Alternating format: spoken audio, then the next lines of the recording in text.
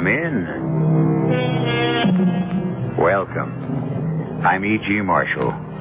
Come in through the mysterious door which hides the secrets and sometimes horrors we dare not even think about, but which are nevertheless brought to the forefront of our imagination by the tale you're about to hear. A door, a simple door, shuts us out or lets us into a room. But such a room as we are to visit now is one perhaps we'd be better off avoiding. At least Stephanie Miller would have been better off if she'd never set foot in it again. Or would she? Maybe that was her destiny. And who can question what the fates have decreed? Mrs. Lanning, would you mind awfully if I just sat here in the room a moment, alone? Of course not. I'll go down and make some tea. Oh, please don't bother. No bother at all. Oh, you're very kind. Sit here and take your time. Come down when you're ready. My dear, dear room. You look so different. I really don't like your yellow wallpaper. And there's no rug. Your floor must be cold. Oh, it's just like old times, talking in my old room. Talking. I don't understand why Mrs. Lanning doesn't like you.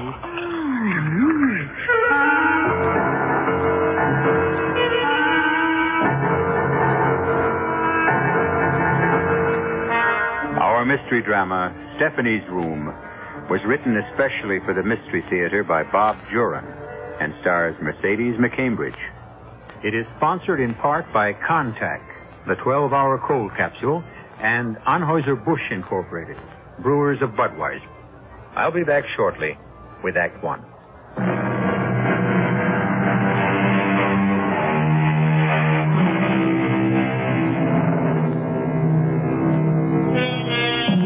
Our story begins in a modern tract home in a Los Angeles suburb.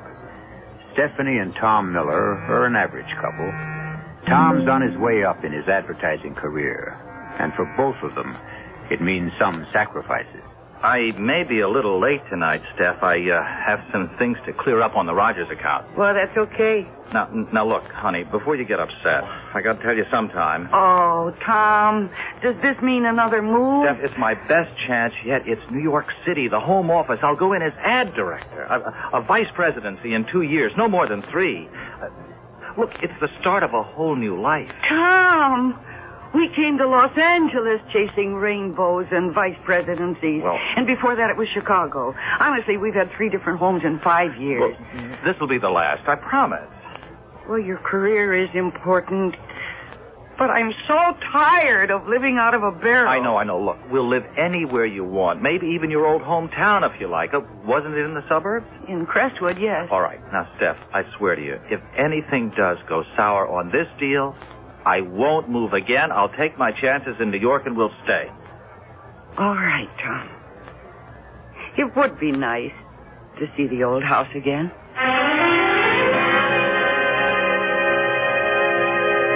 You know, Steph, looking down on New York like this, I feel as though we're on top of the world. Mm-hmm.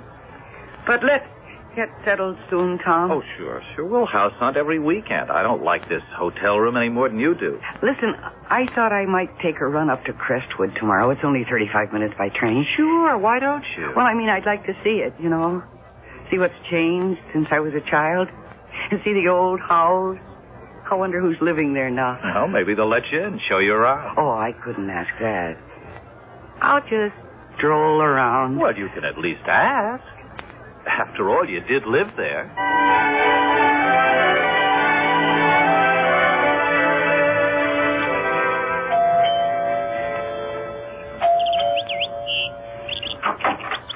Yes? Good morning.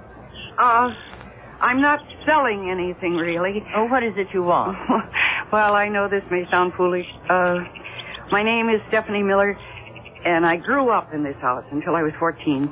And I wanted to see it again, you know, to see if it had changed and who was living here now. Oh, well, my husband isn't home at the moment. Well, that's all right. I understand. It's preposterous of me to ask. It's okay. I'll just look around outside if you don't mind. No, I don't mind that. How long has it been since you've seen the house? Oh, it's 15 years.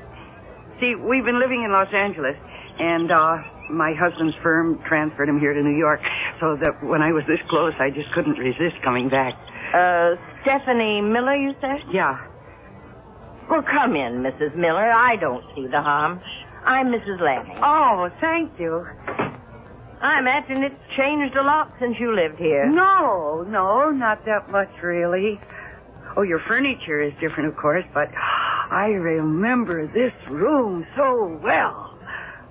Oh, I love that table. It was my mother's. And the fireplace. I used to sit in my pajamas on cold winter nights and watch the pictures in the embers. I saw tigers fighting and flowers and monkeys and horses.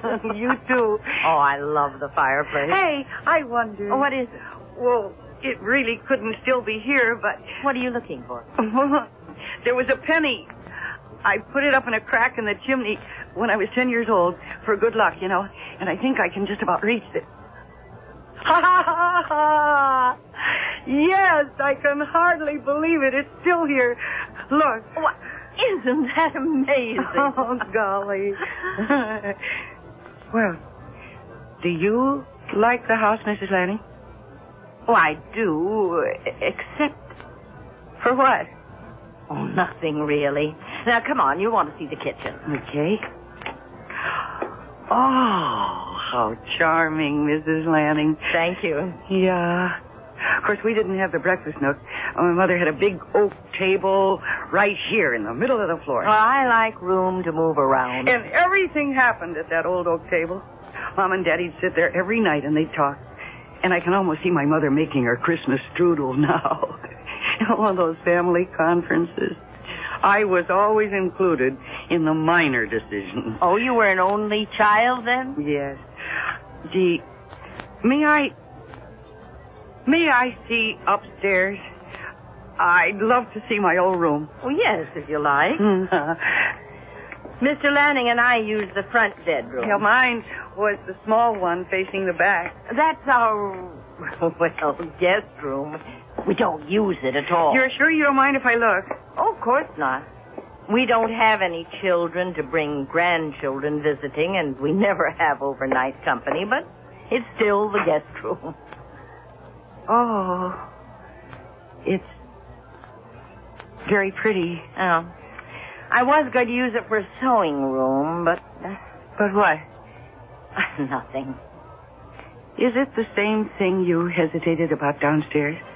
Well, yes, I've never been able to use this room. Why? I feel as though I'm not wanted. I'm not welcome in this room. But this is your house. Why wouldn't you be welcome? Well, I'm not sure any house is ours. We live in them, use them. But there are some things we can't ever own. Oh, I love this room. I even used to talk to it. Really. And Mother had white curtains with little bluebells all over them and a bedspread to match. And my dresser was over here, right next to the window. And then I had a little white chair. Don't you feel it? Feel what? With strangeness in here. As though we didn't belong here. Mrs. Lanning, would you mind awfully if I just sat here alone for a moment to remember? Why, of course not. I'll go down and make some tea. Oh, please don't bother. Oh, it's no bother at all. I'm enjoying the company. You're very kind. You take your time. Come down when you're ready.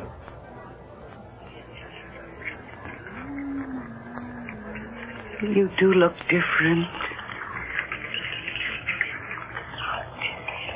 I really don't like that yellow wallpaper. And there's no rug. Your floor must be cold. Yes, it's just like old times. Talking in my room. Talking. I don't understand why Mrs. Lanning doesn't like to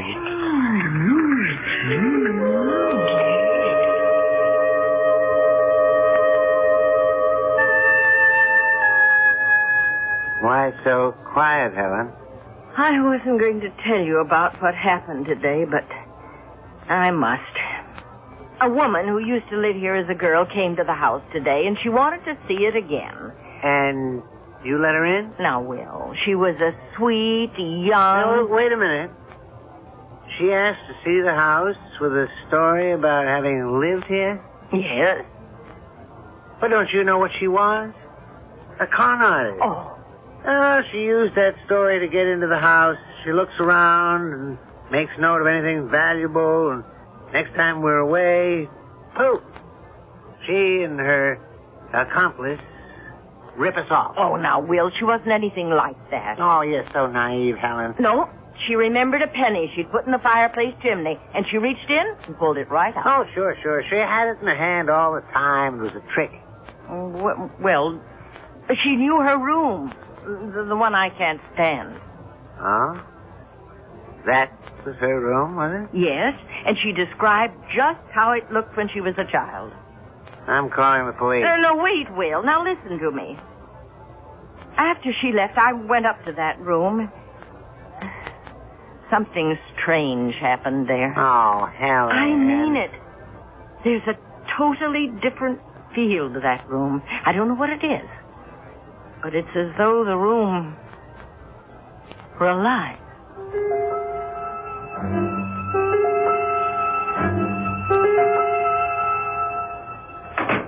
Is that you, Steph? Tom, you home already? Yeah, we finished up early on that field trip to New Jersey. How was Crestwood? I take it you went. Yes, I went. Oh, you don't sound enthused. Who's living there now? Oh, there's a retired couple. I only met the woman. She was very nice. Oh, Steph, what's the matter? Were you disappointed? No, not disappointed. I was puzzled. About what? Well, I went up to my old room, and I sat there for a while, and I had the oddest feeling that the room remembered me, that it didn't want me to leave. How many rooms really can't remember? And then all the way home on the train, I kept thinking, knowing, really, that I have to go back there again.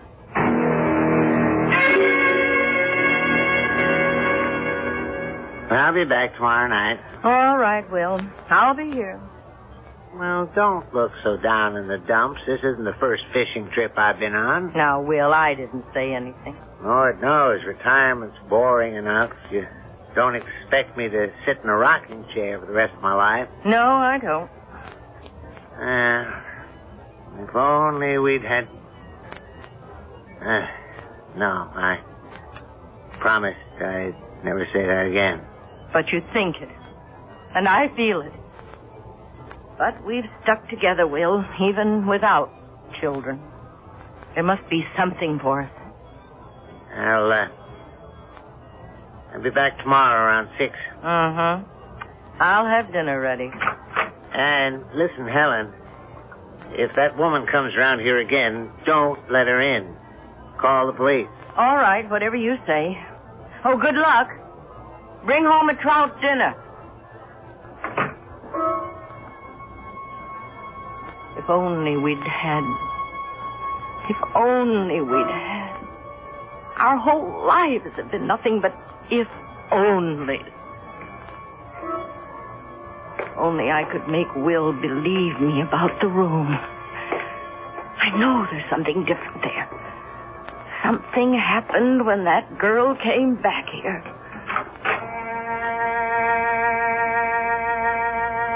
Stephanie's room. How many happy hours did she have here? How many tears? How many hopes? Sing a song of sixpence, pocket for eyes, 420 blackbirds baked in a pie. When the pie was open, the birds began to sing. Now wasn't that a dainty dish to set before the king? Backward, turn backward, O time in thy flight. Make me a child again, just for tonight. The poet's words strike a note in all of us who wish for a touch of childhood again. When the world gets weary and our own hopes aren't quite as bright as they were once, childhood looks awfully good. But beware, all of you who would turn backward. You'll see what I mean when I return shortly with Act Two.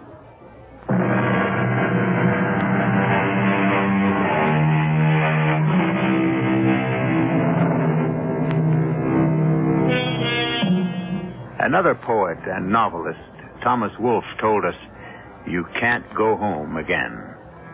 Nothing stays the same. And the old familiar things just aren't as we remembered them. And how often they prove to be so disappointing. But for Stephanie Miller, going home again, rather to the house in which she had once lived, was proving to be a compelling experience.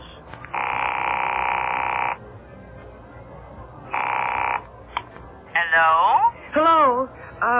Mrs. Lanning, this is Stephanie Miller. Oh, hello. Hello. I really hate to impose, but I wondered if I could come out just one more time to see my old room. Well, now, my husband... Well, I don't want to intrude. Just, any time that's convenient. Well, then, why don't you come today?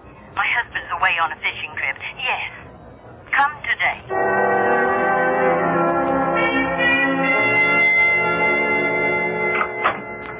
Come in, Mrs. Miller. I'm really glad to see you. Thank you. And please, call me Stephanie. All right. Come on in the kitchen. I have coffee and strudel. Oh. It's only from the supermarket, but you told me how your mother used to make it. Yeah, at Christmas time. Always at Christmas time. Oh, how very thoughtful of you, Mrs. Lanning. Now, slide into the nook there and we'll have our coffee. Okay. You can stay as long as you like.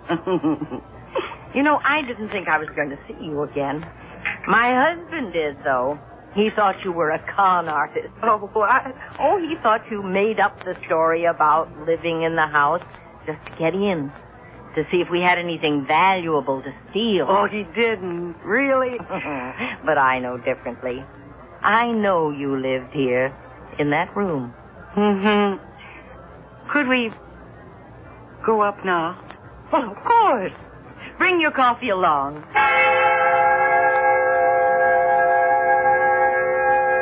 I feel so peaceful in this room. Really, it's almost as though I'd never been away. My husband won't believe there's a change in the room.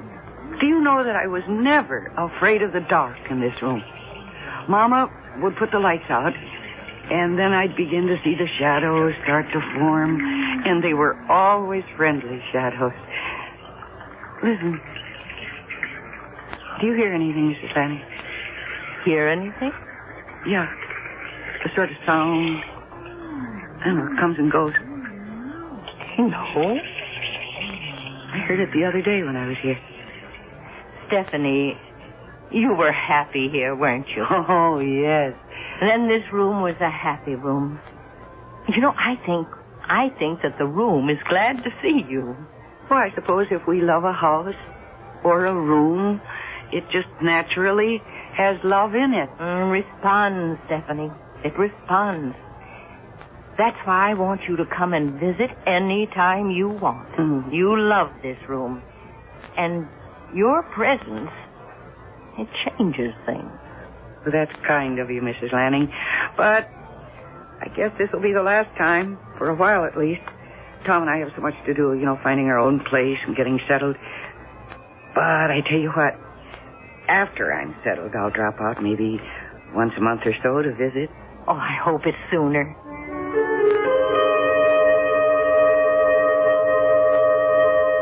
Will, breakfast ready. We're right there. What? I'll be darned. When did she do that? Say, Helen, when did you change the drapes in the guest room? What? You changed the drapes in the guest room, didn't you? Oh, no, they're the ones we've always had. Oh, that's funny. They look different. Oh, I admit I'm not as observant as you'd like me to be. Well, maybe they were gray all along. Gray? That's what they look like to me. Well, they're chartreuse. Well, maybe they faded from the sun. But it's not a big issue. Forget I mentioned it. After breakfast, I'm going to march you upstairs and show you the difference between gray and chartreuse.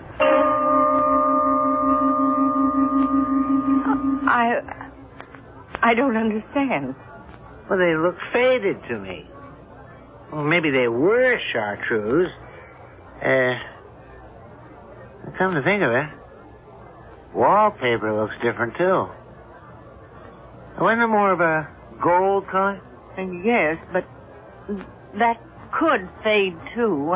I know. You never liked this room. Well, what's the difference? We never use it anyway. Close the door and let's forget it. Yes. Why don't we do that? Let's not worry about it.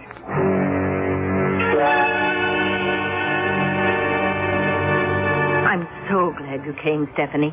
Do you remember what color the drapes and walls were in the guest room when you were here last? Yes, I'm afraid I do. And I'm afraid that I didn't... Well, I mean, it just isn't my style. What were they? Well, the drapes, they're chartreuse, and the walls are sort of gold. Good. That's what I wanted to know. Come with me to the room. Why, what is it, Mrs. Lanning? I think you're in for a surprise after you see the room. Oh, this is so mysterious. Oh, you'll see. Oh, Mrs. Lanning, where did you ever find them? Why, I didn't. But they're my drapes. White with bluebells. They're exactly like the ones Mother had made up for me. But they weren't like that. Oh, yes, you must have searched for days to get them so exact. Oh, but I didn't. I don't know what to say. You did get these drapes for me. Because I told you Mother had white drapes with a pattern of little bluebells. Well, I thought... Oh, Mrs. Lanning, you are a beautiful person. Stephanie, what color was the wallpaper in here? Do you remember? Pale blue. Yes, to pick up the color of the bluebells. Pale blue. That would be right, I guess. But these walls are a dingy gray. Weren't they gold last week? They were. But Stephanie, the next time you come, I promise you, they'll be pale blue.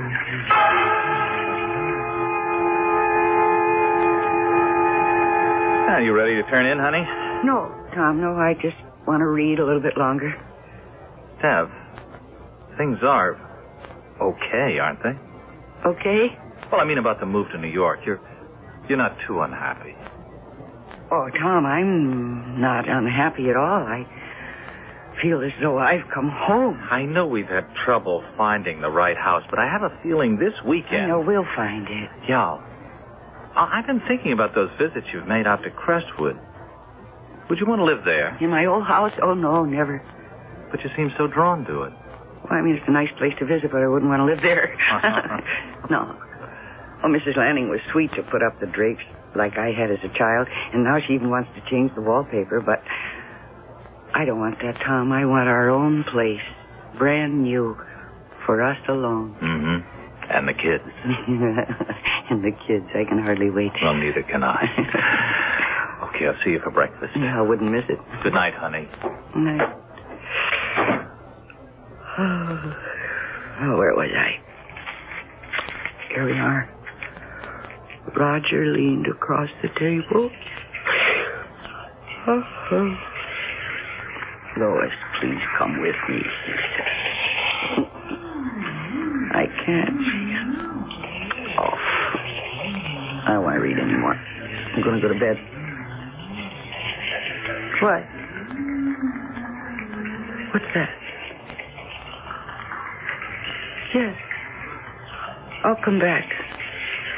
I'll come. Of course. Don't worry, I'll be there. You know I'll be there. Stephanie. Huh? What are you talking about? Talking? I wasn't talking. I was reading. Well, Steph, I heard you talking in here. No, I wasn't. I mean, maybe I was reading out loud and you didn't know it.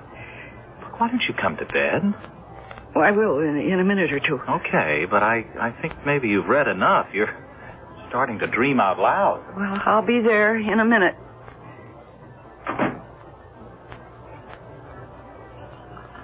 Yes. Yes, I hear you. And I'll come back. I'll come back.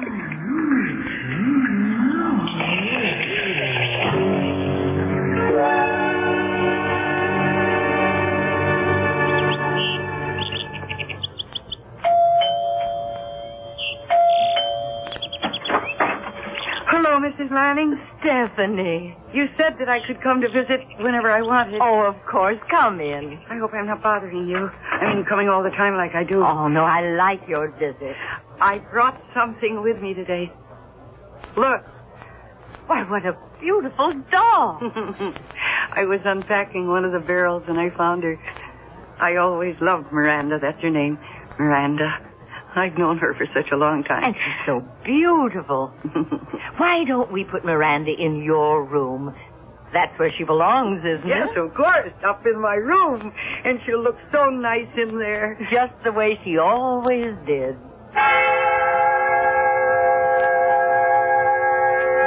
I always kept Miranda on the bed. Like this.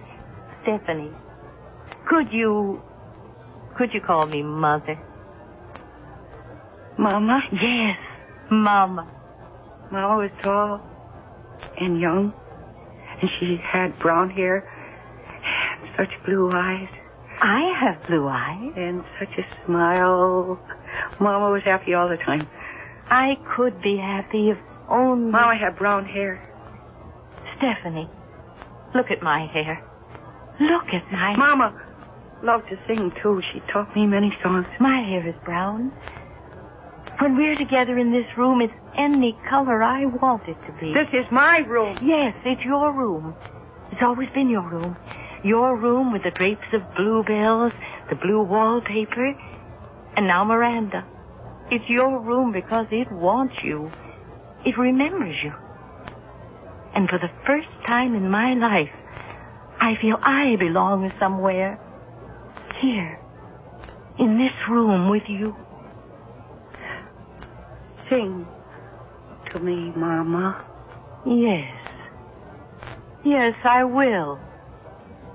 London Bridge is falling down, falling down, falling down.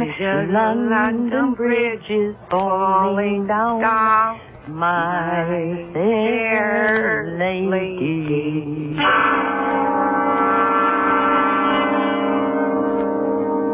Two women caught in the spell of a room, or the spell of love. A woman who never had a daughter, a girl whose mother was taken from her at an early age.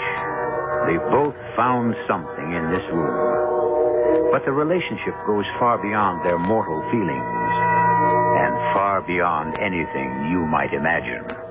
You'll see what I mean when I return shortly with Act 3.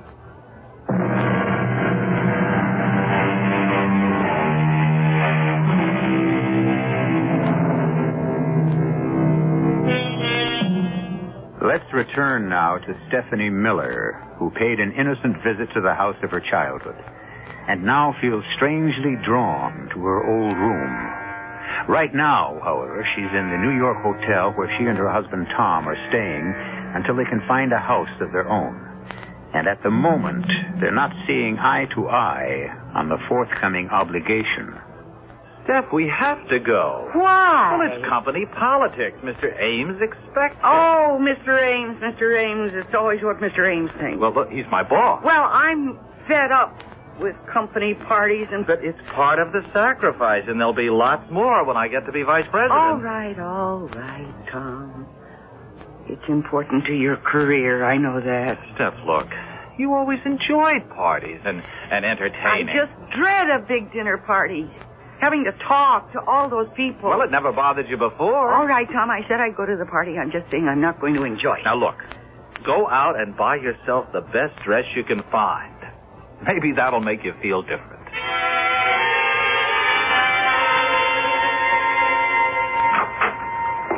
Why, Stephanie, what a surprise. I hope you don't mind my coming without calling again. No, of course not. Come in. Okay. Because I have something to show you. Oh, looks like a dress box. Yeah, it is. It's my new dress. It's for the party. Come on up to my room. I can't wait to show it to you. I haven't been to a party in such a long time. Oh, I hope you like my new dress. I picked it out all by myself. Oh, Stephanie, it's beautiful. Yeah. It's my first formal. Oh, I'm so excited. Imagine me in a formal. Try it on. Let me see. Okay, I will. There were 2 of them in the store, and I liked them both, but I had a hard time choosing between them. You think I picked the right one? Of course you did.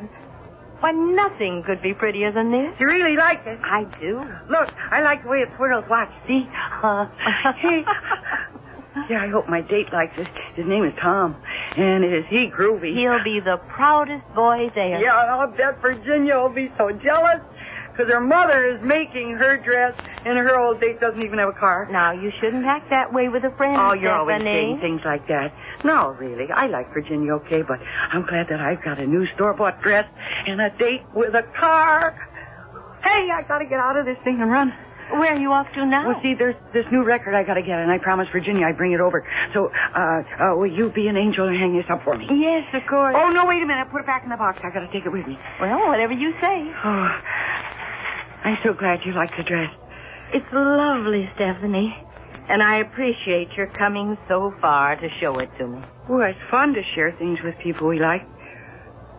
I really dread going to that party, though. Well, in that dress, you'll be the hit of the evening. And that'll make you feel different.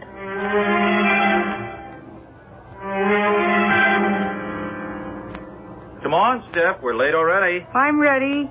I just have to straighten this belt. Oh, you want help? No. There, that does it. How do you like it? Oh, it's pretty. Just pretty? Well, the style, it's a little young for you, isn't it? Oh, you mean young for me? You sound as though I was over 40. Well, look, I don't know anything about women's styles. It's pretty, it is. Well, you don't like my dress, I'm not going to go to the party. Honey, I like it. I don't believe you. You're just saying that. So please, what's the matter? We've got to get going. Mr. Ames hates for anyone to be late. Oh, Mr. Ames, Mr. Ames. Yawn, Mr. Ames. Stephanie, what's the matter with you? What? What did I say? Well, you're acting like a 12-year-old brat. Oh. First I'm too old for the dress. Now I'm a 12-year-old brat. Tom, have you been drinking? No. Should I ask the same of you? Don't be silly. You know I don't drink. Steph, were you out to the Crestwood place again? Yes. I wanted to show Mrs. Lanning my dress. Oh. Why? What do you mean, why? Because every time you've come back from there, you've acted strangely. I mean, what goes on up there in that house? Nothing. Nothing. We just have tea and talk. Well, look, I don't want you going there anymore. Besides, you're going to be too busy entertaining when we get our own place. Now, come on. We've got to go.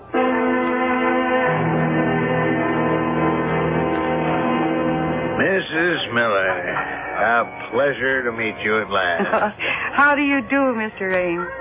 We're very fond of Tom at Connecticut paper. With us only a month, and already I can tell he's executive material. Well, that's nice of you to say, Mr. Ames. Oh, it's nonsense. You're on your way up.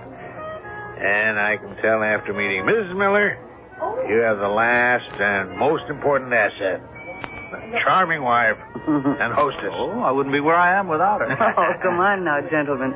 You're going to turn my little old head. Well, go on. Enjoy yourselves. Dance.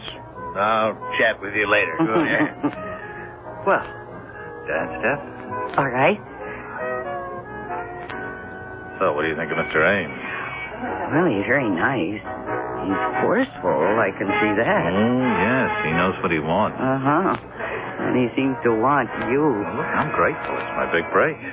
Tom, maybe New York was the right thing. I know it was. Hey, Steph, have you been on a diet or something? On a diet, me? Yeah. You seem so much lighter and smaller. I can feel it. No, I haven't been on any diet. And I'm not losing any weight. You just haven't danced with me lately. How would you know?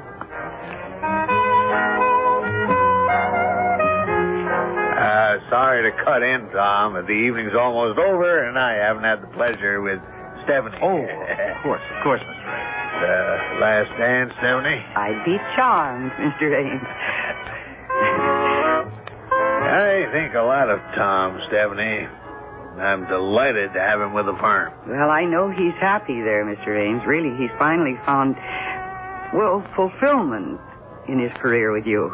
That's nice to know. I've had my eye on him, and I know he's going places, to coin a cliche. And with you by his side, you can't miss. You see, Stephanie, a man in Tom's position has to have a wife who can meet people, entertain on the spur of the moment. You might have to have 12 guests for dinner without notice and not bat an eye. Tom will be traveling a lot, out of town for weeks at a time. What are you saying, Mr. Ames? Well, when a man as bright as Tom wants to get ahead, it takes sacrifice. Sacrifice of home and wife, I'm afraid. My Martha put up with it. God rest her soul. And look where I am. At the top. Entertaining lots of people. Being without Tom for weeks, that's what this job means, doesn't it? I'm afraid so, Stephanie. But I know you're up to it. No, I'm not up to it. I don't want to be alone. Oh, Tom. Tom, I don't want to have to leave again. Stephanie, well, what is it? I want to be where I belong. Where I'm warm and safe. I've got to be there. Forever. Stephanie. I'll be there, yes. I'm coming back. Stephanie, where are you going? I'm going home. I'm going home. I'm going home.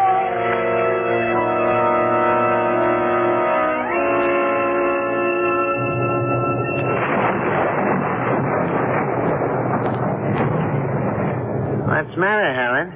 Oh, nothing. Why? Quiet as usual. It's the rain, I suppose. I always feel depressed when it rains. Helen, I've been meaning to ask you, you've been dyeing your hair? Dyeing my hair? Whatever for? Well, it looks darker than usual. You've been gray for years, and suddenly there's a brown streak in it. Oh, you're imagining things, Will. Oh, I'm the same plain Jane I've always been. Somehow it looks different. You really think so? Well, maybe it is my imagination. Oh, I'll get it. Hello? Hello, is this Mrs. Lanning? Yes? Mrs. Lanning, this is Tom Miller, Stephanie's husband. Oh, yes. Is Stephanie there? Why, no. Well, she ran out from a party we were attending, said she was going home, but she's not at our hotel and no one's seen her. Oh, dear. If she does show up there, Mrs. Lanning, will you call me right away? The Imperial Hotel in the city. What makes you think she'll come here? She's very fond of you and that house. I don't know what got into her, but she was apparently upset when she left the party. Oh, but it's such a night. It's pouring rain. I expect she'll turn up at the hotel. I hope so, but please let me know if she comes to you. Oh, yes, I will. At the Imperial. Good night, Mr. Miller. What the devil was all that about? Stephanie's husband. What? He thought she might be here. He can't find her. You've been letting that woman in here all along? I've grown fond of her, Will, and it is her room. Was, you mean? Now, I'm putting a stop to the... What? Who? Stephanie! How did you get in here? Through the back door. I always come in the back door. Well, you just... I'm going up to my room now. I'm going to my room. I don't feel very well. Good night. What's the matter with her? Will, I'm warning you. Stay right here. You stay here and don't say anything or do anything. And I mean that.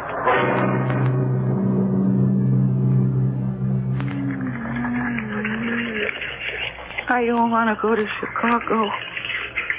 I want to stay here. You don't have to go, Stephanie. You can stay here with me. But they say I have to go and live with Aunt Louise. Not anymore. You can stay here. I can't. Yes. Miranda, do you hear that? Oh, Miranda, you bad doll. Your face is all dirty again.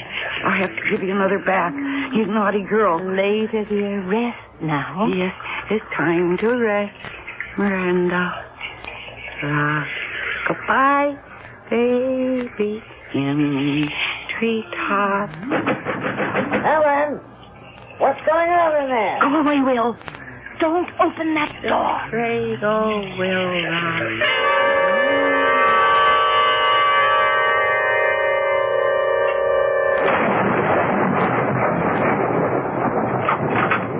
Oh, thank God you're here, Mr. Miller. Mr. Lanning, thanks for calling me. I got a cab up from the city. I've been watching for you. I don't know what's going on. Where's Stephanie? Well, come on, follow me. Hush, dear. Time to put Miranda to bed. You've had a busy day. And tomorrow, Mother's going to put up new curtains, white with little blue bells. We're saying goodbye to the pink bunny rabbit. There's my big girl. Stephanie! Helen! It's Stephanie's husband. Open the door, Helen. Look, What is going on in there? I'm going to find out. Baby on the treetop. When the wind Good Lord. Where's Stephanie? It's not possible. Where is Stephanie? She Oh, no.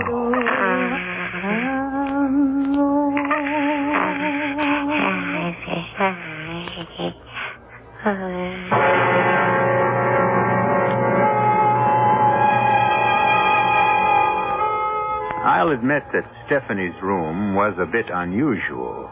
But think about your old room, in the old house you grew up in. Maybe it's waiting for you to return someday. Maybe even hoping. So if you should get the chance, why not go back and say hello, if you dare. In any case, I'll be back shortly.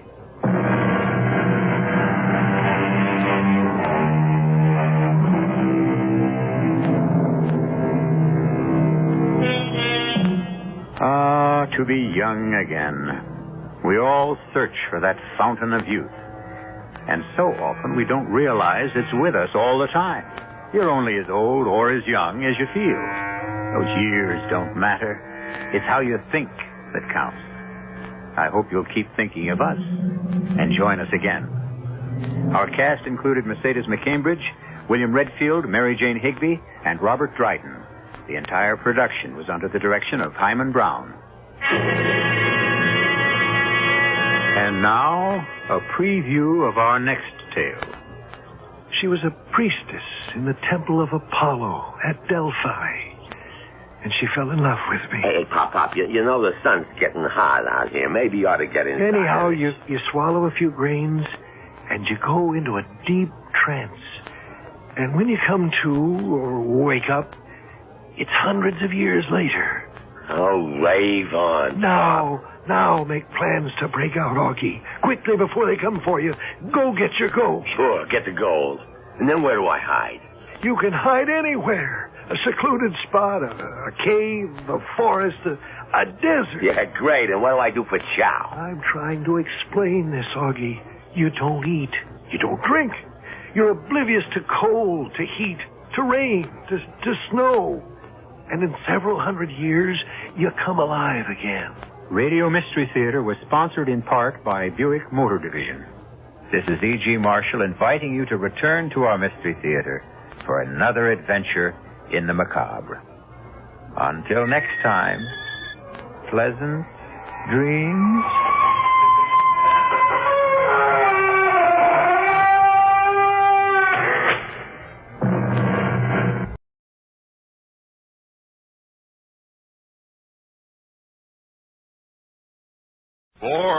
For the fifth.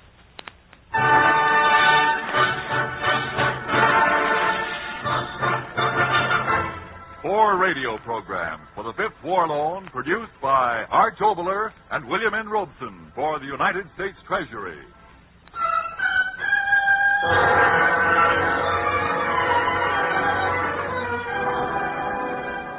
And starring on this broadcast, Mr. Fred McMurray.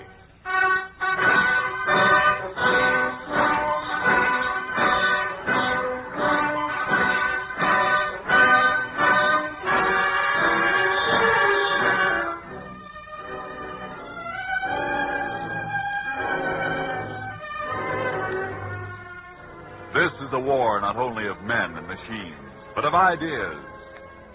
As the third of this special series of broadcasts about the ideas for which we fight and those which we must fight against, we bring you the play The Laughter, written and directed by Arch Oboler and starring Mr. Fred McMurray.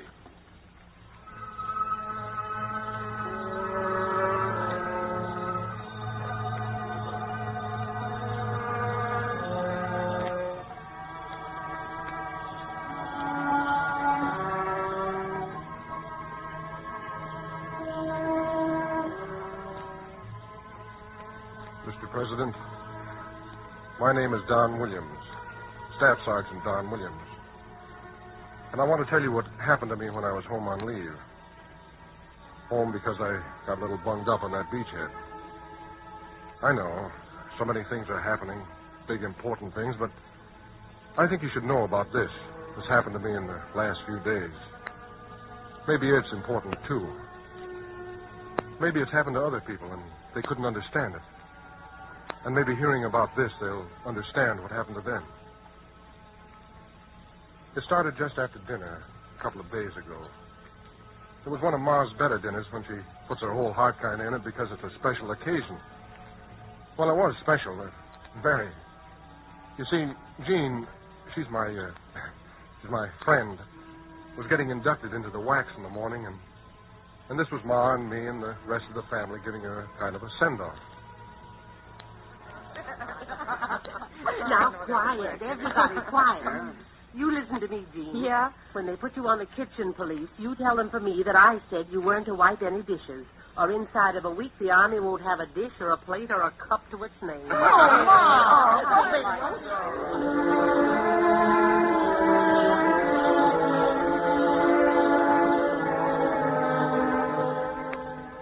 That was all right, having fun.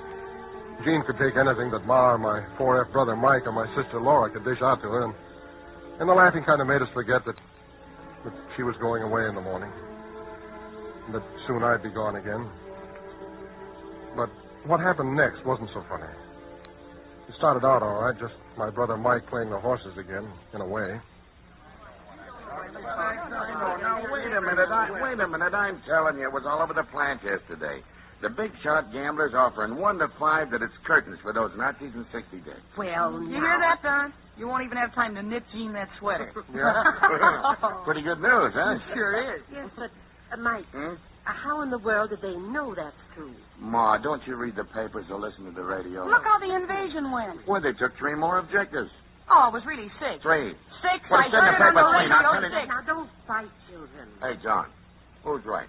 Don't ask me. I'm home on leave. Well, anyway, we got them on the run, and that's a fact. Sure, I know, Mr. President. Nothing out of the way or funny there. Just people sitting around and feeling good because we'd had some awfully good news. Nothing wrong there. Well, I say it was 22 miles. Oh, now stop arguing, children. Well, I say it was 26. Okay. 22, 23, 26. We got them on the run, Ma. Yeah, and now that we've invaded. What do you mean invaded? We took over. So there you are. Germans fighting on all those fronts. The Japs are on the run, and our side's marching. So it's in the bag. It's in the bag.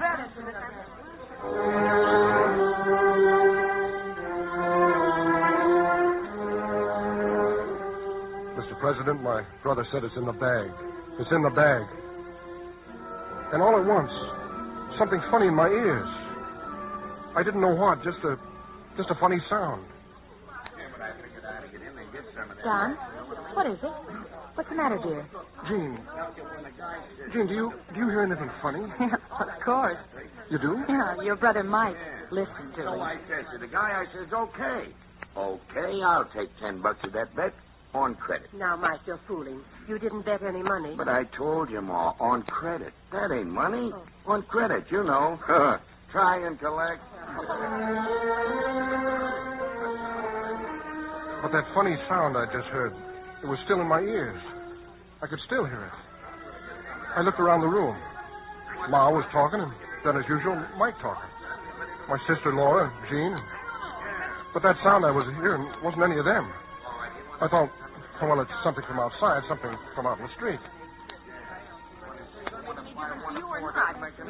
It does make a difference. Listen, everybody. War or no war, I'm going to bed. Oh, it's so early? Well, what's the matter, Ma? No matter at all. I'm tired. Anyway, maybe Don and Jean would like to be alone. Oh, sure. Come on, Mike. I'll treat you to a movie. Okay. Go on, get your hat and coat. Sure.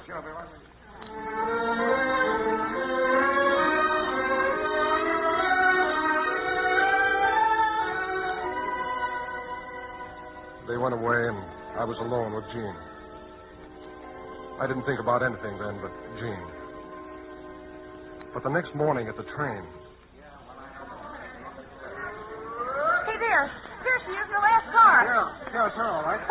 Jean. Hello, Jean. Jean? Hey, here's Don and me. Jean. Goodbye, baby. Goodbye, Jean. Goodbye, honey. Hey, right. You were golfing with you. We'll run in the wall about it. Get something to eat on the train, Jean. Goodbye, baby. Oh, gee, sweetest.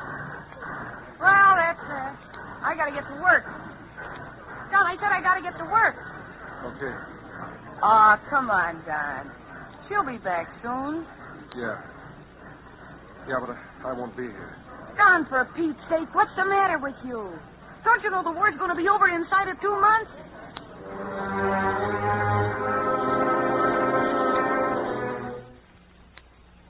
The second time, Mr. President. The minute she said that was when I heard that sound the second time. The station crowds with people talking and laughing and crying and the noise of trains, but over it all, that sound. Just a little sound, yet so clear. And it was the same sound I'd heard the night before in our living room. Don, what's the matter with you? What are you listening to? I don't know, Laura. What do you mean you don't know? All at once your eyes pop and your mouth hangs open? What gives? I don't know. I really don't know.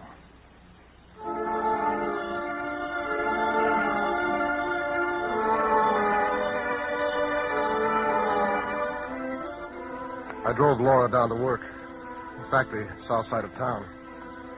She'd worked there ever since she left school. I did, too, before I joined up. They made parts for automobiles and shipped them to Detroit. But now it's parts for planes. I went into the plant. I knew most of the girls and fellas. It was good to be there. I would stop thinking about what I'd heard. Don! Well, how surprised the infantry? Hiya, Mary. How do you feel? Wait till I turn this thing off. Your sister said you weren't feeling so good this morning. Oh? Why, I'm fine. Yeah? How about a date now the team's gone? Well, I Oh, come on. What's wrong with me? Nothing. I'm only kidding. You know, you shouldn't feel so bad about Jean.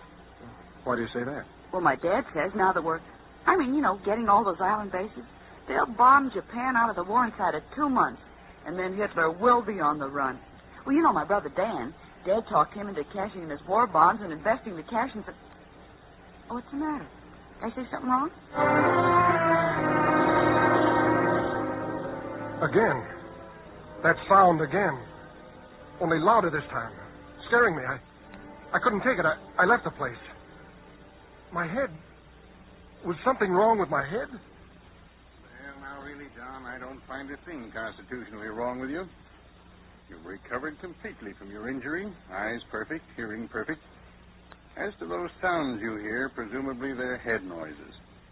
Since I find no physical defect, it follows that it's purely mental, due to perhaps emotional trauma from battle fatigue. Yes, some sort of emotional trauma.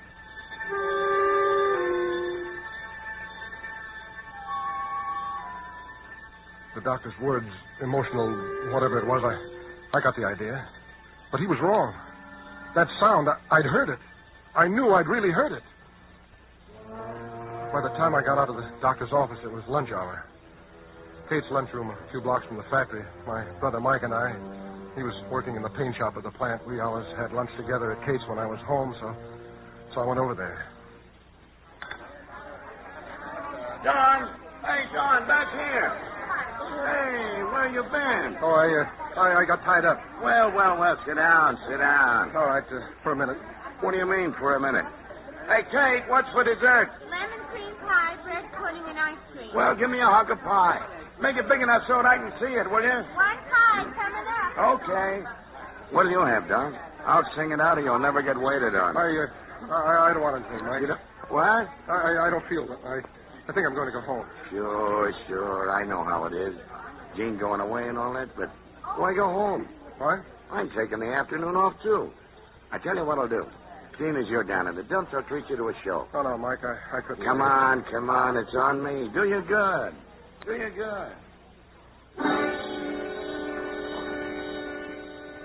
I went with him. Yes, to the movie. If you love me, go away.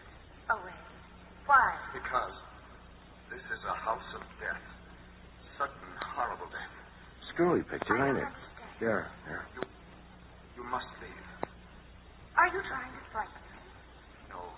Warn you. Darling, I love you. I go for these mystery pictures, don't you? For me. Please. What time is it, Mike? No. Half past. No, Two. I won't be frightened. Will you let me take you home? Now? I want to stay. Then come into the Mike. Huh? Do that, at least. I just thought. All right. How come they let you off? They didn't let me off. What? What do you think? You were there last night when I told you. Odds 1 to 5, the war will be over in 60 days. So why should I break my neck working? Why should I break it? I go with my brother to a moving picture show. On the screen, the talking picture's talking. My brother's whispering to me, and all of a sudden that sound is in my ears again.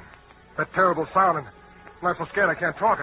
I want to yell, but I can't. I get up out of the seat, and I run out of there, and Mike after me, and he wants to know what's the matter, and how could I tell him? What could I tell him? Sure, it's clear as day. Jean going away. How do you think the poor boy would feel? He'll be all right in a couple of days. My ma. When I got home, I heard her say that. That's the way she had it figured out. And that was last night. Ma brought my dinner to me. Here. You just sit there and eat. Oh, really, Ma, I don't want it. Now, look, I don't want any trouble with you. Stop acting like a high school kid and eat. Here. Nice cup of hot tea.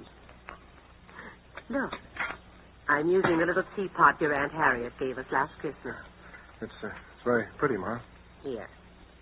I toasted some cheese sandwiches. You eat and drink, and you'll be all right. All right, Ma. Sit down. Sure had a day.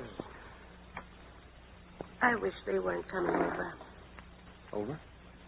Yes, didn't I tell you? Mr. and Mrs. Mayhem. I met her at the grocer's this morning, and so they're coming over after dinner. Gin rummy. You know how crazy he is about gin rummy.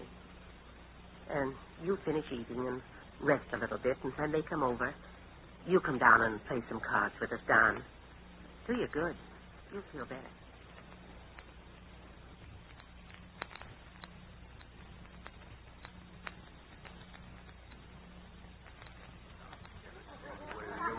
Stop. Leave me alone. Now, wait a minute.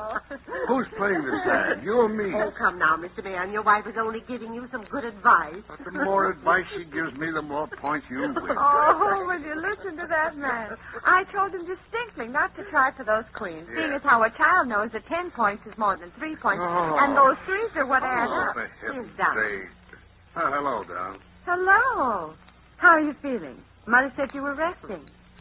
Oh, will you look at that man in his uniform? I wish I was younger. Oh, do you now? Hello, Mrs. Mann. Mr. Mahan. Well, how about you and me going dancing now that Jean's gone? Hannah. Don't worry. Any night, Mrs. Mahan. Till my leave's up. You hear that, Fred? Well, he's just polite. Oh, is that so? Here, you sit by me, Don. Maybe you'll bring me a little luck. Oh, you don't need any luck. You need a new head. Oh, no, for heaven's sake, Look, let us... Don, look. 3 games I've won from this expert. Oh, I'm just warming up. Oh, yes. Now that Don's sitting next to me, watch my steam. Come on, deal the card. I sat there. Mr. and Mrs. Mahan. Known them ever since I was just a little kid. It was good to be among people that you knew, safe and sure. The strange sounds I'd been hearing, now it was good to be with them.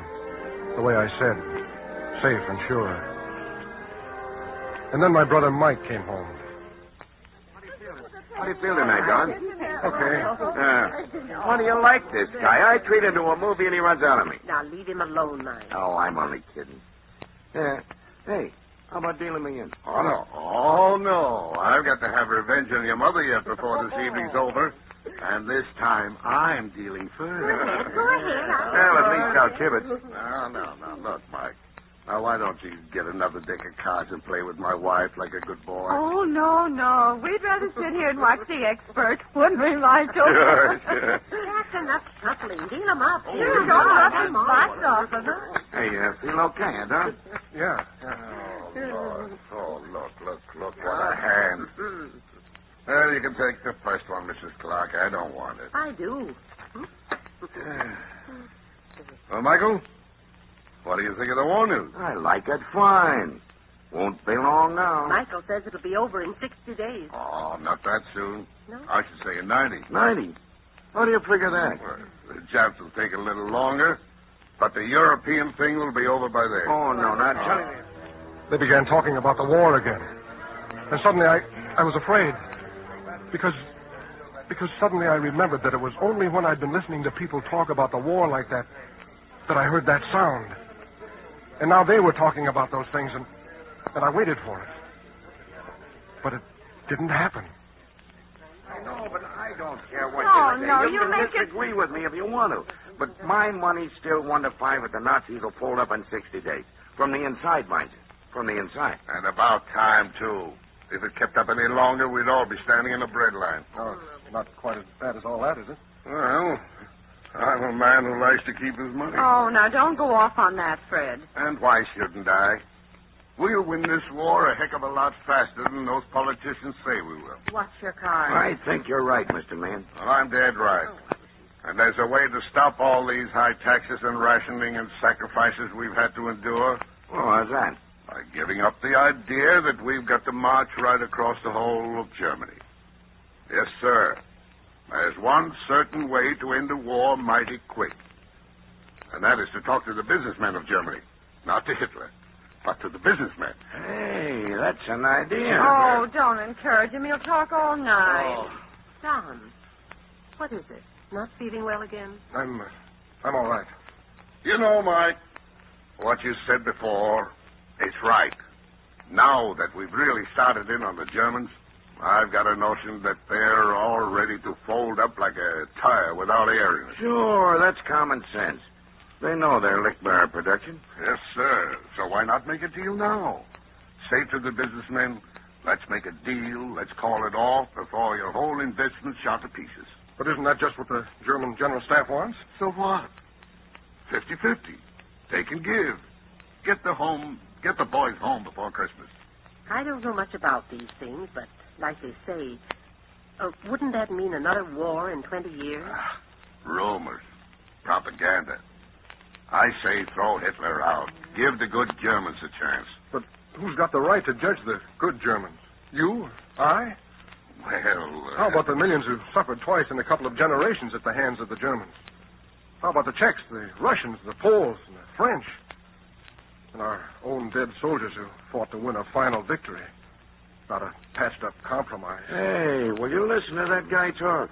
Well, Don, you're in uniform, and I'm not. Too old, of course.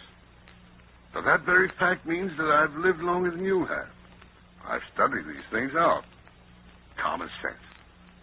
I say make a deal.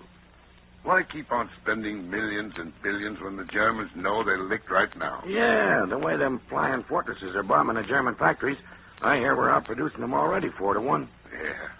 They can't get the Czechs or the Belgians or anyone else to work for them. And if they do work, they ruin more than they make. But it did happen. Then, just then, that sound in my head, and it was louder and louder, and I couldn't tell what. Then suddenly I did. I knew what it was. Laughter. Terrible laughter. I covered my ears, but it wasn't in my head. It was in the room, filling the room. Louder and louder. And they, my brother and my mother and those people, they weren't hearing it. They just kept on talking. Louder and louder. Terrible laughter. I couldn't stand it. I cried out. No! Don. What is it? Well, what's wrong? What's the matter? Cried out, Don. Why? Why did you cry out? What was it, Don? Tell us.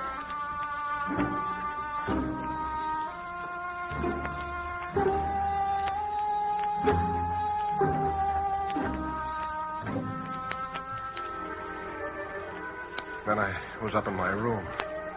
The door locked, and they with all their questions were gone. I lay there on the bed. Moments, hours, I don't know. All I knew then was that what I'd been hearing since the day before had been crazy laughing. And no one else was hearing it. Only I. And I didn't know why. I didn't know why. After a while, lying there, I couldn't take it anymore. My head going round and round. I didn't want to be alone, and I didn't want to go down there to them because their questions would... I reached over the radio, turned on the radio and listened to something. Anything to drown out what I was thinking. Yes, ladies and gentlemen, for weeks I have spoken to you as one of that peculiar, omnipotent breed of people known as a radio commentator. What I have said to you, I have said with whatever wisdom or foolishness a man accumulates through years of study and experience. Tonight, on this radio hour, I have been asked to give you happy words. Say something to you that would uplift your spirits, strengthen your morale. I cannot do so. I speak to you only in anger. This may be the last time I will be able to speak to you, but it must be in anger. Long before this conflict, I came to this country as a visitor. I chose to become a citizen. For I looked about me and I thought to myself that a people who could have such a great unity of purpose and build such a wonder out of a wilderness, this was a people without the terrible cancer of old world futility within them. This was a people with the strength within them to face the facts at any time of a changing world and find their fulfillment no matter what the cost. But tonight I am an angry, disillusioned man. For today, walking among some of you and listening to you, I have heard strange laughter.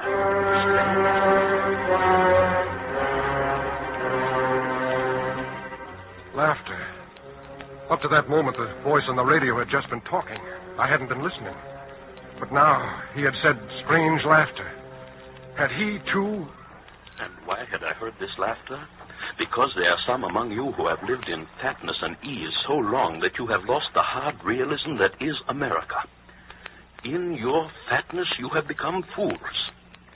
Someone else has won a few victories for you. Yes, not you, but someone else. And instead of a quiet pride in you and the strengthening of the will to continue to do what must be done to help those who fight for you, you stop working and you blow up your chest, and your breath, when it comes out, is a bugle call of a victory already won. But who says it is won? The men who are fighting and dying for you even at this moment? No. They know this is not a war to be won on one battlefront at one time. It is a world war to be won back to freedom, bloody peace by bloody peace, all over the world. Who is there among you who dare say, I know when this war will be won? Yes, it will be won, but to which one of you has God given the guarantee of victory? A few moments ago I said I heard laughter. Yes, all day strange laughter. For the enemy knows that you who stop working for victory to talk about a victory yet to be won, you who stop giving and who talk a conditioned peace when there can be no lasting peace on such terms, are the same breed of fools who gave other nations to them And so the enemy listens to you and laughs. For while you puff and blow and scheme for yourselves, they and their slaves work. Work for this war. Work for the next one they hope to make. To boast of a final victory before you have won it may be your way, but it is not your army or your navy's way. And I do not believe it is truly the American way.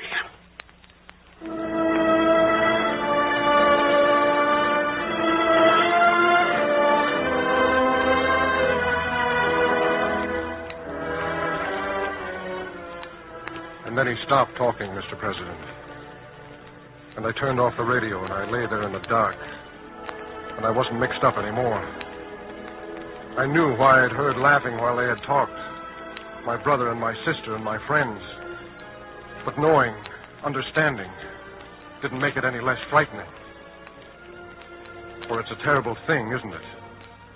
To sit in your own home, at your own table, among your own family and friends, and hear Hitler laughing.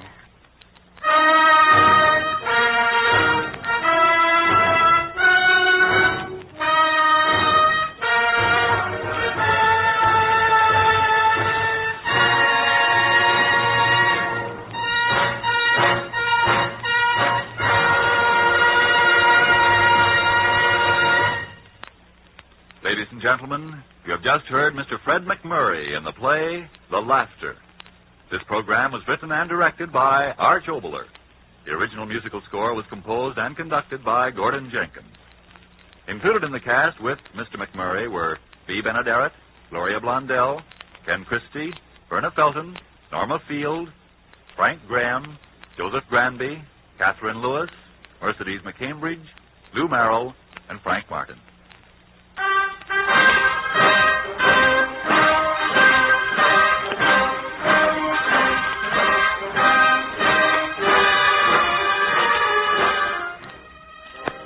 This has been the third of 4 special radio programs for the 5th War Loan, produced by Arch Oboler and William N. Robeson for the United States Treasury. Consult your local newspaper for the time of the next broadcast in this series, which will present the facts behind tonight's play in a stirring radio document by William N. Robeson entitled E-Day.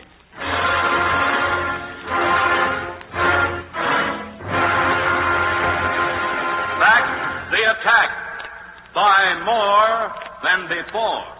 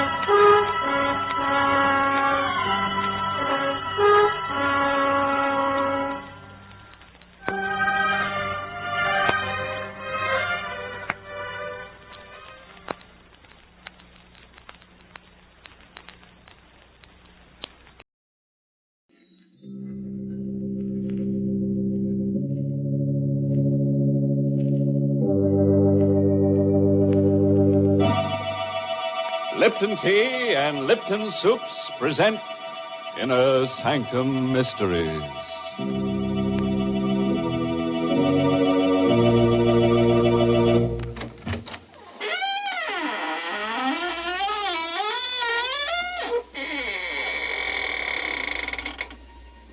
Good evening, friends of the Inner Sanctum.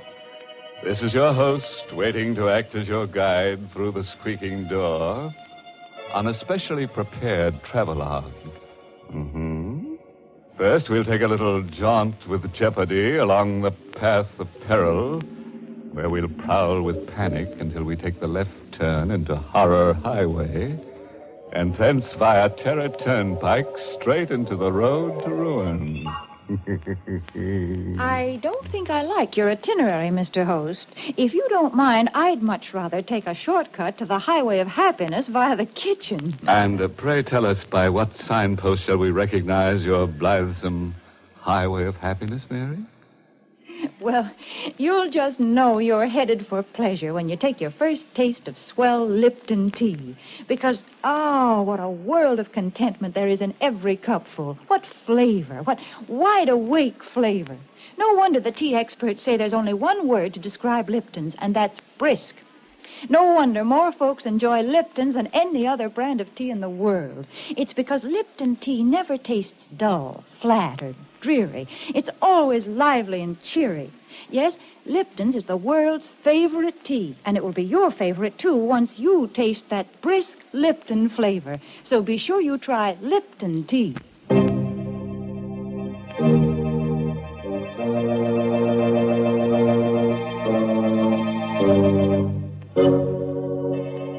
Listen now to the strange tale of a boy and his twin sister, and their dog, and the wreckers of Hurricane Cove.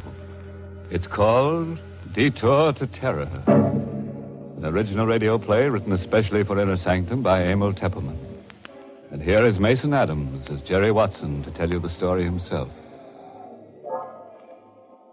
I had a strange, uneasy feeling all evening after Linda left to drive to Hurricane Cove.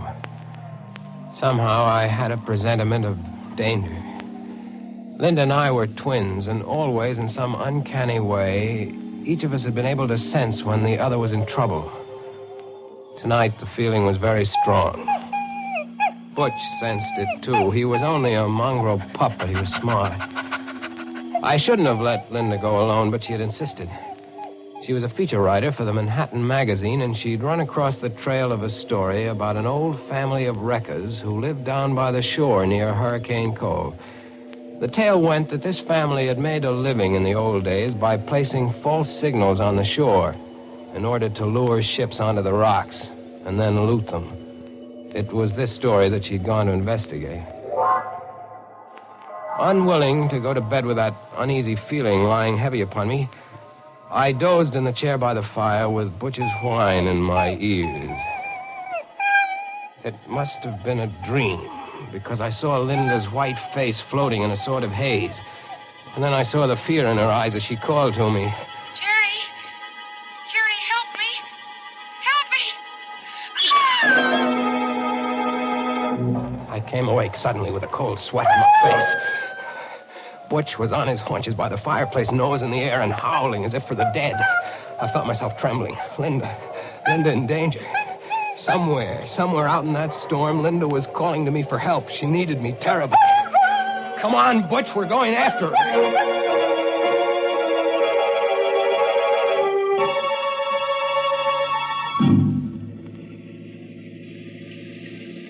Within 20 minutes, I was speeding through the storm out along Highway 9. I remembered Linda's telling me just what route she'd take. See, Jerry, I'll go out on 9 to here, and then turn off on the old shore road. It isn't used much anymore, but it's the shortest route to Hurricane Cove. And if I leave now, I should be there by midnight.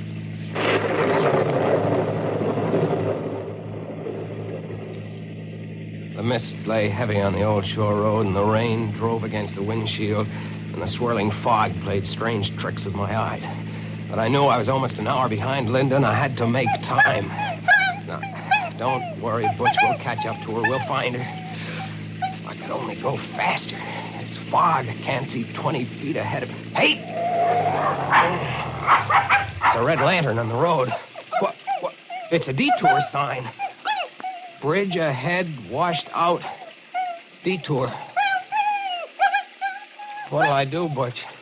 How do I know what Linda did? Did she drive straight ahead or did she take the detour? I've got to know. I can't sit here waiting. We'll take the detour, Butch, and pray it's the right choice.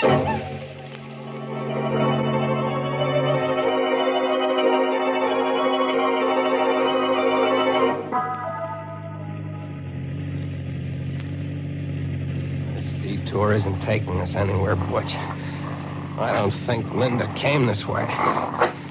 Maybe she didn't see the detour sign back there. Drove into the washed-out bridge.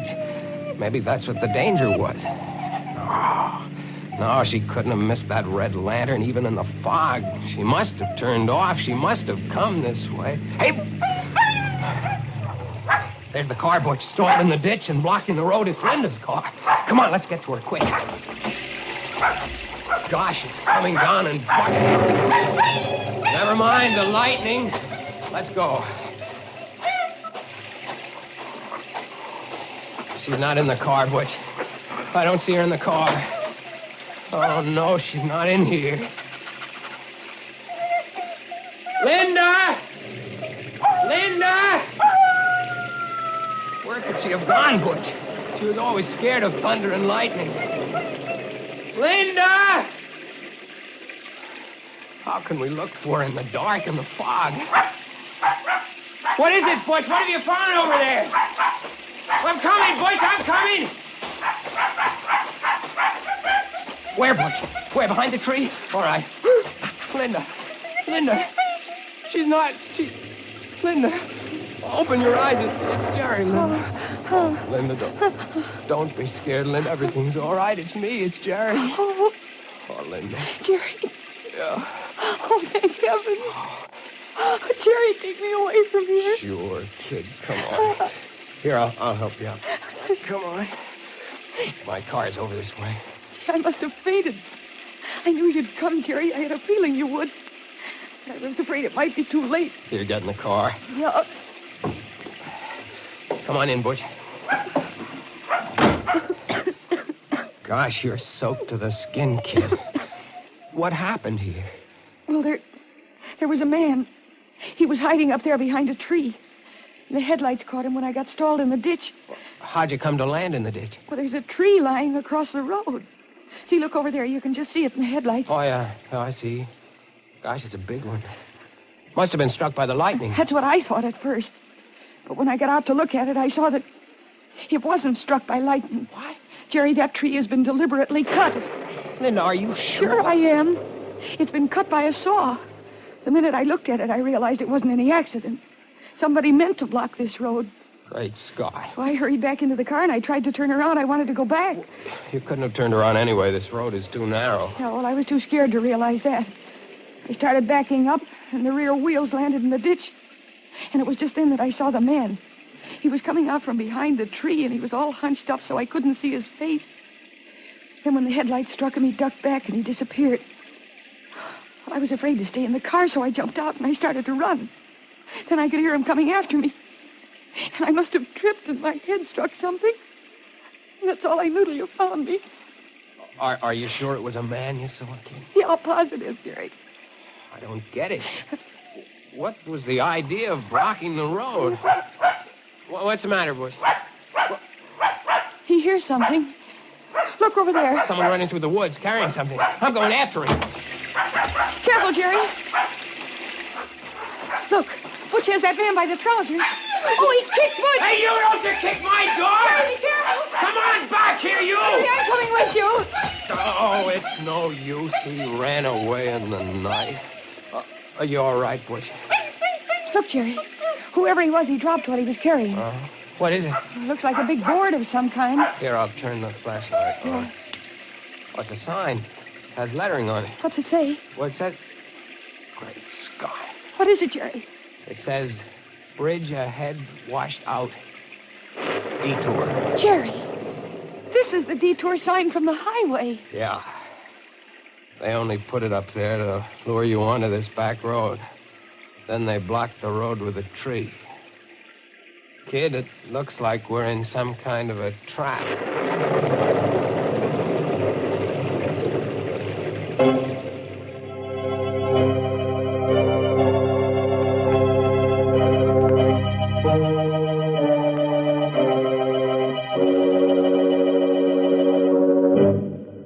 Now, what kind of a mess have we got these poor people into? Imagine finding that poor twin sister unconscious behind the tree. And it took Butch to find her, too. I wonder what kind of a tree it was. Oh, probably a dogwood tree. As you can always tell a dogwood tree by its bark. There's poor Linda in all that trouble, and here you go, making puns. I can't help it, Mary. That's my nature. I ought to know it's your nature by now. And I ought to know, too, you can't change people. Take those of us who like to start each day off with piping hot Lipton tea. Why, nothing in the world could change us. In fact, breakfast just wouldn't be breakfast without Lipton. Lipton tea just seems to go with a bright bowl of gay yellow jonquils, a sunny checked gingham tablecloth, and, of course, the morning paper. Part of the reason is Lipton's deep amber color and tempting aroma. But the big reason breakfast wouldn't be right without Lipton's is Lipton's grand, brisk flavor. It's so lively and tingling with zip. Just a cup or two of Lipton's and your spirits catch on and your day's off to a bright start. Yes, breakfast time or any time is the right time to enjoy Lipton tea. So for real tea-drinking pleasure, ask your grocer tomorrow for brisk Lipton tea.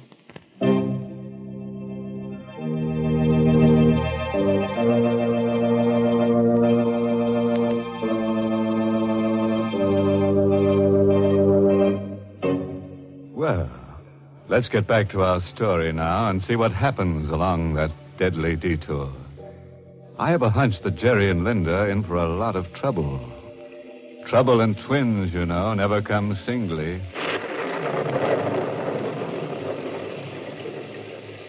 We got back in my car, wet and shivering, Linda, Butch, and I. And we tried to figure out what to do. Don't you see, Jerry? This is the way those old-time wreckers used to work. They'd place false signals on the shore so that the ships would be lured onto the rocks. Mm-hmm. You think that phony detour sign back there... It was just like a false signal to a seaman. It lured us onto this back road. When they get good and ready, they'll come for us. Maybe you're right, kid. Well, Jerry, we can't just sit here and wait to be murdered. Look, Linda, up there in the hill through the trees. See those lights? Looks like a big house. Hey, maybe they've got a phone. We could call the police. Uh-huh. And maybe... Maybe what, Jerry? Nothing. You think maybe they're the ones who lured us here? We'll have to take the chance, Linda.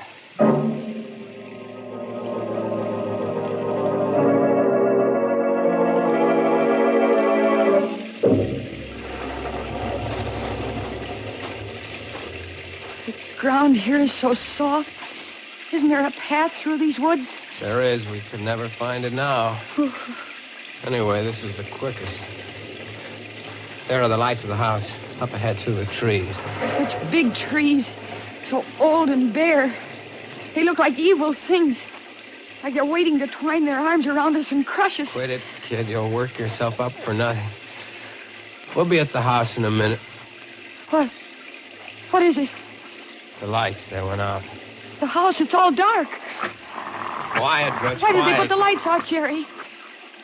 Maybe they went to sleep. What'll we do? We'll go up and ring the bell. That's what we'll do. Jerry. What? Do you hear that? What? Yeah, someone playing the piano in there. In the dark. Oh, it sounds uncanny. Come on, I'm going to ring the bell.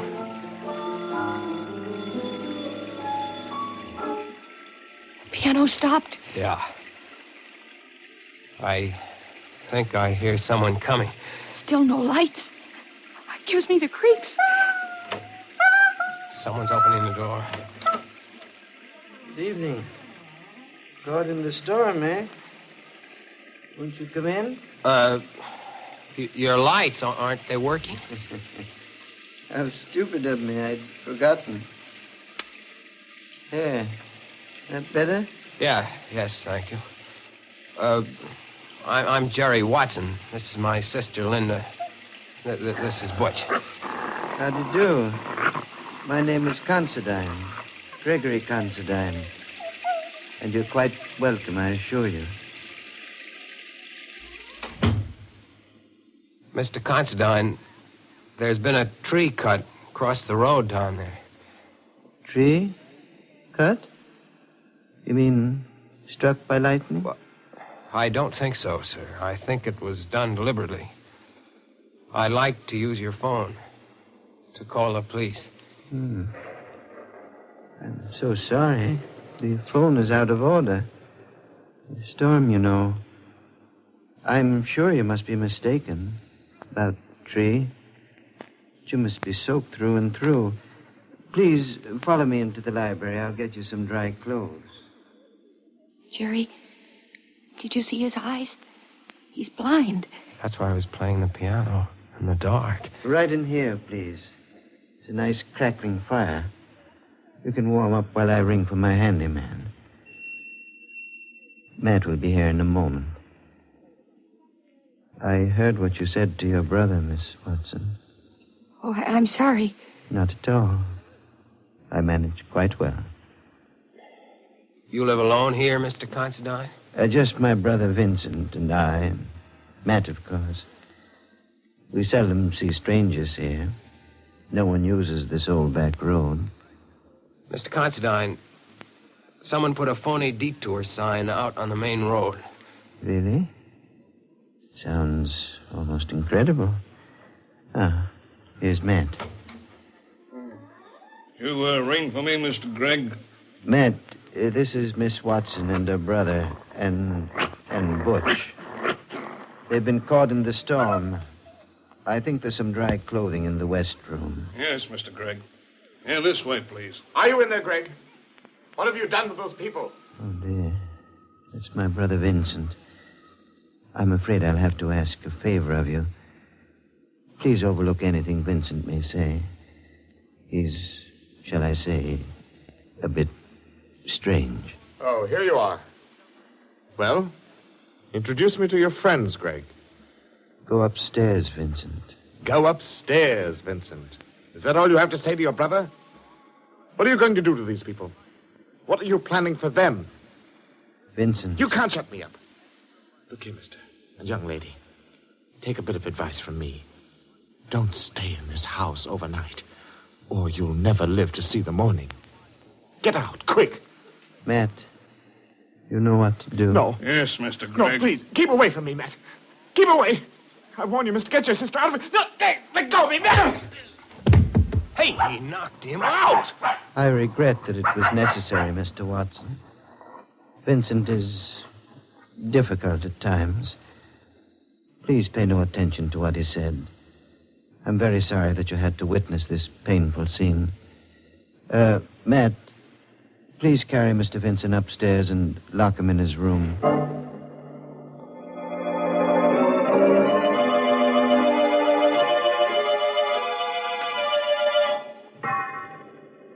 I hope you like these rooms. Yes, thank you. Yes, I'm sure we'll be comfortable, Mr. Considine. They're adjoining rooms, as you see. And these doors bolt on the inside. I advise you to keep them locked all night. We surely will. Thank you for these dry clothes. And for the tea. You're quite welcome, I assure you. Now just try to get a good night's sleep. Everything will be all right in the morning. Oh, Jerry, I'm scared. So is Butch. And so am I. What'll we do? First thing to do is bolt the door. He's blind. Yet he frightens me, Jerry. The way he ordered his brother knocked down. Jerry, there's something I've got to tell you. What is it, kid?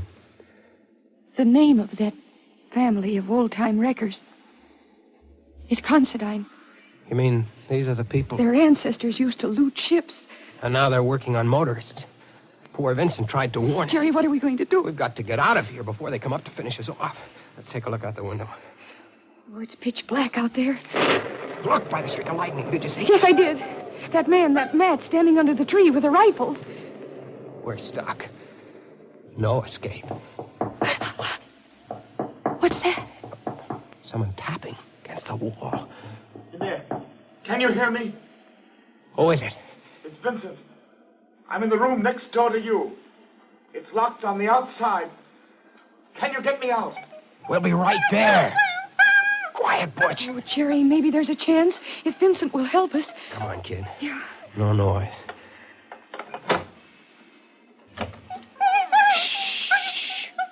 Come on. Here, this is the door. Look, it's bolted on the outside. They must keep him locked up all the time. Well, here goes.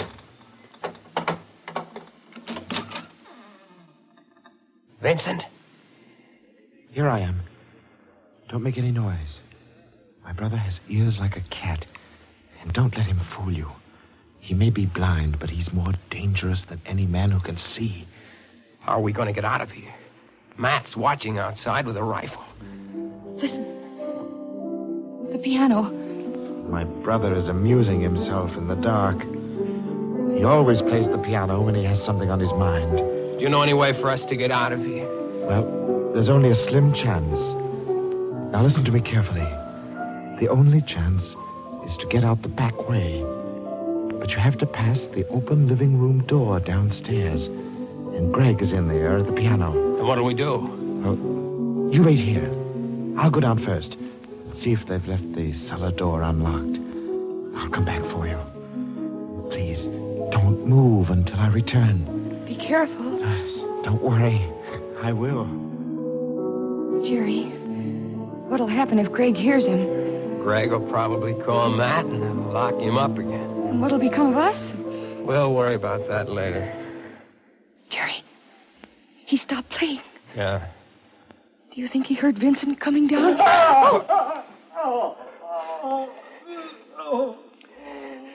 Jerry, Greg caught him. What'll we do? Come on, we're going down. The lights are all out down here. I don't hear anything. Where do you think Greg is? Maybe waiting to jump us in the dark. Come on, I don't care. Stick behind me. We're going in the living room. Where's Butch? I don't know. What is it? My foot touched something. A body. Then I'm going to take a chance on the flashlight. Stand by. All right. Great Scott. What is it? Look. What is it? That isn't Vincent. It's Greg. He's been stabbed. Watch out. Vincent is somewhere around. He'll kill you. What do you mean? My brother Vincent, the one who's been doing the wrecking. We always keep him locked up. But tonight, he got away. Planted the detour sign. Cut the tree. Vincent did all that. Matt and I, we tried to stop him. Matt went out to the road, took down the detour sign. But it was too late. Watch out. He'll be back to kill you.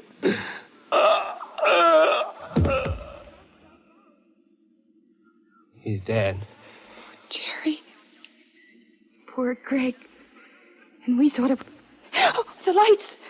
Thank you for waiting for me. Vincent. Where'd you get that rifle? From Matt. He won't need it anymore. What are you going to do? What do you think? You're crazy. Well, aren't we all?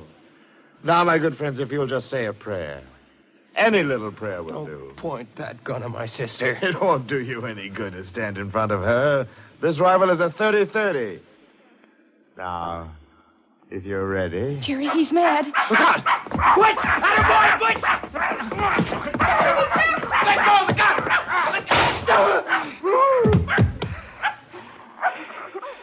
The gun went off in his face. Oh, Jerry.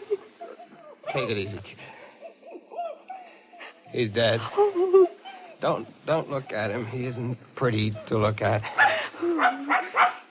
What you did all right. Oh, kid, you can write your feature story now. The story of the wreckers of Hurricane Cove. And it'll be under your own byline, too. Oh, I'm going to write it under a double byline, Jerry. The Wreckers of Hurricane Cove by Linda Watson and Butch.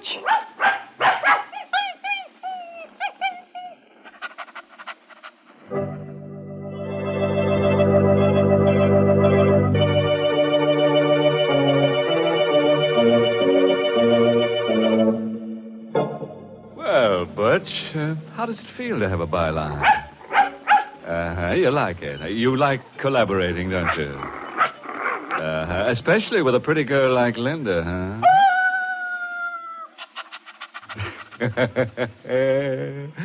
Which just goes to prove that there's a little bit of wolf in the best of dogs. But do you know the difference between a wolf call and a wolf whistle, Mr. Host? Let me think. When a fella gives a wolf whistle, he's starved for love. And when he gives a wolf call, he's just plain starved. In which case, there's just one thing to do. Feed him. But if you really want to appeal to his better nature, see that he winds up every meal with a good big cup of satisfying Lipton tea.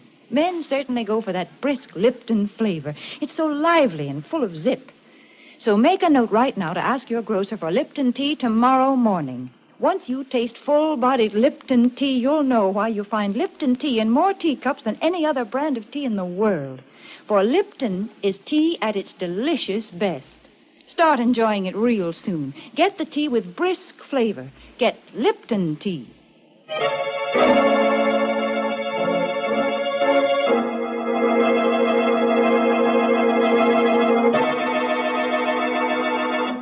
A parting word of advice, friends. If you should ever awake from a hideous nightmare and find yourself driving in a mental fog along a lane that has no turning, with madmen lurking behind trees waiting to strike you down, and strange beasts with red tongues lapping at your ankles, and the bare and ugly trees stretching forth their gnarled arms to crush you, and there is no escape at all, why worry about it? You won't come out alive anyway. Oh, by the way, this month's Inner Sanctum mystery novel is Benefit Performance by Richard Sage. And next week, the makers of Lipton Tea and Lipton Soups will bring you another Inner Sanctum story, directed by Hyman Brown, and called Murder in the Night. Correction. There'll be 3 murders. You know, it's going to take a lot of nerve to hear this tale out, so I don't suppose you'll be listening. That is, unless you've just got to find out how a brass button in a dead man's hand traps the murderer. If so, tune in to Inner Sanctum next week at this same time. Until then, good night. Pleasant dreams.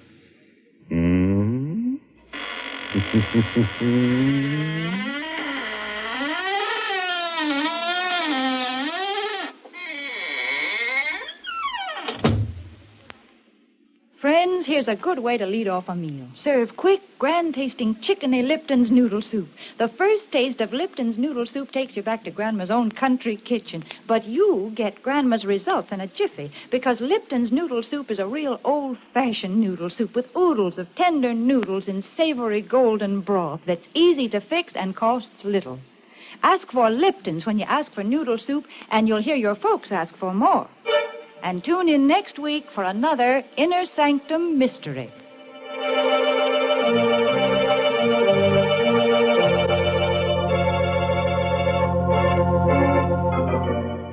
This is CBS, the Columbia Broadcasting System.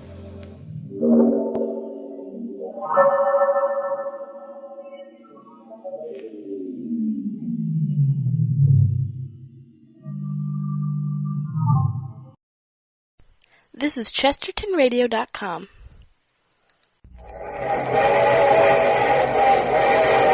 The Mutual Broadcasting System presents I Love a Mystery. Transcribed.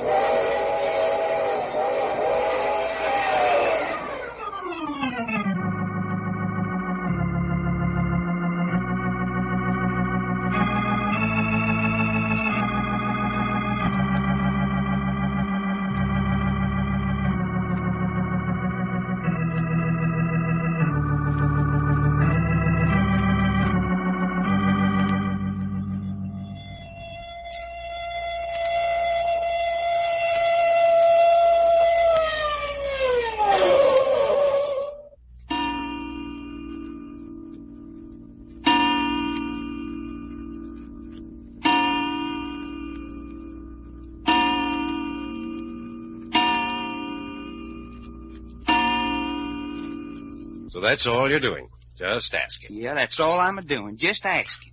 When you found out we couldn't get delivery on that plane for 2 weeks, why'd you go ahead and order it?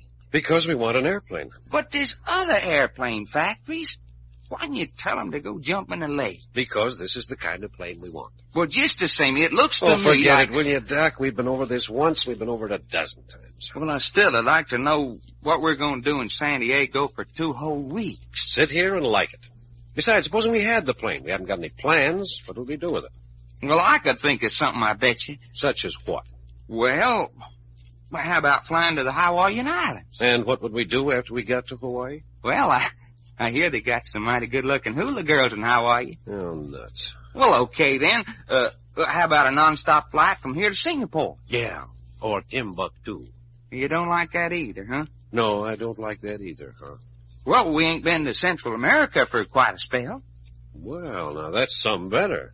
you kind of like that, huh? I don't know. What would we do when we got there? Well, how do we know? There's always something interesting to do in them countries down there. Mm-hmm.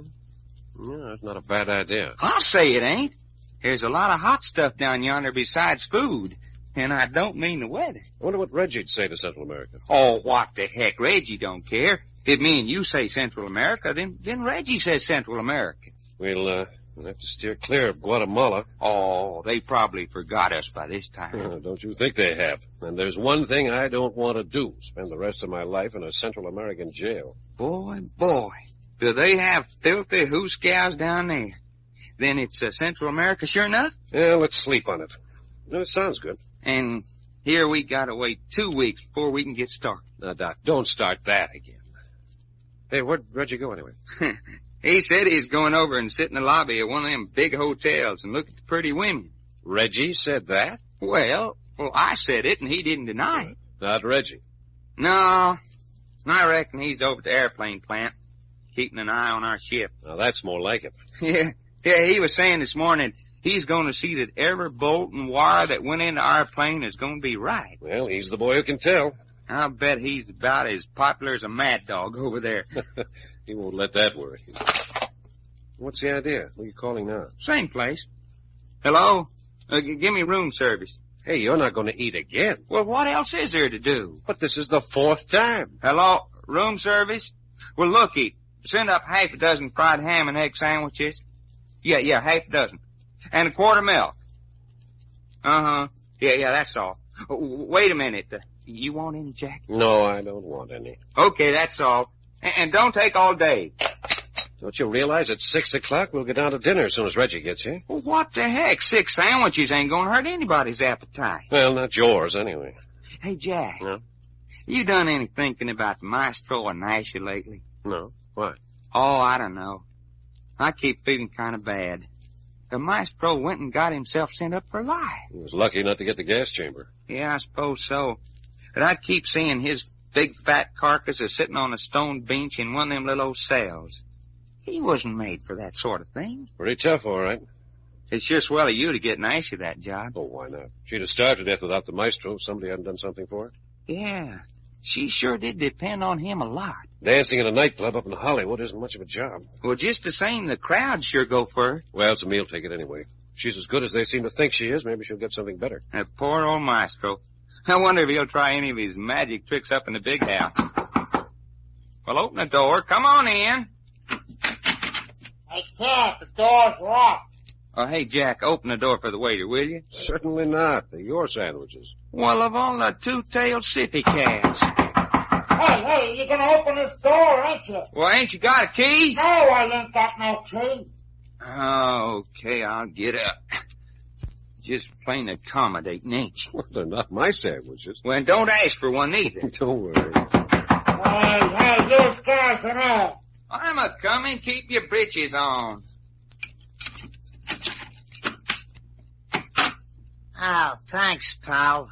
Well, hey, where's the sandwiches? I said, where's the sandwiches? What sandwiches? Well, ain't you the waiter? No, I ain't the waiter. Oh, you ain't, huh? That's right, buddy. I ain't the waiter. You don't say. Sure I say. And don't neither of you boys bat an eye on account of I'm a torpedo and I'm hot. You hear that, Jack? Yeah. I don't see no shooting pistol. What you think this bulge in the coat pocket is? A birthday present? Oh, so you're a torpedo and you got the drop on us. Well, what about it? You got cash? Well, what about it, Jack? We got any cash? A little. Yeah, we got a little cash, son. And how about shelling out? Oh, I get you now. What do you mean you get me? Well, you're one of these people who advocates the redivision of wealth. I don't get you. No, don't move your hands. I mean, you want half of everything we've got. Wrong. I am? You bet. I want all of everything you got. Just a doggone hog. All right, come on. Cut the gab. I'm passing the collection plate. Shell out. Well, now, fella, when you put it like that... Hey, who's that? Probably the waiter with Doc's sandwiches. Waiter, huh? You let me handle this. And the first mug that speaks out of turn gets hot lead in his sandwiches.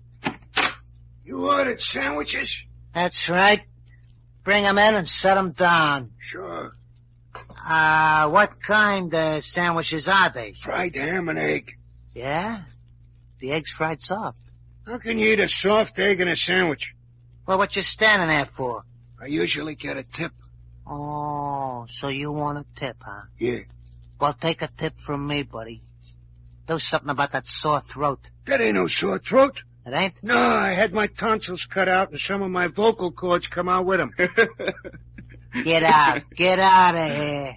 No tip? No tip. Now, I am glad I spilled them sandwiches on the floor. Spilled them on the floor, huh? Well, they don't look spilled to me. Hey, let them sandwiches alone. They're mine. Quiet, buddy. Ham and egg sandwiches are my favorite fruit. Why, blast your ornery hide. Hey, that's good, too. What's that stuff in the bottle? It's some milk, and you leave it be. You'll drink it? Of course I drink it. Huh. I ain't had no milk since I cut my milk tooth. Almost forgot how it tastes. Jack, are we just going to sit here and let him eat my sandwiches and drink my milk? I am. Well, I ain't, Dad, blame me. Sit down. Sit down, nothing. Sit down. Or would you rather have a hole in your middle? Doc, don't be a fool. Well, that makes me just plain mad. That's better.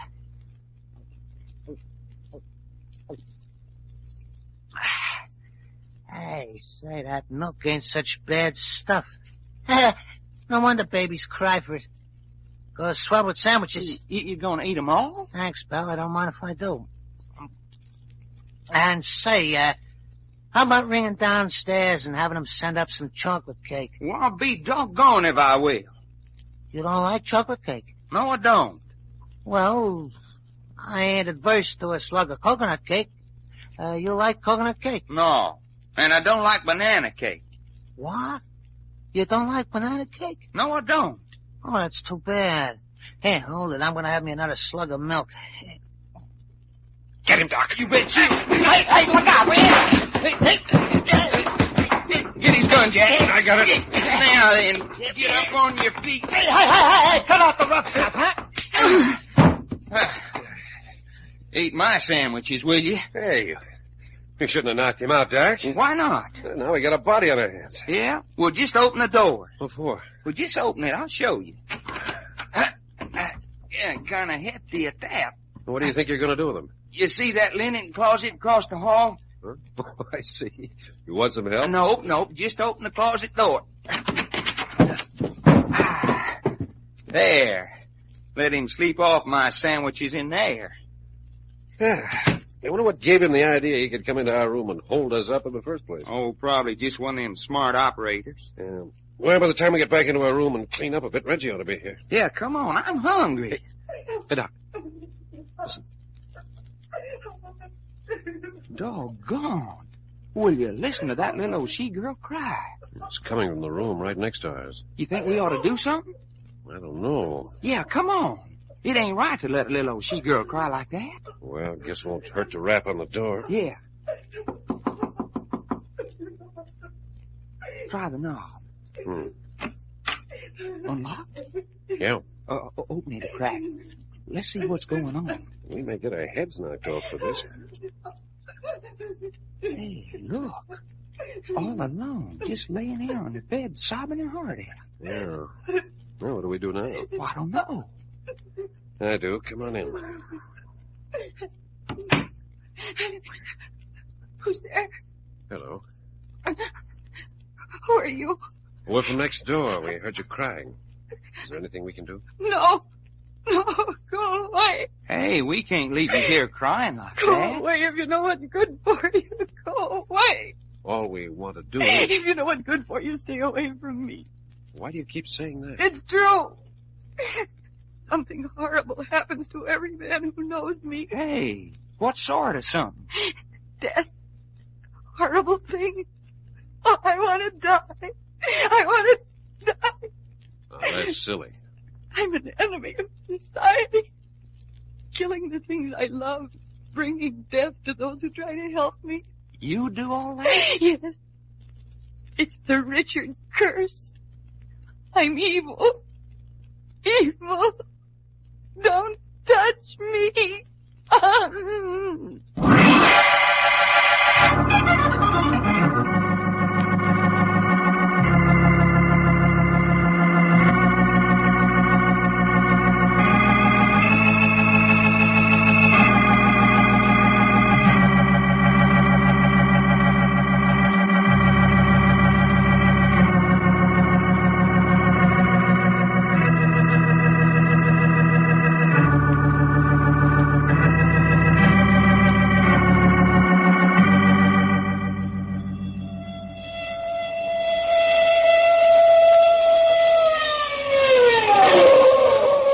Further transcribed adventures of Jack, Doc, and Reggie will come to you tomorrow at this same hour.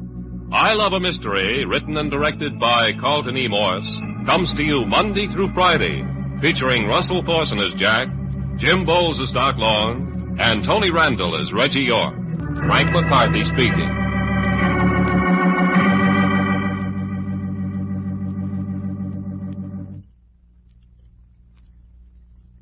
This program came from New York.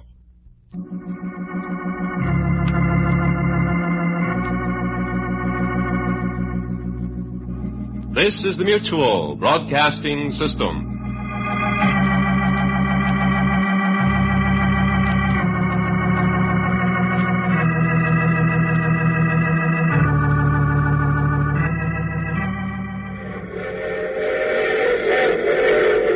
The Mutual Broadcasting System presents I Love the Mystery.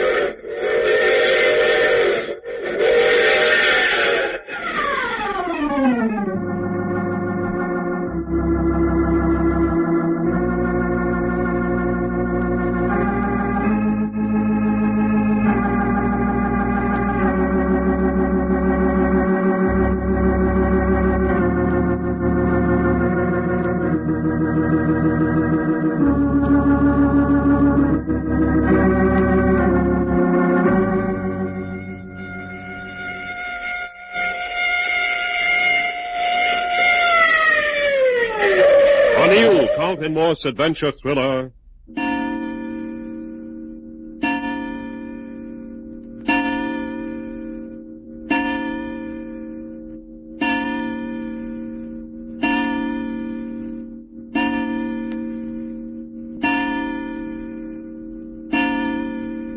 Who are you? What are you doing in my room? I'm Jack Packard.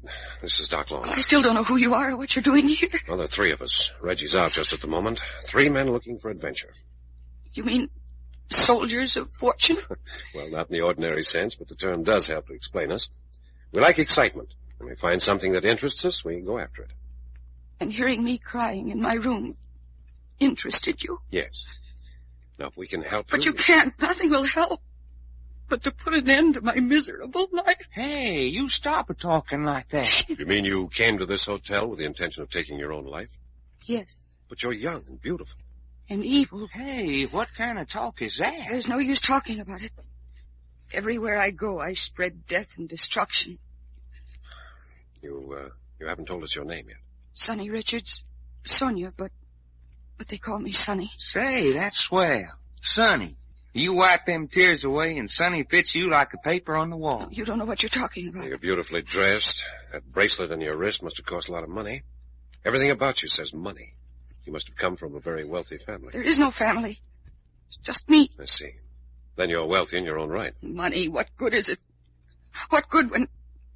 When what? when everything I touch turns to dust and ashes under my fingers. You mind explaining? Why should I?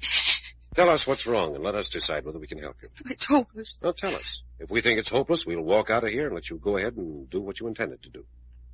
Do you mean that? I promise. Now then, what is it? It's the Richard curse. What do you mean? Every other generation, it falls on some member of the family.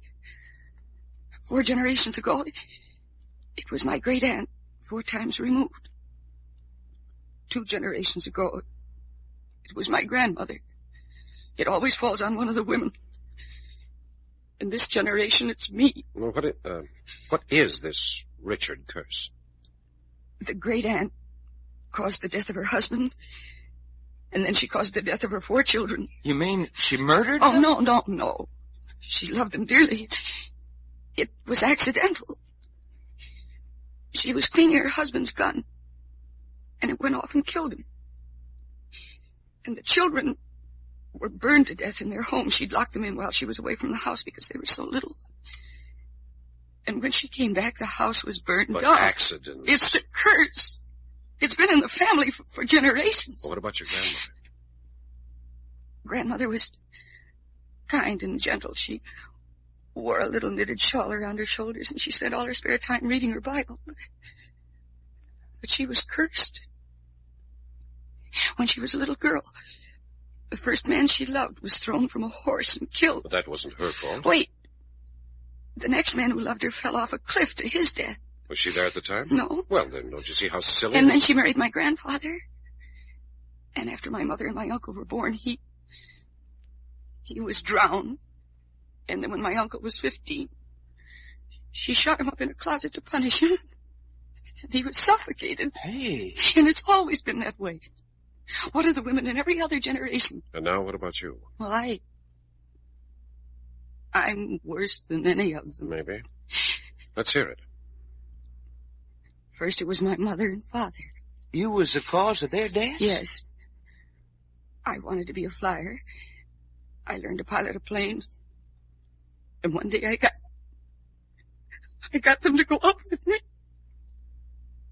The plane fell? They were both killed. No, please. Please try not to cry. Oh, it's all right. I haven't much cry left in me. Here, use my handkerchief. Thank you. You were an only child? Yes. But then about a year ago, I became engaged. Phil. We'd only been engaged 3 months when his car went over a cliff and it... Dead, huh? No. But he was so badly hurt he'll always be a bedridden cripple. Oh, fella, that's too bad. He would have been better off if he had been killed. But it wasn't your fault. Wait. About 6 months ago, I began letting Roger come and see me. I was still in love with Phil, but I should go out a little. And one night, just as he was leaving my house, he was held up and shot. Did they catch the gunman? No. Any more? Yes. There was an old friend of my father's. He used to visit me sometimes, and about 4 months ago, he fell down the front steps at my house. And he was hurt so badly that he never recovered. Hey, I'm beginning to think you got something with that curse. I knew you'd believe me. I don't. But there's no other explanation. Things like that don't happen to other people. You weren't connected in any way with any of these things. They're unfortunate, but you've nothing to do with them. You've let them prey on your mind until you've become morbid. Morbid? Yes, you've developed a guilt complex. If that's all... It isn't. Yesterday it happened again. You mean somebody else died because of you? Yes.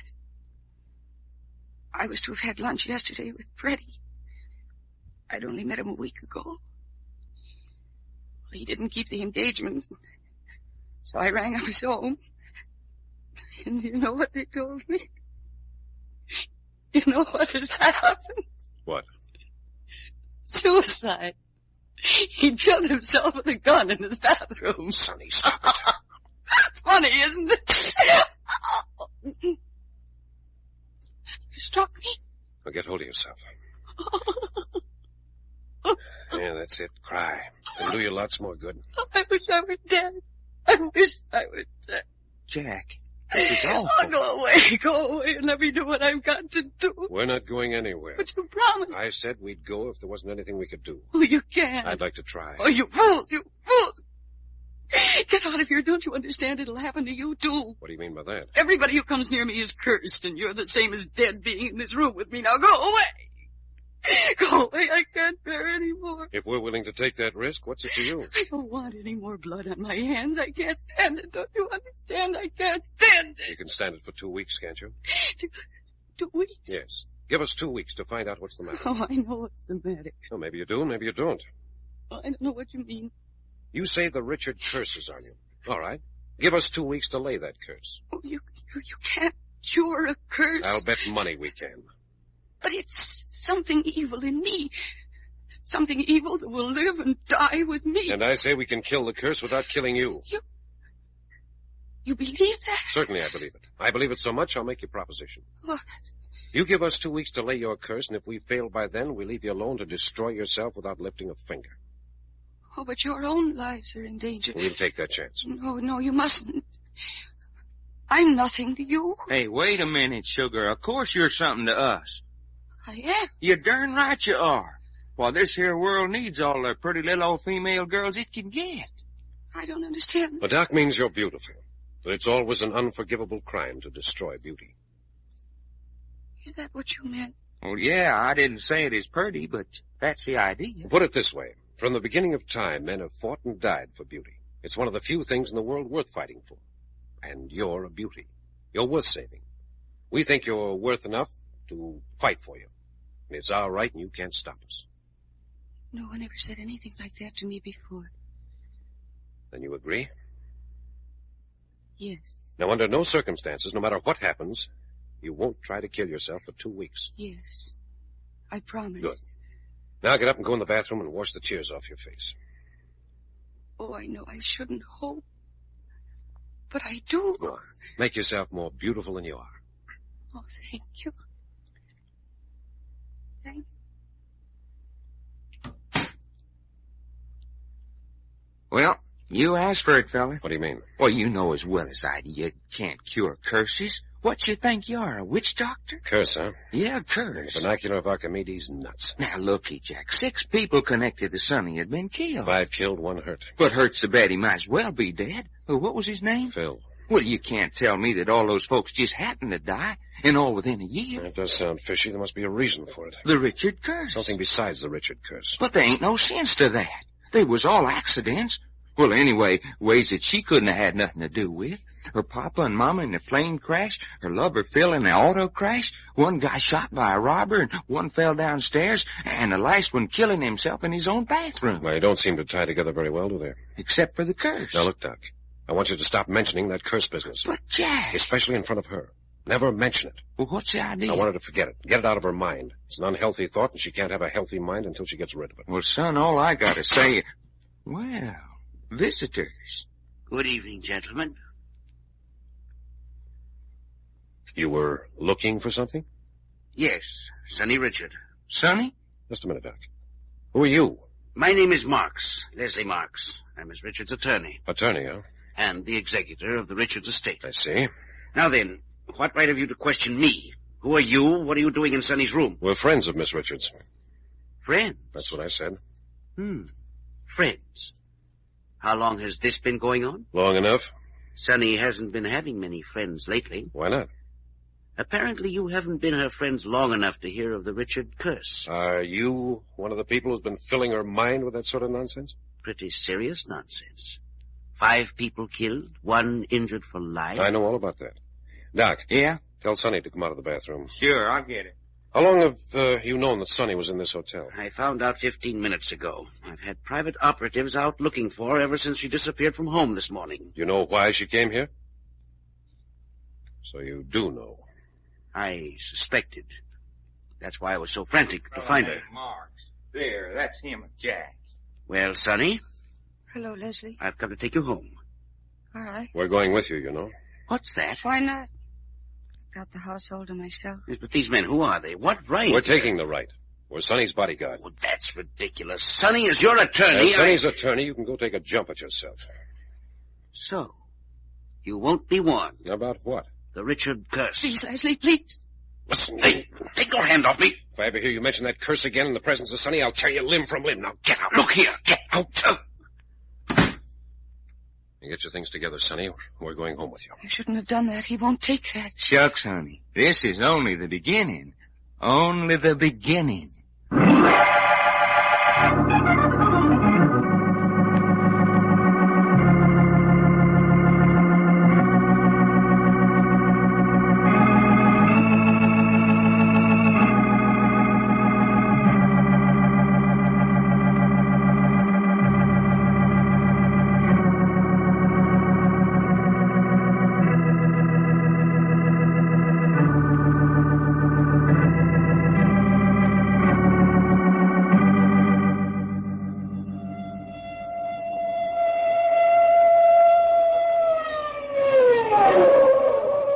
Further transcribed adventures of Jack, Doc, and Reggie will come to you tomorrow at this same hour.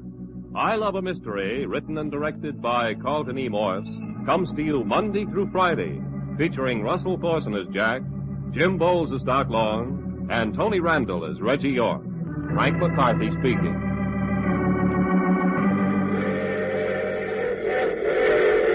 The Mutual Broadcasting System presents I Love the Mystery.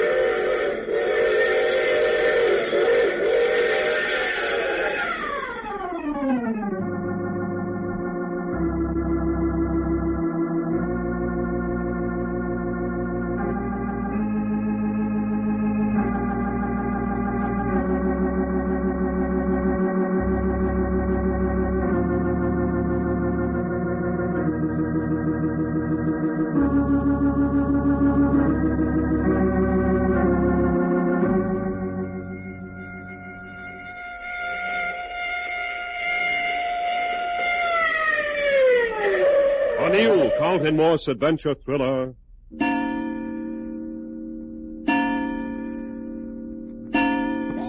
Now then, Sonny, if you're ready, we're going to start taking you apart. Taking me apart? Yeah, see what makes you click.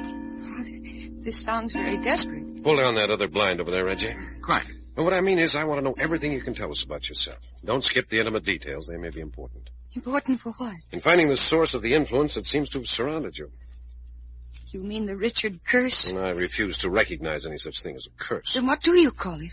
I'd say an evil influence. That means the same thing? Well, now then, let's get started on you. Hey, just a minute before you get too serious. Well? Well, I just want to mention, I think Sonny's just about the prettiest 1949 model female yet. Why, Doc. Well, what is it that you got, honey, that other girls ain't got? Oh, Doc, you're swell. No, honest. When you come downstairs in them lounging pajamas, my heart done a flip-flap. Flip-flop. Huh? Flip-flop, not flip-flap. Yeah, well, I'm telling you, Sonny, if you ever feel in the mood for some sparking, I'm the red-headed Texan that can fix you up and no holds barred. Thank you, Doc. I'll remember. Mm-hmm. Well, now that Doc's got romance off his chest, let's get down to business. Reggie? Yes? I want you to take down names and dates as we come to them. Right-o. All right. Now, first, Sonny, I want the names of all the people in any way associated with you. Is that a big order? No, not very. I'm pretty much let alone now. All right, let's begin right here in your own house. Who takes care of you here? Jackson. He's the Negro butler? Yes. His wife is in the kitchen, and I have a Negro chambermaid for the upstairs work. They've been with you a long time? Jackson and his wife have been here ever since I was a little girl, and they're very devoted. The upstairs girl has been here for 2 years. Now then, what about that attorney fellow who came up to your hotel room? Leslie Marks? Yes, Marks. Well, he and my father were close friends. He's been the family attorney as long as I can remember. That's why Father named him executor of his estate until I reached the age of 25. And how old are you now? 24. You're fond of Marks? Well, he's been very kind, but he is domineering. He has a violent temper, and lately I'm afraid we've quarreled quite a lot. About the estate? Yes. Can you tell us what it was about? Well, I needed extra money over my regular allowance. Quite a lot of extra money. Why? On account of Phil. Oh, yes. Phil was the man you were engaged to and was injured in that automobile accident. Yes. See, Phil hasn't any money of his own. He was the pro at the golf club. That's how I met him. He taught me to play golf. I see. And so when he was injured, you took it on yourself to pay his hospital expenses. Yes, everything. And your attorney objected? Yes, he said that I wasn't obligated to take care of Phil, and that as my trustee, he wasn't in a position to give me the extra money. And so we quarreled. He didn't give you any extra money then? Yes, some. But mostly I've had to skimp on my allowance to take care of Phil. Hey, but looky, Sonny, what does this Phil fella have to say about you paying his way? Well, at first he was too ill to realize that. And then when he did find out, he made a fuss, but now he just seems to be resigned. Well, doesn't Phil have any folks? Only a younger brother, Arthur. He's just past 18, and I'm awfully worried about him. Why? Well, since Phil has been hurt, Arthur has had no steadying influence. I've tried to do what I could, but he won't have anything to do with me. He blames Phil's accident on me. And, of course, he's right. You mean the boy actually blames the Richard curse for his brother's auto accident? Yes. Oh. I'd like very much to talk to Arthur. Where can I find him? We lives in a boarding house, 69 Jameson Street. You got that, Reggie? Yes. Who pays his room and board? I do. Hey, he don't like you, but he'll take money from you. Yes. Great kid, little Arthur. All right, now then, what other business or social contacts have you? No one that's close.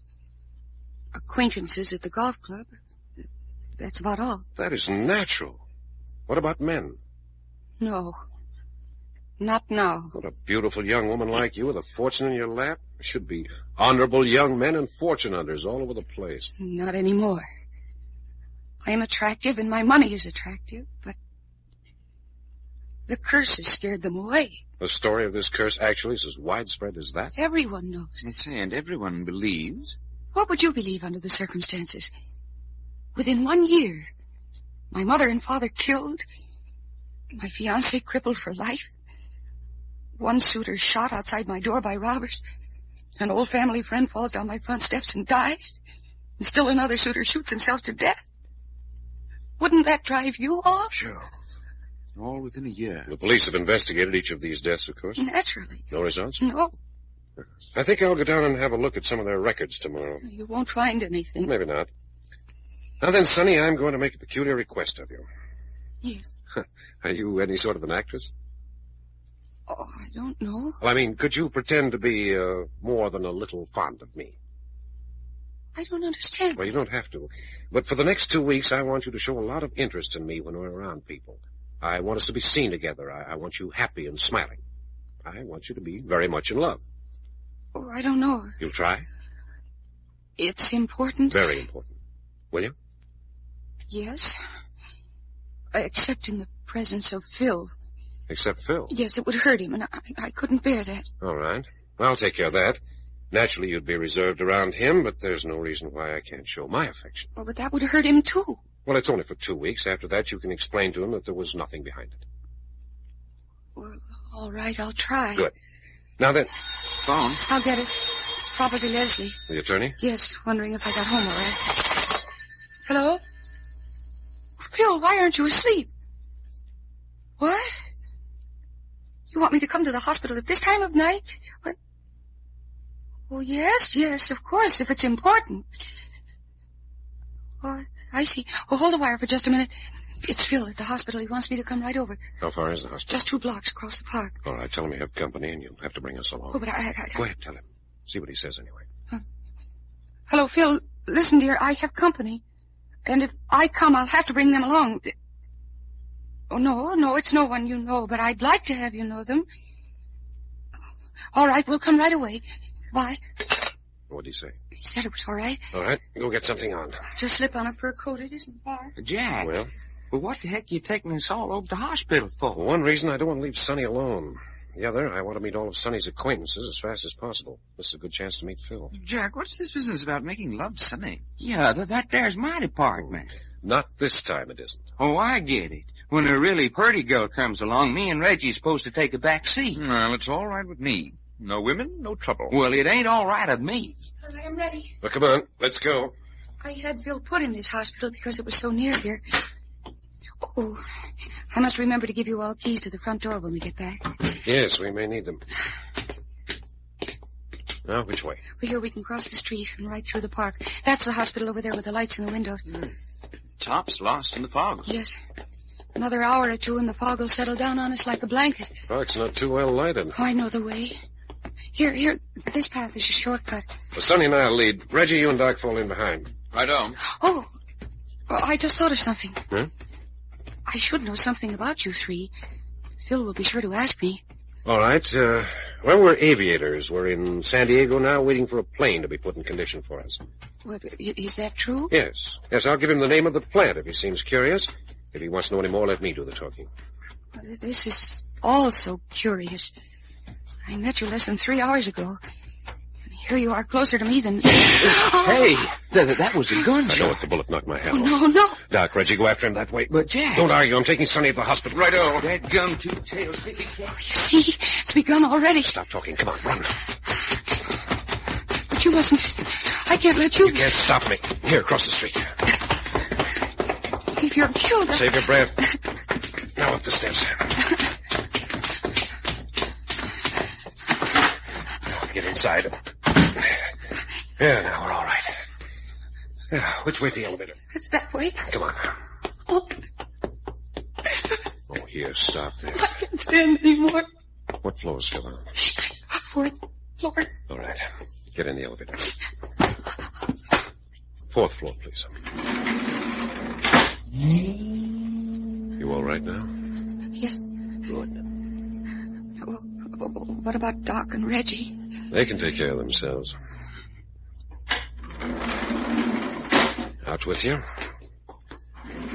And which way? The room right down at the end of the hall. Don't say anything about the shooting to Phil. Well, why not? I haven't told him about it. About any of the tragedies. It might upset him to know all that's been going on. All right. This it? Yes. Just walk right in. Is that you, nurse? No, Phil, darling, it's me. Sonny. Sonny? What the deuce are you doing here at this time of night? But Phil... Who's this fellow? This is Jack Packard, Phil. Phil Terry, Jack. How do you do, Terry? He's the one I said was with me when you called. When I called? What are you talking about? But, Phil, you did call. I talked to you. You're crazy. I haven't called anybody tonight. But your voice... I said I haven't called anybody tonight. Then you must have been mistaken, dear. Dear? Who are you calling dear? Why, Sonny. I'm very fond of her. Oh, you are? Well, I'll have you know Sonny belongs to me. To me, do you hear? Phil, don't get so angry. Trying to steal my girl, are you? Just because I'm a cripple? I'm sorry, Terry. Well, did you ever hear of the Richard curse? Phil! Well, it got me. It got me, see? And it'll get you just the same way. Phil, please. And if the curse doesn't, I will.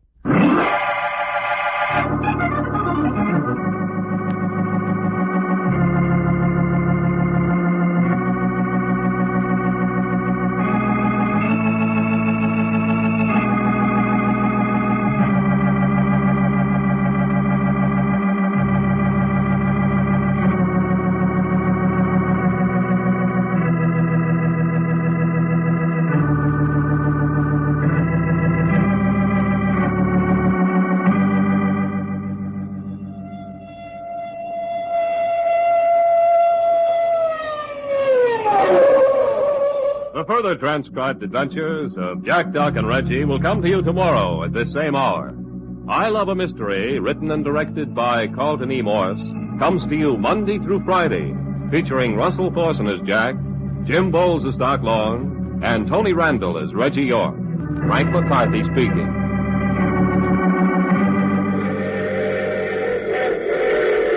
The Mutual Broadcasting System presents I Love a Mystery.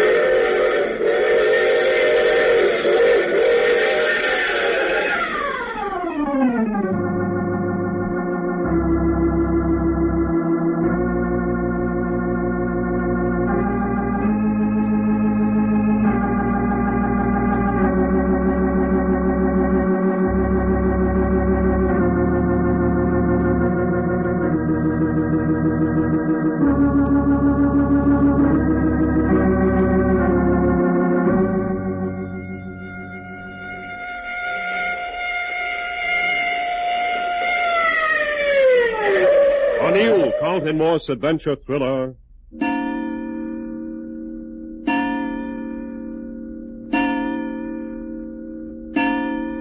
All I gotta say, Sonny, that was one bang-up meal. Oh, righto. Thank you, Doc and Reggie. You bet you. If you keep putting up meals like this, why, you're liable to have us on your hands for a long time to come.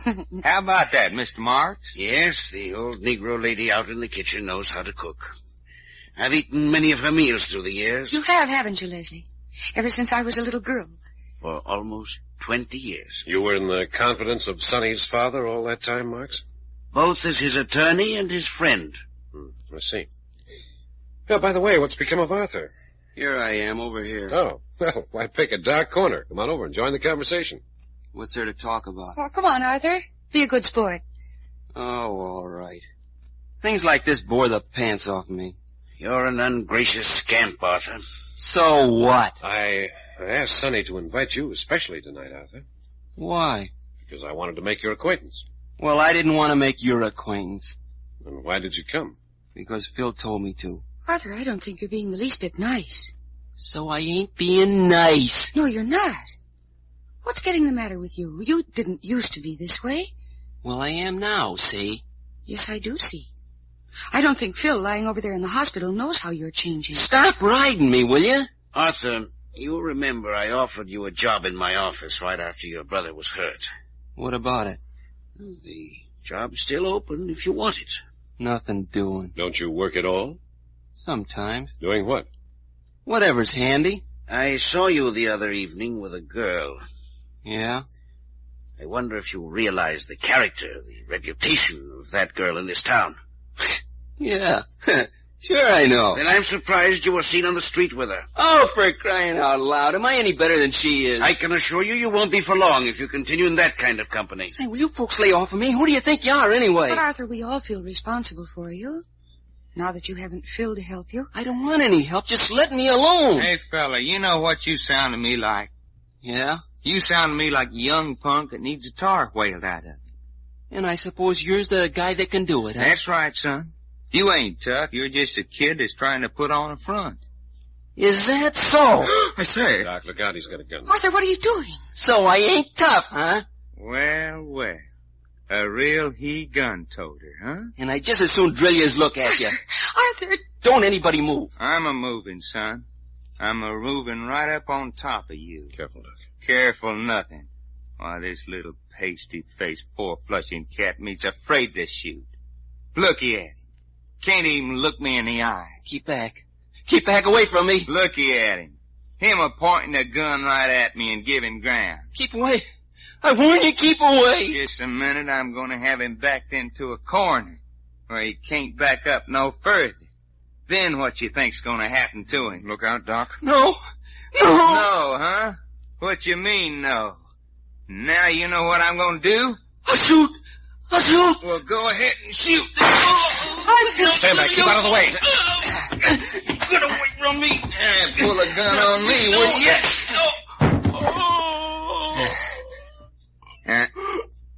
Here's a gun. Catch it, Reggie. Got it. Now, get to your feet. Up with you. Hadn't you better let him lie down? You gave him quite a jolt. What's a little jolt to a tough guy? Come on. What you wobbling for? Stand up. I'll get you for this. If it's the last thing I do, I'll get you for this. Okay. Save the threats. Now sit down in that chair. Let that be a lesson to you. I don't know what you mean. Well, then I'll tell you. Don't you never pull a gun on a man unless you aim to shoot him dead. I'll remember. Now, you better, son. 'Cause folks just don't mess around with shooting irons. Oh, Arthur, what made you do it? What made you? I don't know. You got me mad. But pulling a gun. Where'd you get that gun? I found it. Let me see it, Reggie. Quite. It's an old thing. Wonder it didn't blow up in his hands. That was a very brave thing you did, Mr. Long. Walking right up to the muzzle of a gun in the hands of an angry boy. Shucks, I knowed he wouldn't shoot. Tell by the way his eyes kept going from side to side. All he wanted to do was escape. Will everyone sit down, please? I've got something to say. I want to get out of here. You stay right where you are till I've finished. Sonny, darling? Oh, yes? My dear, will you come here and sit by me? What's this? What do you mean? What impertinence leads you to call Sonny darling and your dear? It isn't impertinence if Sonny doesn't mind, is it? Sonny? And you don't mind, do you, sweetheart? No, of course not. Sonny, are you mad? But, Leslie, I'm in love. In love? Yes, that was one of the reasons for this party tonight, to announce our engagement. Hey, Sonny, you're gonna marry this guy? Yes, Arthur. But what about Phil? What about my brother Phil lying up there in the hospital? Sonny, you must be out of your head. Why, you haven't known this man more than 24 hours. That's not true. We've been seeing each other quietly for the past 6 months. But you can't do it. You can't do this to Phil. Your brother already knows, Arthur. He does? Yes. We were over at the hospital last night. What did he say? He said the Richard curse would do to me what it had done to him. Yeah. Yeah, and it will, too. What do you have to say to that, Marks? Yes. Yes, I think Arthur's right. You're challenging death when you announce your engagement to Sonny. Oh, no, please. Oh, please, darling. We decided the Richard curse was a lot of nonsense, so don't let their talk upset you. You decided it was nonsense after all the men who have died? That's what I said. Nonsense. There's no curse. But there is something. Oh, there is something? Yes, we know that. We had a demonstration last night. What was that? Last night when I was taking Sonny over to the hospital, we were walking through the park when suddenly a bullet knocked my hat off. Someone shot at you? Are you surprised? No. No, I can't say that I am. I thought not. What happened? Well, Doc and Reggie searched the park. Tell them what you found, Reggie. Crime. We found the gun that fired the shot. Where was it? We found it in the pocket of a man sitting on one of the benches in the park. You mean you caught the murderer? We don't know yet. He hasn't sobered up enough to talk sensibly. We've got him locked up in the basement downstairs until he comes to. Yes, but how do you know it's the gun? You couldn't tell the caliber by the size of the hole in your hat. That's true. But when we got the gun, the barrel was still warm. It smelled of burnt powder, and there was an empty shell in the chamber. You're going to turn this man over to the police. We'll talk to him first. He doesn't seem to me like a very good candidate. Yes, but the gun in his pocket just after it'd been fired. A man so drunk it takes him 12 to 14 hours to wake up would hardly be able to take a gun out of his pocket, let alone see where to fire it. Naturally. That's my point. It wasn't attempted murder. It was the Richard curse at work. That needs some explaining. Well, don't you see? The curse doesn't breed murder. It breeds accidental death. The drunken man accidentally fired the gun, and you were accidentally in the path of the bullet. That's how the curse always works. You don't believe that, and you're stupid to try to make me think you do. Yeah, but it's happened so often before. Sonny's father and mother killed in a plane accident. Phil injured in an auto accident. The young man killed by robbers. I know all about them, and I still maintain that shot was fired with deliberate attempt to kill last night. May I see the man you have locked in the basement? No. You can at least be civil. No one sees or talks with him until we've had a chance at him. Sonny, surely you're not in love with this man. Oh, but I am. If you really are, then you should send him to the other end of the world. I don't know what you mean. Yes, you do. If you love him, then you can't want any harm to come to him. Oh, no. But you know harm will come to him if he stays close to you. Marks, I think you've said enough. She knows it's true. She knows it just as well as Arthur and I. Arthur... Where's Arthur? He slipped out of the room. Doc's trailing him. Why? Why did he go like that? Let him alone. Doc will see he gets home all right. Gets home all right? Yes. I don't understand what you mean. Why shouldn't he get home all right? Sonny, I'm afraid this gathering tonight's been loaded with more dynamite than you realize. You mean Arthur is in danger? Everyone, with the exception of yourself, is in danger. Everyone who sat down at your dinner table tonight. You mean me, too? Mean I'm in danger? You know, that's a funny thing about you, Marks. You've probably been more closely associated with Sonny here than anyone else. Yes, that's true. Then why have you escaped the curse when so many others have been its victim? Leslie. Perhaps you're immune to curses? Leslie, I never thought of that. Why have you escaped? I don't know. I've been expecting it to happen for a long time. You've been expecting to be struck down, and you've continued the association. I'm a friend of the family. I'm Sonny's executor. I've got a job to do. You could have turned it over to the courts. I'm not exactly a coward. I see. But, Leslie, you mustn't. You mustn't take any more chances. That's a very strange thing for you to say, Sonny. What? Ask me to give up a job put in my hands by your dead father when you're willing to let Jack Packard here, the man you love, stay by your side. The phone. I'll take that. But Jack... I've got it there. Hello? Oh, Doc. What's that? I see. All right. All right, we'll be ready. Okay. Jack, what is it? Arthur's just been hit by an automobile. What's that? You see, there's no end to it. There's no end to it until I'm dead.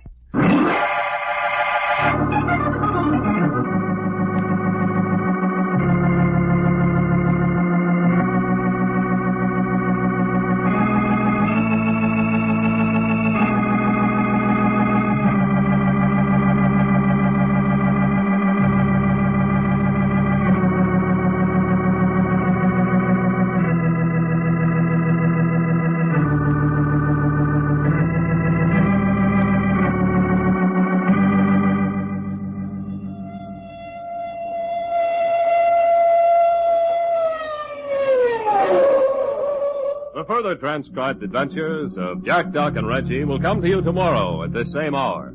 I Love a Mystery, written and directed by Carlton E. Morse, comes to you Monday through Friday, featuring Russell Thorson as Jack, Jim Bowles as Doc Long, and Tony Randall as Reggie York. Frank McCarthy speaking.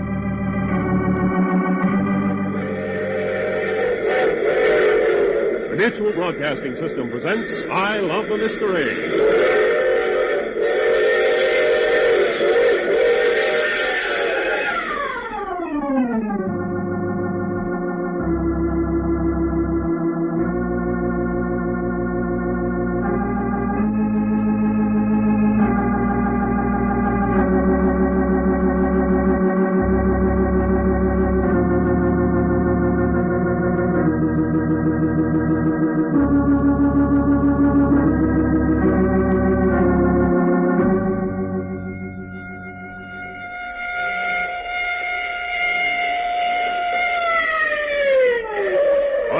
Carlton Morse adventure thriller, I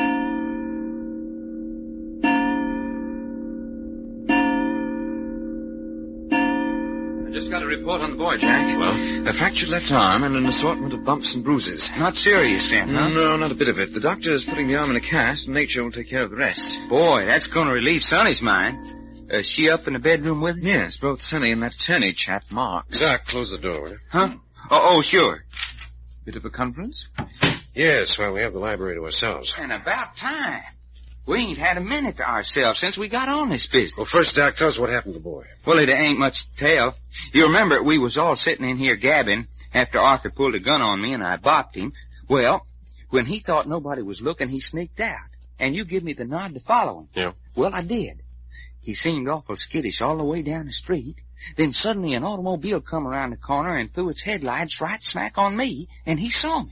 Well, he jumped like he was shot in the pants with a box of tacks and started running across the street, and the car smacked him. Did the car stop? Yeah, a cop was standing on the corner, and he come over and said that it wasn't the driver's fault. But, well, the fella was scared silly. He insisted on bringing Arthur back to the house. No chance of it being anything but an accident? Not a chance. Mm-hmm. What are you getting at? Well, in all these tragedies which have happened to people associated with Sonny, I'm trying to separate those which couldn't have been anything but accidents and those which might have been murder or attempted murder. Hey, you think murder's mixed up in this? I'll bet money there is. Well, what you know? Well, go on, talk some more. Well, as nearly as we can find out, the Richard curse began to work about a year ago with the death of Sonny's mother and father. Yes, but they were killed when Sonny crashed her airplane. Yes, that looks like they were killed accidentally. What you mean, looks like? Well, if someone had wanted them dead, what would be simpler than to tamper with the plane? Oh, but look here, then that would indicate whoever did it wanted Sonny dead, too. I mean, she was flying the plane, and it's a miracle she wasn't killed, too. Well, why not? Then you think that plane crash was deliberate murder? I'm putting a question mark after that. Now, the next tragedy was Phil Terry's auto accident. Well, that looks like just plain accident to me. Yes, it does to me, too. His car might have been tampered with, and I see how it could have been fixed to get out of control at a certain point in the road so it'd go over a cliff.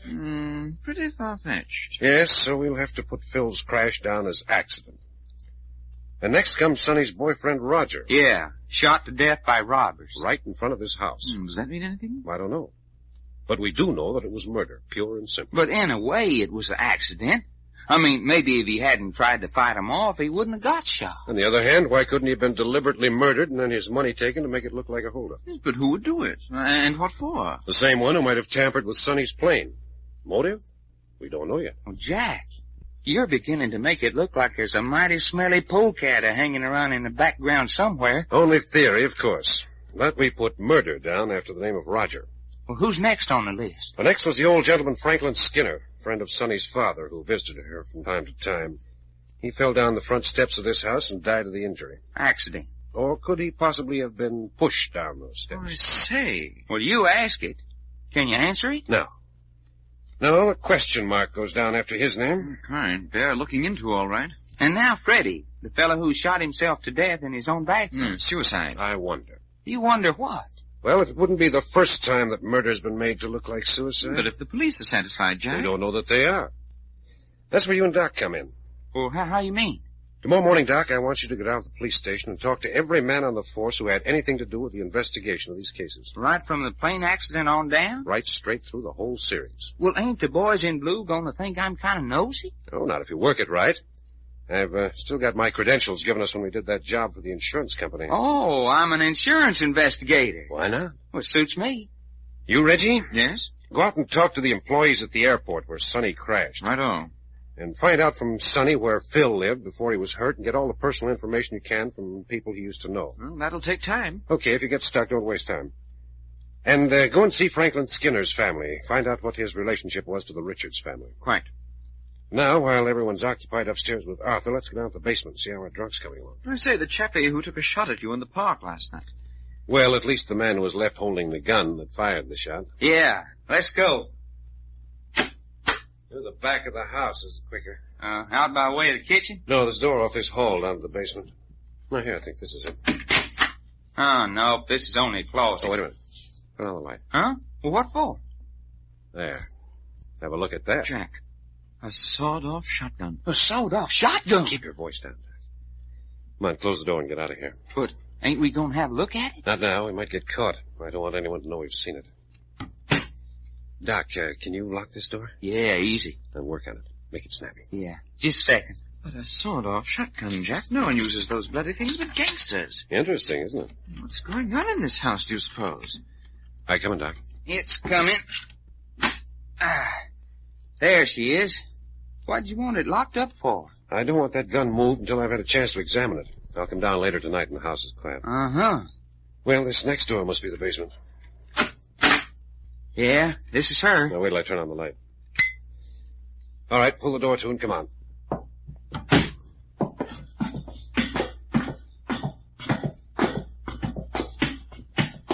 Not so much noise, Doc. Yeah.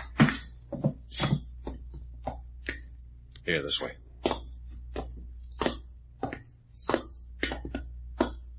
It's that door on the right. Mm-hmm. I left the key in the door. I get the light. Right-o. Yeah, well, this is what I call a lousy can. Oh, so you've come too, huh? Oh, what did I do to get thrown in the jug? This isn't a jail. No? No. Oh, what is it then? The basement of a house. Well, what's the idea? Are you sober? Yeah, I guess I must be. I feel rotten. You got our sympathy, fella. Yeah? You got a smoke? Yeah, here you are. Got a match? Yep. Hey, you got as fine a case of the shakes as I about ever saw. Yeah. I need a drink. That's too bad. What's your name? Fish Evans. Fish Evans, huh? How much do you remember what happened last night? Before or after? Before or after? Before I got stinko or... Well, both. Where'd you take on the load? Down at Ed's place. Saloon? Yeah. You're known down there? Sure. Everybody knows Fish Evans down at Ed's. Mm-hmm. And after you left Ed's? Well, I remember thinking some fresh air would do me good, so I went up to the park. What else do you remember? Was there anything else? I'm asking you. If there was, I don't remember it. How long have you been carrying a gun? What you talking about? I asked you how long you've been carrying a gun. I never had a gun in my life. That's funny. It don't make me laugh. I mean, we found a gun on you. That's a lie. No, we found it on you less than 5 minutes after someone took a shot at me in the park. Oh, say, I must still be drunk. And what's more, the barrel of the gun was still warm. It smelled of powder smoke, and there was an empty shell in the chamber. Oh, so that's it. What do you mean? Trying to pin a rap on me, huh? No, we're telling you the truth. Are you dicks? No. Well, then who are you? I'm the guy that was shot at. Say, wait a minute. Well? I'm kind of beginning to remember something. Well, it's about time. Seems like I was sitting on a bench in the park. Yes? Yeah. I was sitting on a bench and somebody come running up to me and stopped where I was sitting. What did he do? He kind of stopped and pawed me over for a minute, and then he beat it off into the dark. I thought I dreamed it. Well, could he have put a gun in your pocket? There wasn't nothing to stop him. Can you describe him? Well, there was 3 of him. What's that? 3 of them. Maybe I didn't even have my eyes open. How do I know? Yeah, you're a great help. Looky, Jack, how about him making up all this just to give himself an alibi? Well, your guess is as good as mine. But you're sure someone came up and planted the gun on you? Mister, I ain't sure of nothing except my tongue's hanging out a foot. If we turn you loose, where do you intend to go? Hightail it for Ed's place. We can find you there if we want you? That's right. All right, come on. I say, Jack, you're not going to turn him loose. That's right. Come on. There's an outside door to the basement. Yes, I know. Don't ever get on the liquor, boys. It'll get you. Thanks for the tip. Here we are. Hey, listen. Sounds like a fire somewhere. Must be a big one.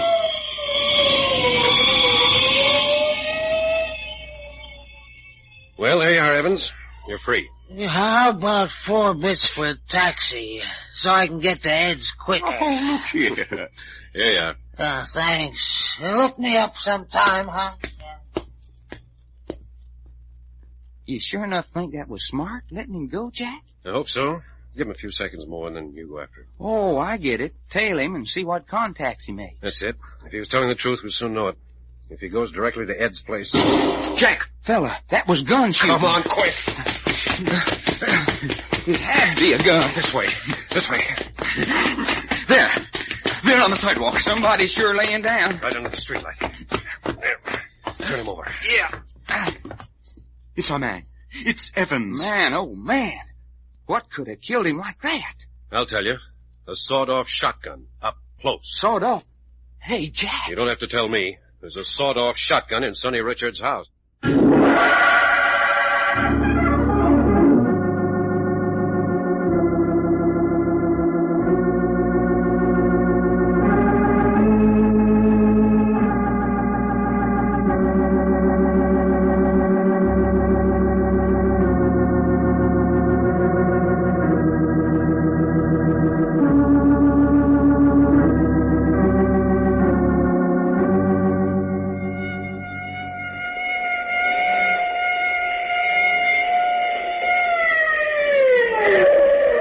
Adventures of Jack, Doc, and Reggie will come to you at this same hour. I Love a Mystery, written and directed by Carlton E. Morse, comes to you Monday through Friday, featuring Russell Forson as Jack, Jim Bowles as Doc Long, and Tony Randall as Reggie York.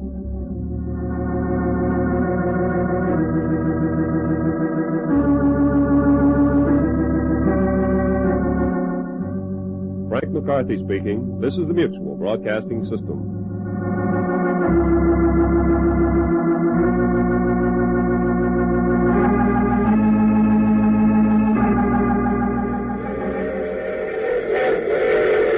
The Mutual Broadcasting System presents I Love the Mystery.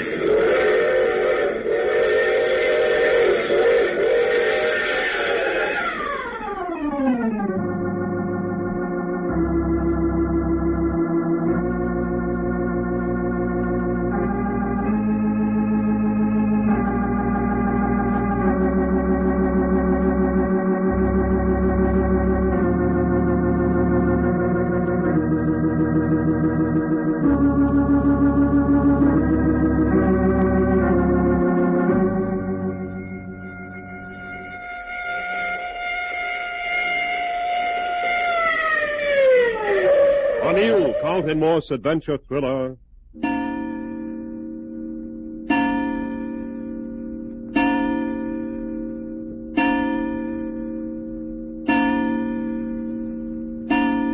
We're ahead of the others, Phil. So I see. Yes, I can understand why you might want to see me and your brother Arthur. But why Jack, Doc, and Reggie? Never mind why, Sonny. I just do. But you're not strong. Will you cut that kind of talk?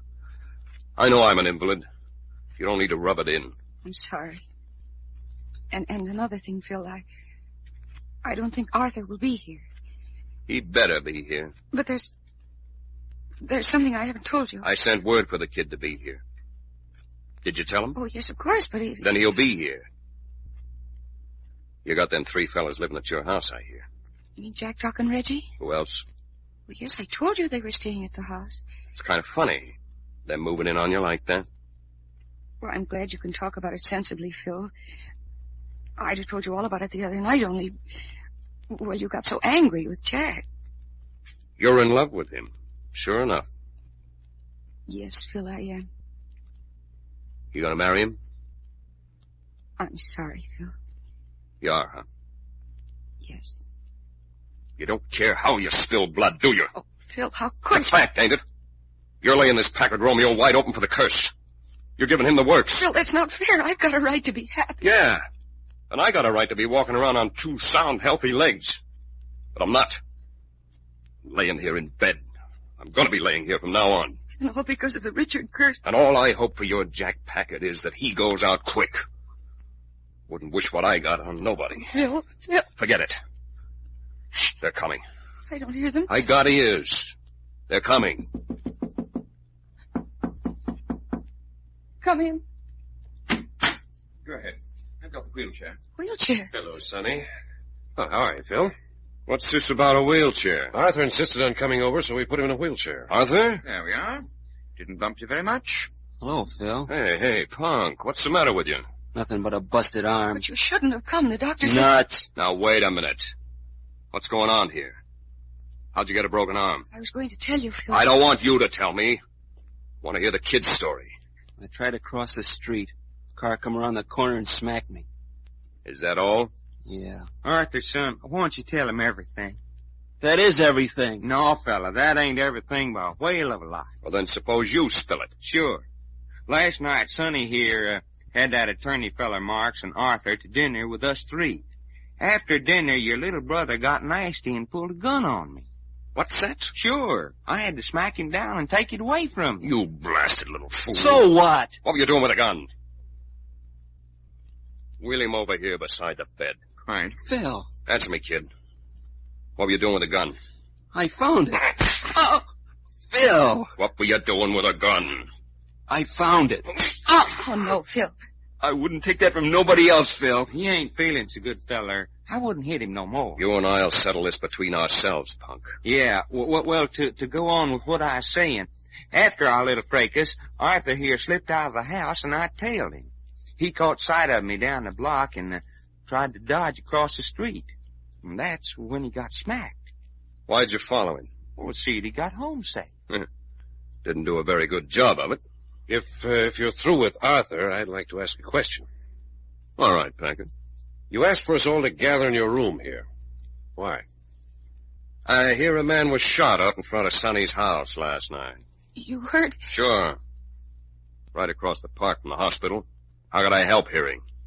Everybody was talking about it over here. It interests you? Sure. Why? It sounds like the Richard curse got another victim. No, that's not true. And being a victim of the curse myself, I got a fellow feeling for the other victims. I see. Who was he? They said his name was Fish Evans. Ever hear of him? No. He was a bum. But more important, he was found out in the park with the gun that almost shot my head off the night before last. Well, that's interesting. Yes, we thought so. He was drunk, so we held him until he sobered up, got his story, and turned him loose. He only got as far as the sidewalk when somebody got him with a sawed-off shotgun. Hold up, huh? Hold-up men don't use sawed-off shotguns. And speaking of shotguns, less than half an hour before Evans was killed, we found a sawed-off shotgun in the hall closet over at Sonny's house. Jack, you what? That's right. And after the shooting, we went looking for the gun, and it was gone. What are you getting at? Well, Arthur here brought one gun into the house that we know of. We're wondering if maybe he didn't bring the shotgun in, too. Hey, what you trying to do, tie a murder on me? Is that what you're trying to do, Packard? Tie a murder on a kid? No. I'm just asking. Arthur. Well? Did you have that shotgun? Would you believe me if I said I didn't? You say you didn't, and that's good enough for me. You know I didn't. If you say so. I say so. even if he did, he couldn't have killed that Evans man, because he was upstairs in bed with a broken arm. But he was up there alone. The doctor had gone, and you and Marks had come downstairs. Leslie Marks was there? Yes. What about his alibi? He says he was in the library. Alone? Mm-hmm. Where were you, Sonny? In the kitchen, fixing some medicine the doctor had given me for Arthur. That Leslie Marks is too smart for his own good. We've thought about that. You're mad to think Leslie would do a thing like that. What about these 3 mugs, Phil? Arthur, is that nice? Yeah, what about you 3? You were the last to see Evans alive. You admit you had access to a shotgun. You'll just have to take our word for it that we didn't kill Evans. How about the police? Are they willing to take your word for it? Well, they heard our story. If I was the police, I'd think this whole setup looked mighty funny. They didn't indicate they thought it was funny. They give you a clean slate? No. No, we're under suspicion like everyone else. But they haven't any evidence to give them reason to lock us up. They might get it yet. They might. If there was any to get. Please, Phil, you're looking awfully tired. You better go to sleep and let us go back across the park to my house. What's the hurry? Well, you're tired, and Arthur shouldn't be up with that broken arm. I'm doing all right. I'm not through yet. As I say, old chappie, you do look a bit ill. Keep your sympathy to yourself. Look here, I didn't mean... I know what you mean. Drop it. Quite. Packard. Yeah? Sonny tells me you're announcing your engagement. That's right. You're a pretty brave man. I don't think so. I was engaged to Sonny. Look at me. I think it's pretty rotten of you to keep throwing that up in Sonny's face, no matter what condition you're in. Please, Jack. And I've got just this to say before we drop the subject. In the first place, I don't believe in curses. Second, Sonny's worth any trouble she might bring along with her. All I want is Sonny. I'll take my chances on the rest. I get it. Then let's drop it. First, I want to apologize. Hmm? What about? What I said the other night. I don't recall. I said, if the Richard curse doesn't get you, that I would. That? Yeah, you were excited, upset. Yeah, I was upset. It was a fool thing to say. Why should I lie here worrying about how to get even with you when the curse will take care of all that? Yeah, and it will, too. You keep out of this, punk. Just like it got you, Phil. I told you to shut up. Sure. Just as soon as that arm's well, you're coming over here and take what's coming to you for packing a gun, you understand? I'm not a kid anymore. I say you are. If I ever hear of you with a rod again, I'll call in a couple of cops and let them sweat you from now on. Now then, take him out of here. I've had all I can... This is the room. Come on, boys. Hey, what is this, an invasion? What do you 3 policemen want? Well, take it easy, Mr. Terry. We won't be bothering you for long. This is a private room. Sure. Me and my 2 boys here got a job to do. What sort of a job?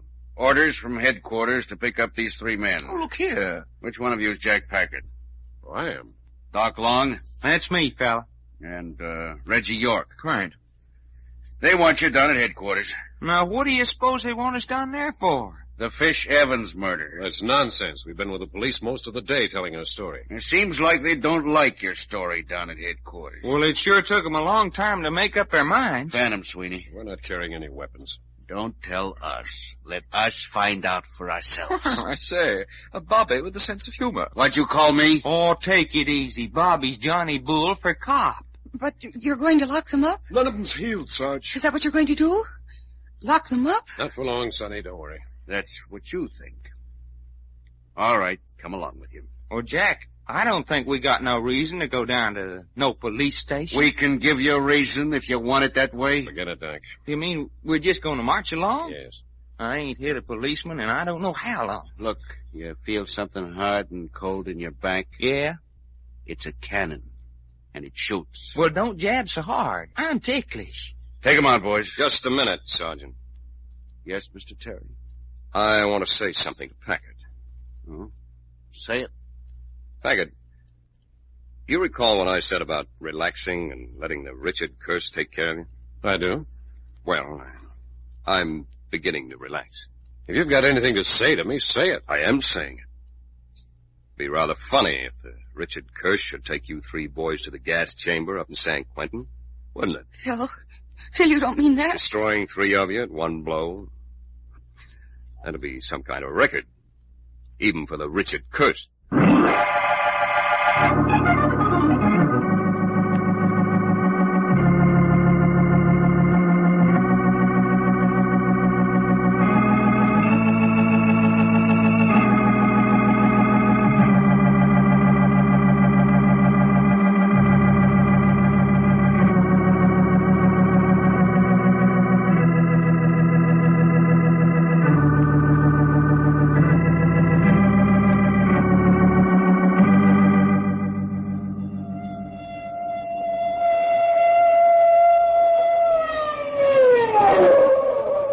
The further transcribed adventures of Jack, Doc, and Reggie will come to you tomorrow at this same hour.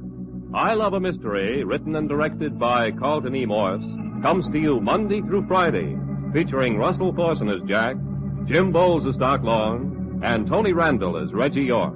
Frank McCarthy speaking.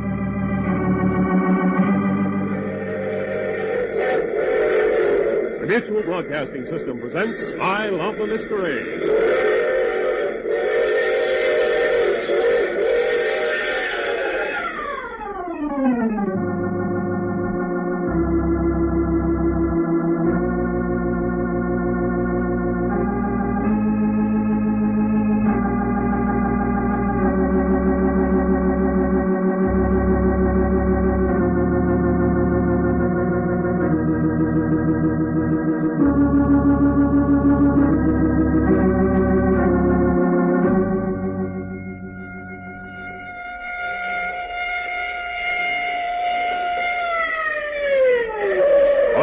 Carlton Morse adventure thriller,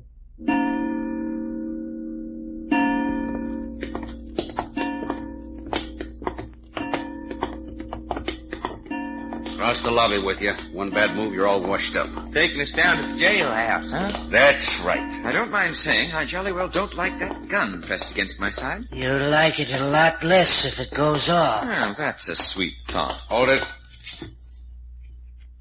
Open the door, Packard. Right. Lead the way, Sweeney. Come along, you. Down the steps with you. Now then, across the street. I don't see any police car. Car's across the park. You mean in front of Sonny's house? Yeah.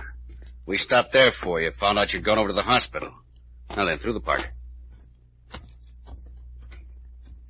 First time I've had a chance of taking an errand with an escort for a long time now.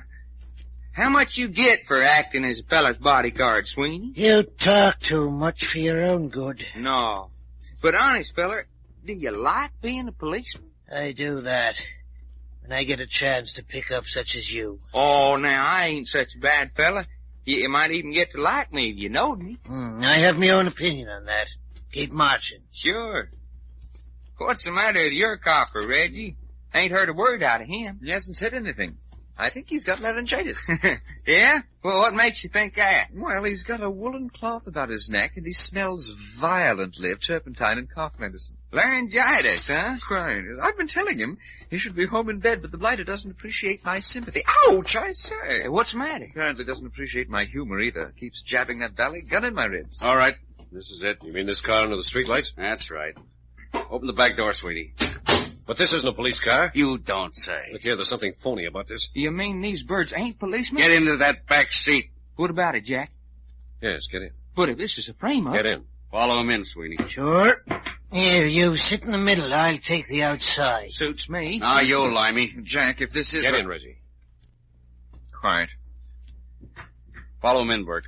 Well, anyway, Reggie, you and me get to ride next to each other. Is that important? Well, anyway, I like back seat riding best myself. All snug as 4 doggone bugs in a rug. All right, Packard, in the front seat. Suits me. Keep your other gun on him while I get under the wheel, Sweeney. He's covered right up to his eyes. I take it we're going for a nice long ride. Take it or leave it alone. You know, Jack, if these 3 hombres sure enough ain't cops, it looks to me like we got a mighty interesting ride ahead of us. Looks like it, all right. Keep the gun on him, Sweeney, until I get the car underway. It's as good as done. Hey, ask him up there if he's a good driver, Jack. Well, here we go.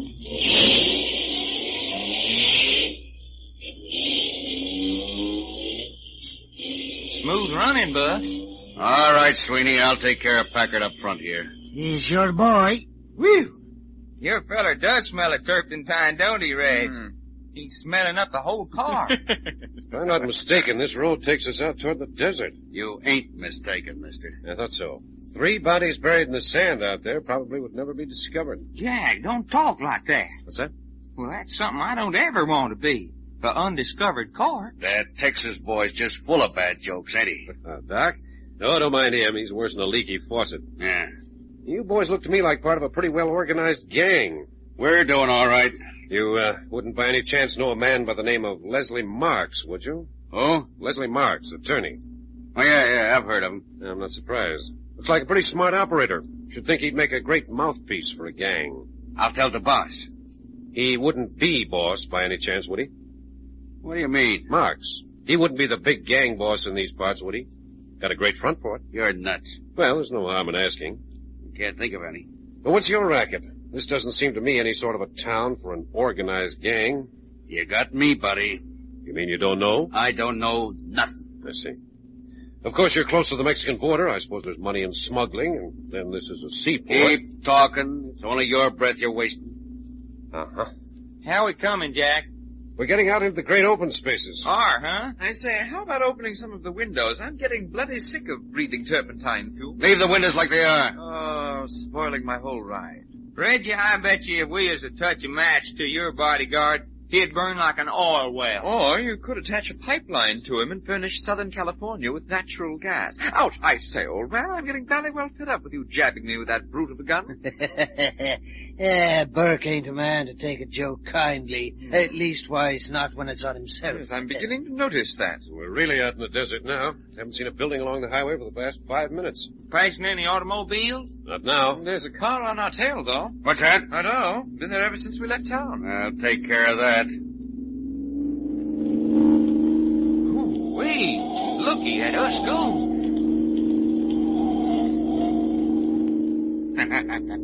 Leaving it behind like it was standing still. This car's got an engine in it, all right. I say, the other car's out of sight already. Doc, Reggie, can you hear me? Yeah? I don't. Get ready for the worst. What'd you say? I told him to get ready for the worst. What do you mean by that? Keep on going like this and almost anything's liable to happen. Such as what? Such as this. Hey, let go of that wheel, you! Look out, Doc, Reggie! Hey!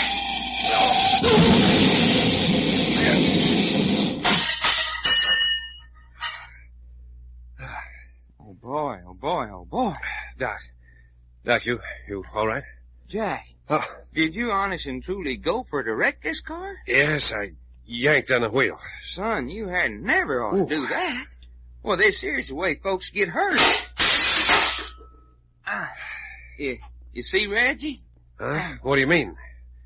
Isn't he back there with you? Feller, when this bus done its first flip-flap, Reggie zoomed out of here like he's shot from a cannon. Well, let's get out of here and find him. I reckon I'm gonna need some help. What about these other guys? Well, they'll have to look out for themselves now. Car's over inside. Can't you climb out through the back door? Nope. Door's jammed. Uh-huh. Well, climb over in the front seat and I'll give you a hand. Okay, there. I stepped right in the middle of the driver. He didn't notice it. Yeah, sleeping like a baby. Be careful of that broken glass. Now, up with you. Yep.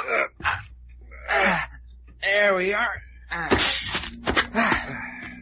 Hey, Jack. Huh? There's the headlights of that car that was following us over yonder in the highway. Well, never mind that. Find Reggie. Yeah, he should ought to be over this way. Oh, is that you over there, Jack? Hey, Jack, it's Sonny. Sonny, what are you doing out here? Jack, what happened? Actually, what you were doing out here? I followed you. The minute those 3 policemen took you boys out of Phil's room, I followed. I thought they were going to take you to the police station. Well, they weren't policemen. They weren't.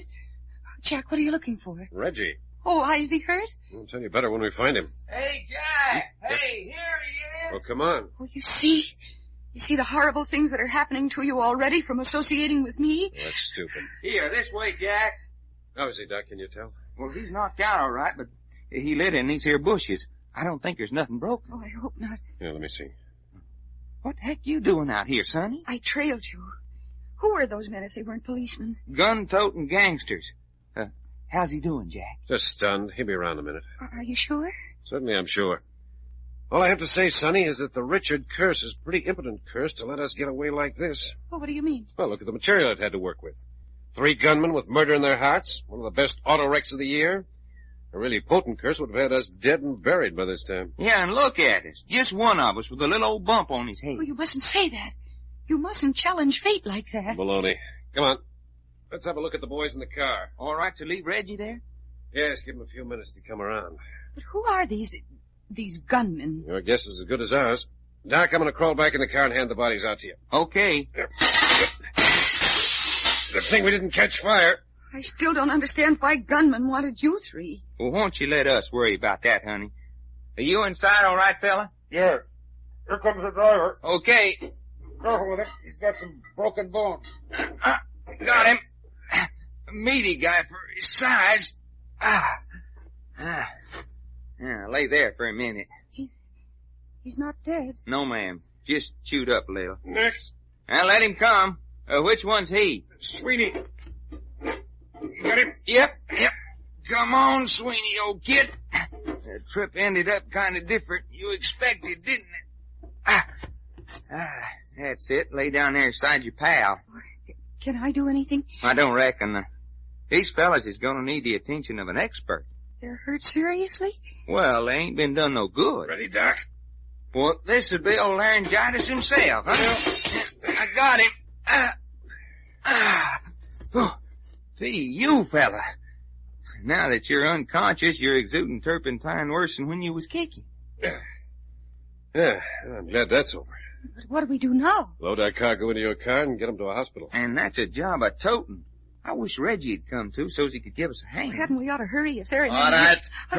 Stick up your hands, all of you. What's that? Hey, Jack, we got visitors. You heard me.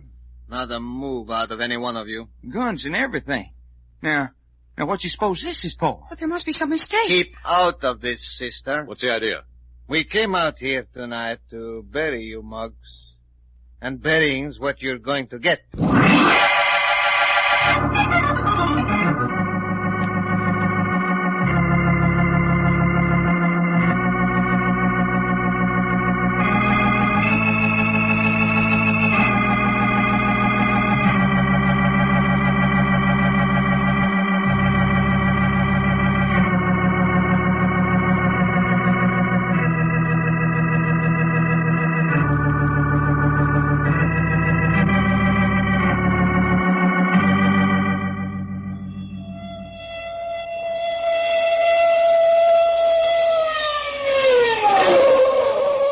Further transcribed adventures of Jack, Doc, and Reggie will come to you tomorrow at this same hour. I Love a Mystery, written and directed by Carlton E. Morse, comes to you Monday through Friday, featuring Russell Thorson as Jack, Jim Bowles as Doc Long, and Tony Randall as Reggie York. Frank McCarthy speaking.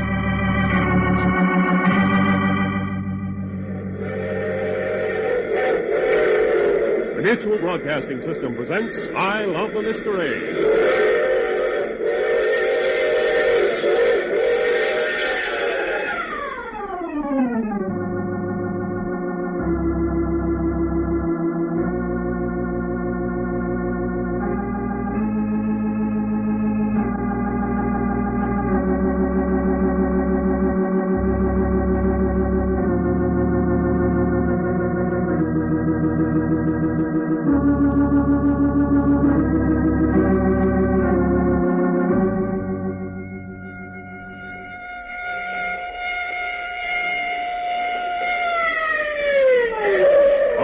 Carlton Morse adventure thriller,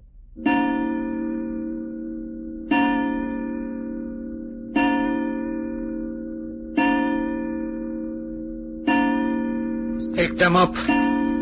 Would you like a chunk of lead in your middle? Not me, fella. Then don't move a finger.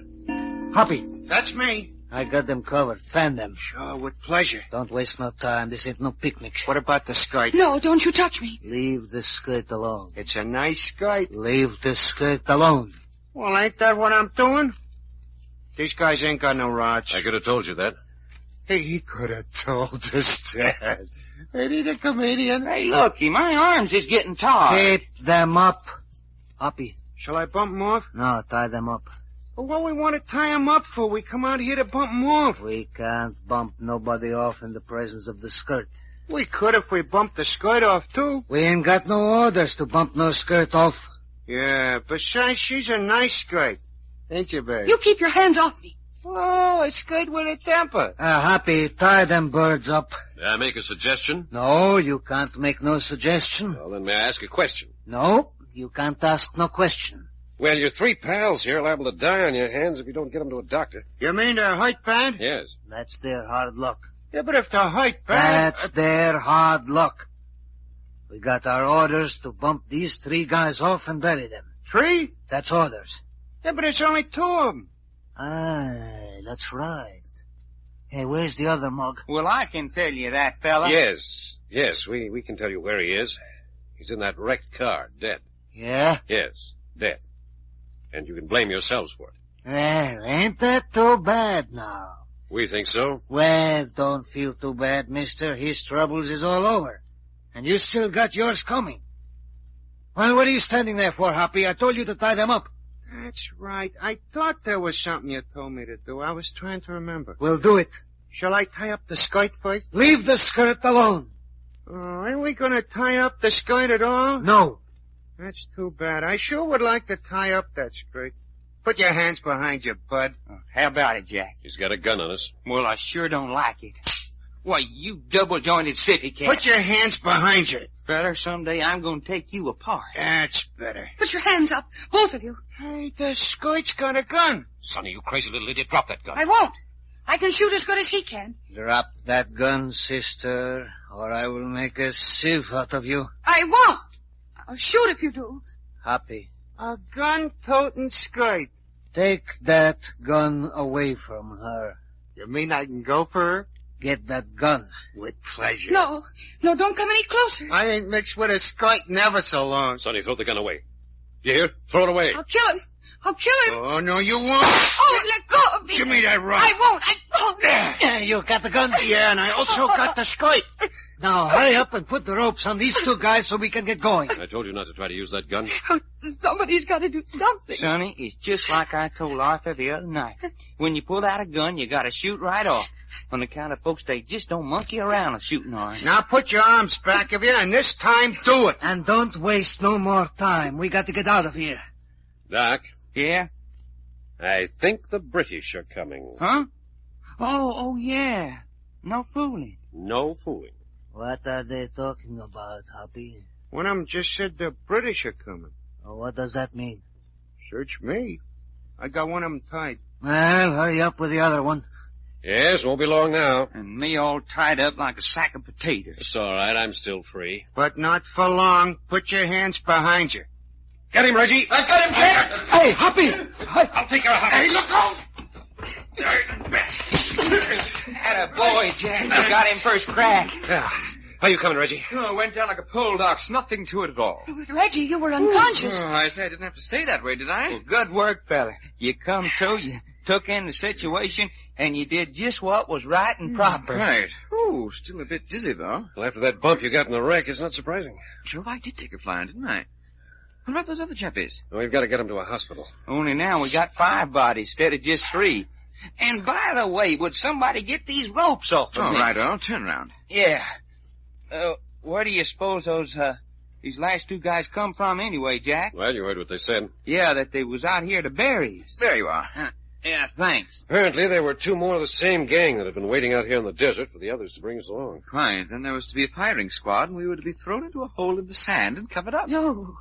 Hey, honey, what you shivering about? Oh, what is it? What's going on? Well, Sonny, it looks to me as though we were beginning to get under the surface of the Richard curse. But what's this to do with the curse? Maybe a lot. I don't understand. Well, supposing I'd been shot in the park the other night, or the 3 of us had disappeared, or our bodies had been found out here in the desert. What would you have thought? Oh, yes. Yes. If you hadn't known all that's happened, you'd have said the Richard curse had caused our deaths. You'd have believed we died because we were associated with you. Yes, but this is different. Someone's deliberately trying to kill you. All the others have been accidental. Been made to look accidental, you mean? You mean? I mean that I think this same gang that tried to lay us away tonight are responsible for at least some of the deaths that took place before we came into the picture. But that's not a curse. Hardly. Hey, where'd Doc and Reggie go? They're taking the bodies over to my car on the highway. Oh. But, Jack, why? What do you mean, why? If a gang of men are killing people close to me, there must be some reason for it. Yes, and we're going to start looking for that reason. But the curse... There isn't any curse, and there never has been. Oh, but you're wrong. It's been in my family for generations. Who told you that? My father. You might have found something better to do. When did he tell you? Well, he didn't exactly tell me. He left it for me in a letter attached to his will. Your father's attorney, Leslie Marks, gave you that letter when the will was read? Yes, Leslie gave it to me. Was it in your father's handwriting? No, it was typewritten, but it was signed. I know my father's signature. And you didn't know anything about the curse until you read that letter? No. You still have the letter? Yes. Yes, I have it at home. I'd like to have a look at it when we get back. Well, if you wish. Do you know the condition of your estate? But that's absurd. Leslie... It's not absurd. Nothing's absurd when people are being killed like flies around you. And I don't trust that Marks fellow any further than I could throw an elephant by the tail. But if he wanted my estate, it would be me he wanted dead, wouldn't it? Well, you're the last person in the world he'd want dead, especially if he's been looting the estate. No, I don't understand. Because if you were dead, he'd have to make an accounting to the court. And if he's been using your money, he'd go to jail for it. Oh. Oh, yes. But that still doesn't explain why he'd want the men close to you out of the way. No. No, I think you're all wrong about Leslie. I'm sure of it. Unless he... Look, Sonny, did your father's will say anything about all property reverting to you immediately in case you got married? No. Merely that Leslie was to be my executor until I'd reached the age of 25. Why did you say that? Well, if he had to turn the estate over to you when you married, then naturally he'd do everything in his power to drive off all eligible men. But my marrying doesn't change a thing. Oh, so we can forget that. Well, this is going to take some thinking over. Well, Jack, if you can really prove it isn't the curse... I've already done that to my satisfaction. But proof. I want to be convinced. I've got to. Well, you better stop worrying about the curse and start worrying about something really serious. Serious? Yes, and it's my guess that it's Leslie Marks. Jack, I know you're mistaken. I know you are. Well, somebody's surrounding you with gangsters and gunmen. Somebody's bound and determined you're going to live alone and like it. You proved that tonight. I don't understand it. Oh, but you're beginning to believe it, aren't you? Well, I don't know. You were going to marry Phil Terry. Where's he? Crippled in the hospital. You were beginning to show an interest in Roger and in Freddie. Where are they? Buried. You and I announced our engagement. With good luck, I'm still here, but that wasn't because someone didn't try to slow me up. Yes. Yes, there's something. Well, there isn't something. It's somebody. And from now on, we don't let up until we run him down. Well, who we gonna run down now? Oh, it's you, Doc. Yeah.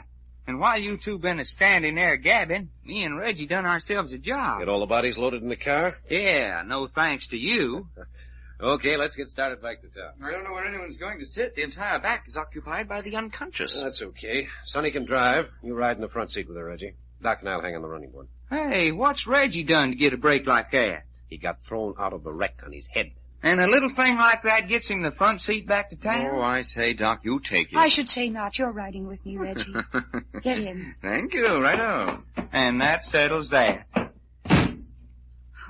We ready to start? Yeah, start the motor.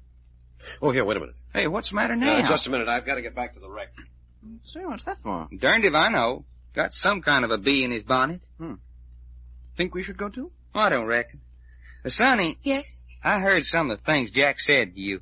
You convinced now that... True? Well, then just go ahead and believe it. 'Cause it's true. Oh, it's so mixed up. But I will tell you this. Yeah? There's been a knot of fear twisted up in my stomach for almost a year now. And for the first time, it isn't there anymore. Now you're talking, fella. Oh, here he comes back. It didn't take him long. But what'd you go back for, fella? Sonny, this may be important. What's the matter? Do you know a man named Donald Robert Lincoln? Donald Robert Lincoln? Yes, think hard. I don't have to. Of course I know. Who is he? What is he? He's one of the richest men in San Diego. Yes, but what connection has he got with you? Oh, I don't know. He was a friend of my father's in the old days. He was? How close a friend? Why, next to Leslie Marks, the closest friend he had, I think. Great, now we're getting somewhere. But what does Donald Robert Lincoln have to do with this? That's his automobile that's wrecked over there. Hey. Oh, no, Jack. You mean he's head of the gang that tried to take us for a ride tonight? That's what we're going to ask him. Oh, but it couldn't be Mr. Lincoln. I'll know more about that when we've had a little talk with the old boy.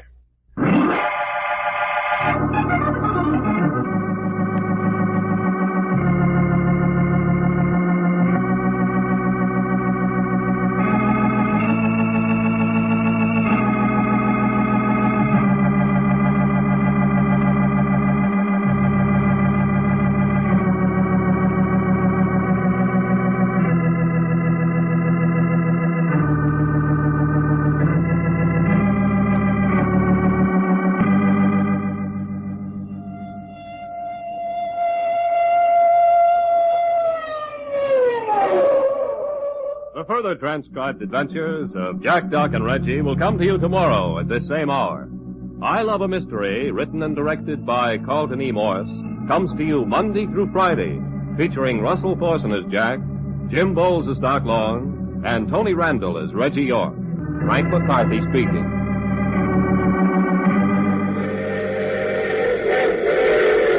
The Mutual Broadcasting System presents I Love a Mystery.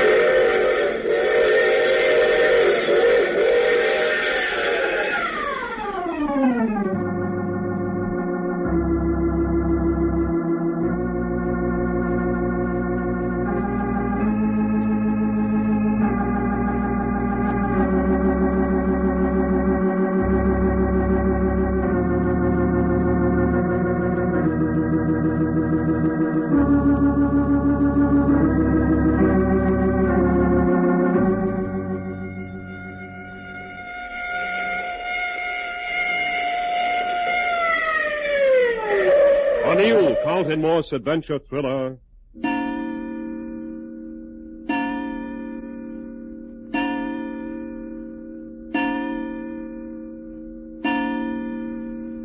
Bill, you should have seen that wrecked car. It's a wonder anyone came out alive. That's mighty funny. I'm especially interested in how it happened that Jack, Doc, and Reggie came through that wreck with hardly a scratch, and the three gunmen ended up with busted heads and broken bones. Just a lucky chance, I guess. Oh, okay, hardly that. What do you mean, York? It was all very simple. You see, we were expecting the accident and were ready for it, and the other three men weren't. Are you kidding? No, not at all, Phil. That's the way it was. Will you tell me how you can get ready for an auto wreck? I don't mind. It's the principle, you know, of centrifugal force. I mean to say, when a speeding car spins and turns over, it's a bit like a whirling phonograph record. Anything near the outer edges flies off, but the nearer the center of the spin you are, the less violent the action. Reggie, how do you get to the center of a whirling, crashing automobile? Well, the chap in the front seat lies down on the floor and wedges himself up under the dashboard, his knees braced against the front seat. And the man in the back seat should drop to the floor and cling to the footrest. That really works? Well, you're still taking a bally lot of chances, of course, but Jack, Doc, and I have come through at least 3 such wrecks that way. I wish someone had told me that a year ago before I went over the cliff. Quite.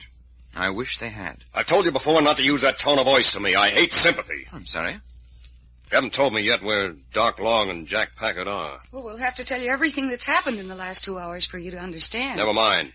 Tell me that later. Where are they now? Doc is down at the police emergency hospital.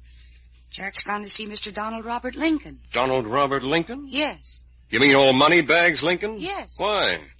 What's Packard got to do with him? Does he expect... Who's that? Shall I go to the door and see?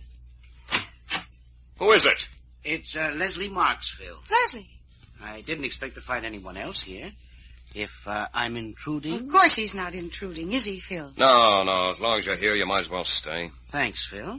And cut the Phil stuff, Marks. My last name's Terry. Very well, Terry. Why the sudden visit? You're surprised? Well, why shouldn't I be? First time you've been to see me since I came to this hospital. Well, Terry, as a matter of fact, I came to see you about Sonny here. Sonny? What do you mean, Leslie? Why did you come to see Phil about me? And if you must know, Sonny, I wanted to discuss your engagement to Jack Packard with Phil. Why should you do that? Yeah, why should I discuss Sonny's engagement to another man with you, Marks? I certainly don't intend to say anything in front of the present group, especially York here. Fine. Would you like me to leave? You stay right where you are, Reggie. What about it, Phil? Yeah, stick around. By the way, Marks, Reggie and Sonny were just telling me a little story when you came in. Maybe you'd like to hear it, too. Maybe I would. Go ahead. Leslie, did you know that 3 men in police uniforms came in here a couple of hours ago, and they pretended to arrest Jack, Doc, and Reggie? What's that? Quite. For the murder of Fish Evans. No, I didn't know that. Well, then, of course, you didn't know that when those officers got the boys outside, they turned out to be 3 gunmen, intent on taking them for a ride. Are you being serious? Bloody serious, Marks. Go ahead, tell them what happened, Reggie. They loaded us into a car and took us out on the desert. They had our final resting place all picked out for us, and just before we arrived, Jack reached over and spun the steering wheel and wrecked the car. Deliberately wrecked a speeding car? Right. Well, what happened? Well, our 3 captors were knocked about a bit. Jack, Doc, and I escaped with minor bruises. That's remarkable. Not at all. We knew how to protect ourselves. But if you wrecked the car, how did you get back to town so quickly? How far out were you? 10 or 15 miles, I should judge. Fortunately, Sonny here had the good sense to trail our car. Sonny, you did that? Yes. I see. And what became of the gunmen? Well, we were on the point of landing them into Sonny's car and returning to town when two more of the ballet brutes showed up. What's that? You didn't tell me that. We hadn't got that part of the story yet. They threw guns on us and seemed intent on completing the execution. They were part of the same gang? Apparently. You were there at that time, Sonny? Yes, one of them was in favor of killing me, too. Killing you? Sonny, in heaven's name, child, supposing that they had killed you. Well, supposing they had. No, Sonny, you've got to have a guard after this. I've got all the guard I need. You haven't any guard at all. Jack, Doc, and Reggie are doing pretty well. Never mind that. What happened? The boys went to work on them. That's what happened. But they were dangerous killers. No, they weren't so dangerous when Jack and Reggie finished with them. I see. York. Yes, Mr. Marks? You men seem to know your business. If you're talking about fighting, I agree with you. Yes. But I suppose there was a certain element of luck in your favor. It takes more than luck. Just look at you. So you had 5 bodies to bring in instead of 3. The whole back of my car was full of bodies. You should have seen the police sergeant's eyes bug out when we brought him out to the car. What do you have to say? We told him we'd picked up the 5 in an auto accident out on the desert, and we thought he might be interested. I say, yeah. He took one look at them, and we were his friends for life. What do you mean by that? Well, it seems that 3 of our bodies were very badly wanted for smuggling across the Mexican border. He said that? He said more than that. One of them is wanted on an old murder charge, and the other one is wanted by the federal men on a narcotic indictment. Quite a haul. After that, you boys should have a pretty fine standing with the police in this part of the state. Oh, you think they won't? Well, we'll know more about that when Doc gets back. He's still down there giving them our story. They let you two go? Yes, we wanted to get back up here and relieve Phil's mind. See, it all started right here in the room, and I knew Phil would be worried. It's thoughtful of you. You said Doc Long was at the station. Where's Jack Packard? Oh, we dropped Jack off at Donald Robert Lincoln's. Donald Robert? You dropped Packard off where? That's right, at Mr. Lincoln's home. Why? Well, Jack made a very interesting discovery. I don't see any reason for keeping it to ourselves, do you, Sonny? No, he didn't say to keep it secret. Great. We discovered the car used by the gangsters in carting us out to the desert was one belonging to Mr. Lincoln. What are you saying? Bit of a blow, huh? The gangster's car belonged to Donald Robert Lincoln? And Packard's gone to beard the man in his den? Oh, Jack can take care of himself. Wasn't he a friend of your father's, Sonny? Yes. He'd better be able to take care of himself. That fellow Lincoln is no one to play around. I realize you're only the butler and you have your orders, but I'll give you one more chance. Do I get in to see Donald Robert Lincoln? No. Well, you asked for it. I'm sorry, but there's no time to argue. And I better roll you behind the curtain so as not to upset the household. There you are. Sleep sweet. Yeah, let's see now. He said the library. This should be it. Jenkins, I said I didn't want to be disturbed. Stop it. Who's fiddling with that door? If you look up from your work, you might be surprised. What's that? Yes. Who are you? What are you doing in my library? Now, don't get up. How did you get in here? Jenkins! No use calling for Jenkins. He's sound asleep on the floor behind the drapes in the hall. Is this a robbery? No. Then get out. Not yet. We've got some talking to do. People don't enter my house at will.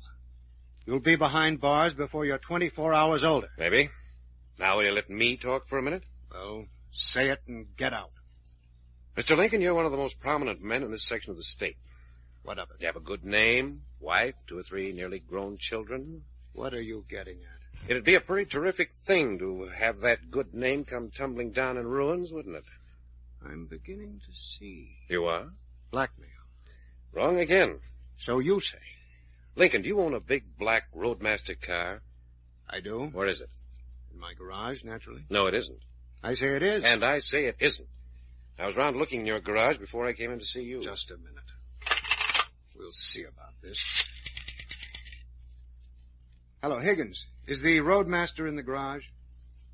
It's not? Well, where? Oh. All right, that's all. I was mistaken. The car's in the service garage down at the corner having new tires put on it. No, it isn't. I say it is. I'll lay you a bet of 100 to 1 it's not. Say, who are you? What do you care where my car is? 100 to 1. Take it. I should be dialing the police station instead of a garage. But I notice you're dialing the garage. Hello, Service Garage. This is Donald Robert Lincoln talking. You've got my Roadmaster down there putting new tires on it? It's there now? You're sure about that? That's all I want to know. The car's down there just as I said it was. Now get out of here. They told you that at the garage? They did. Then either they lied like thieves or else you're putting up a mighty good front. If you've got anything to say it and get out. Very well, I will. I'm a busy man. Tonight, 3 gunmen took 3 men for a ride out on the desert. The car was completely demolished. That car was your Roadmaster. Are you from police headquarters? No. Are you from the insurance company? No. Are you one of the gunmen? No, I'm one of the men who was taken on that ride. What are you doing here? Well, first I want to know why gangsters are using your car. If what you say is true, then the car must have been stolen from the service garage. But they said the car was still there. Then they must be in collusion with the gangsters. Maybe. Next, I want to know what your relationship with Sonny Richards is. Sonny Richards? Now, don't tell me you don't know her, because I know you do. You were a close friend of her father, James Richards. You're talking about his daughter? I am. I haven't seen the girl since her father's death. You have no interest in the financial side of her estate? I believe that is handled in its entirety by Leslie Marks, her attorney. You know Marks? Yes. What kind of a man is he? He has a reputation beyond reproach. Lincoln, there's something that stinks to high heaven in this neighborhood. I wonder if it isn't you. You. Get out of my house. Your reputation and wealth would go a long way toward covering up any dirty work you might be engaged in. Go on, keep talking. You might very easily be... Get him, Higgins! What? Oh!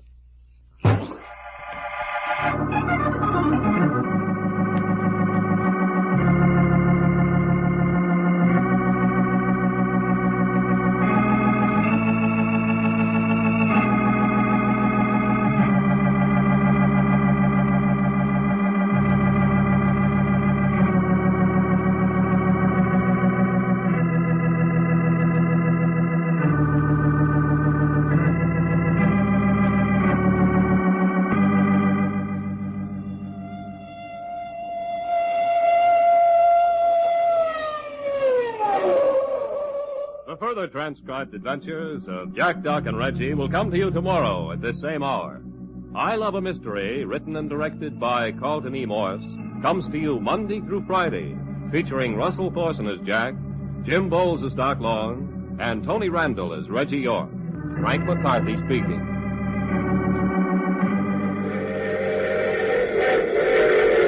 The Mutual Broadcasting System presents I Love a Mystery.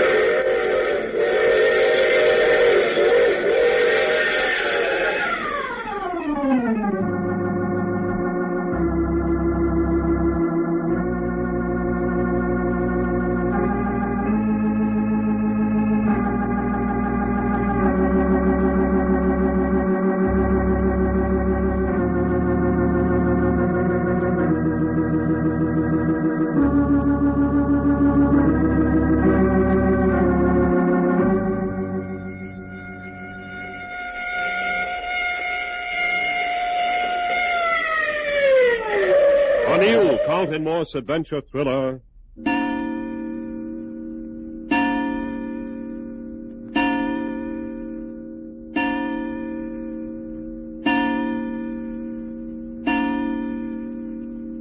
Open that door.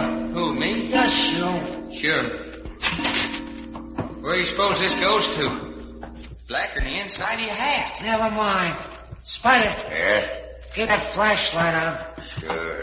Why don't we finish the job right here and get on our way? Make too much noise. Wait till we get down to the basement. Yeah. So that's where we're going. Down in the basement. Looks like it. Come on, down them steps with you. But it's dark down there, fellas. Spider's got the flash on you. What more do you want? Well, I can't see where I'm walking. For all I know, I'm stepping off into space. You heard me. Get going. Come on, Doc. Well, if you say so, Jack.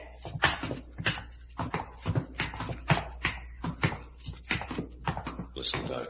Yeah? Dive down the stairs. Dive? Come on, move along. We ain't got all day. Get out of the beam of that flashlight. We'll have to take a chance. Ain't we liable to bust something? We'll have to chance it. Hit that spot on him, Spider. Let's go! Spider, come on, get after him. Doc, you hurt? Where are you? I'm okay. Oh, come on. There must be an outside basement door. Yeah, let's go. Tiptoes. Keep it quiet. Hey, Spider, where are you? There I am. Well, keep with me with that flashlight. As long as we can keep out of the flash, we're okay. Here's the door. Attaboy. Door. Locked. No key? No. Look up. Throwing that light around crouched down. I see some junk over yonder. You think we can get behind it? Let's try. Come on. Well, they've got to be down here. There ain't no way for him to get out. I told you we should have bumped him upstairs. Did you lock the door at the top of the stairs like I told you? Yeah. Then there ain't no way they can get out. They gotta be hiding around here back of some of this junk. I thought this house was empty. Sure. And what's all this stuff doing down here? Well, somebody's using it for a storeroom, looks like.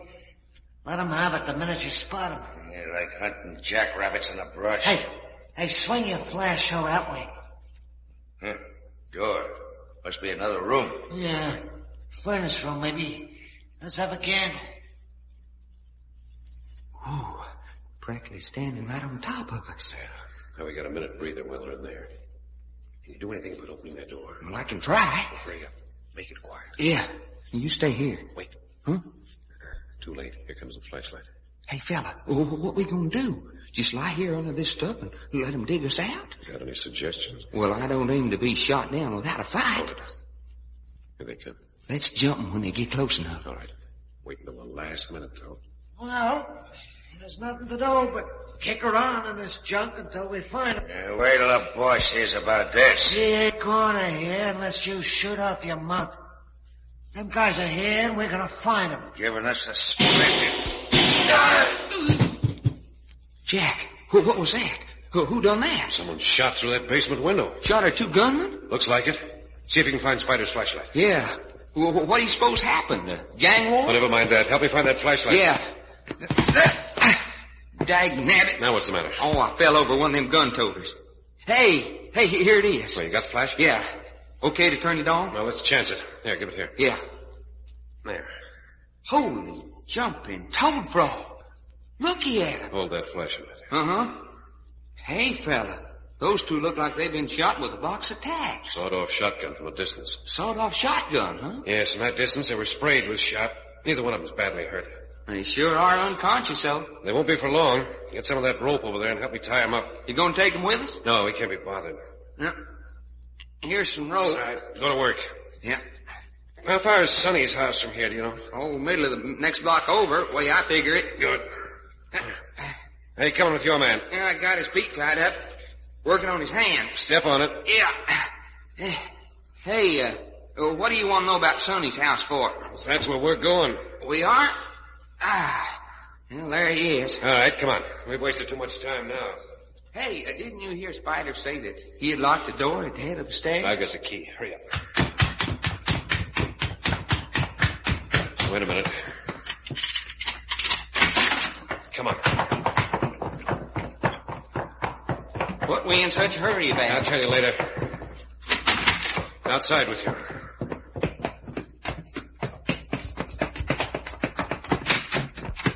We taking the car? Might as well. I'll drive. Get in. Go to it, fella.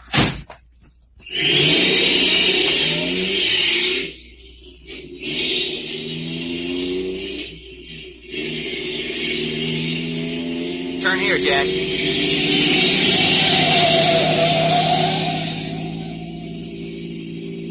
I don't see Sonny's house. There she is, in the next block. Oh, yeah, okay. All right, pile out. Let's go.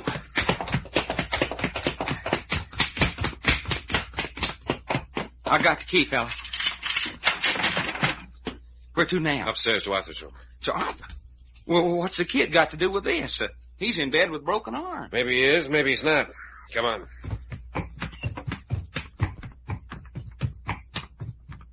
That's his room. Yep. Who's that? Hello, Arthur. Shut the door, Doctor. Yeah. What are you fellas doing here? Well, Arthur, son, we live here. Yeah? Yes, we just dropped in to see how you were feeling. So what? So we'd like to have you tell us. Yeah? Yes. Oh, what's this telephone doing in this room? Sonny brought it up for me. It just plugs into the wall. Mm-hmm. Mind if I use it? There's other telephones in the house. But I want to use this one. Well, go on and use it then. Thanks. Who you calling, Jack? Police department. What's that for? You interested, Arthur? Say, you mugs, if you think you've got anything on me... Shut up. Hello? Give me Captain Norton. Yeah, Norton. If you think you got anything on me... You said that before, son. Hold it. Captain Norton, this is Jack Packard. What's that? What do you mean, where did we vanish to? That's so? Never mind that. Listen. There's a big brownstone house at 1637 Sunshine Boulevard. Yes, 1637. Well, if you'll send an ambulance around to that address, you might find something that'll interest you very much in the basement. Yeah, in the basement. Me? Oh, I'm at Sonny Richards' house at the moment. No, not for long. I'll be going over to Phil Terry's room at the hospital in a few minutes. Okay. Get that ambulance out in a hurry. Bye. And that's that. What are you trying to do? Take me for a ride? Scared the pants off of you, didn't we, kid? Nuts. I thought you'd be interested in that conversation, Arthur. Yeah? Yeah. Why? Because 2 men were shot over there with a sawed-off shotgun. Yeah? Yeah. Well, what about it? I thought maybe you could tell us what about it. Are you crazy? Well, I don't think so. Well, what should I know about 2 mugs getting shot? I'm laying here in bed with a broken arm. Mm-hmm. Doc. Yeah? Pull the covers off him. Hey, what's the idea? Jack said to pull the covers off you, fella. You let me alone. There. Hey, Jack. He's got his clothes on. So I see. You 2 cheap gangsters. Now, never mind that. Why are you in bed with your clothes on? Because I feel like it. Just plain like to sleep that way, huh, fella? Got his shoes on, too, Doc? Nope, no shoes. And I haven't had any on. I was cold, so I put on some clothes and I got back into bed. Mm-hmm. This your closet? Yeah. Mm-hmm. Yeah, here's your shoes, all right. That's what I've been telling you. Your shoes, all right, Arthur, only you haven't been telling us the truth. Oh, yes, I am. No, because the inside of the shoes are still warm from having been worn. Well? Well, what? So it was your face I saw at the basement window of that other house. Hey, Jack. It was. Wasn't it, Arthur? I ain't talking. Jack, you mean it was Arthur here who sprayed them 2 guys with a shotgun? That's right. Arthur, you sure enough done that? I ain't talking, I said. But, fella, you maybe saved our lives. Who cares about that? Well, son, I do, for one. Well, that isn't the question. What I want to know is, why did you do it? Do what? Now, look, Arthur, that's just being silly. We know you did it, so stop acting. Yeah? What do you know about those men? How did you know they were taking us there? That's funny.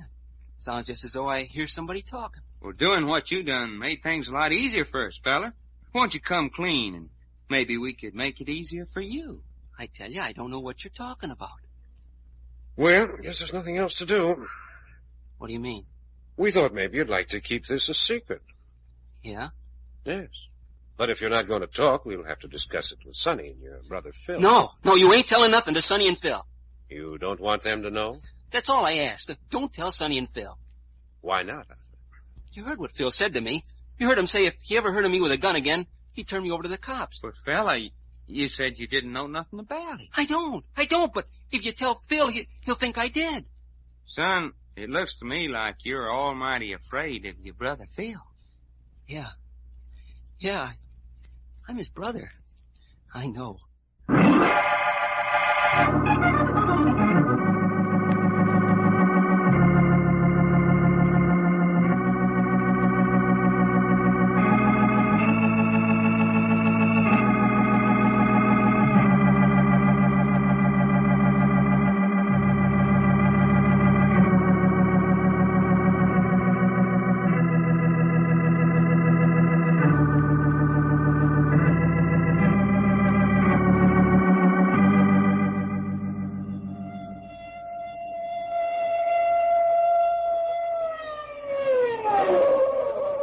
The further transcribed adventures of Jack, Doc, and Reggie will come to you tomorrow at this same hour. I Love a Mystery, written and directed by Carlton E. Morse, comes to you Monday through Friday, featuring Russell Thorson as Jack, Jim Bowles as Doc Long, and Tony Randall as Reggie York. Frank McCarthy speaking.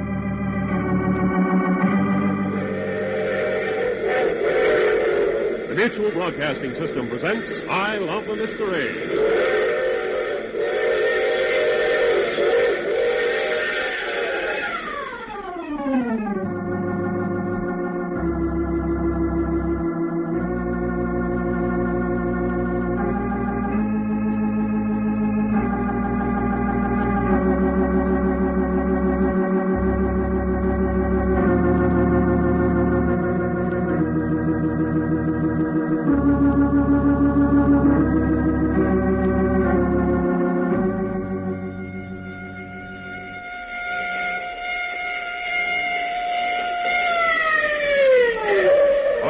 Carlton Morse adventure thriller, Phil,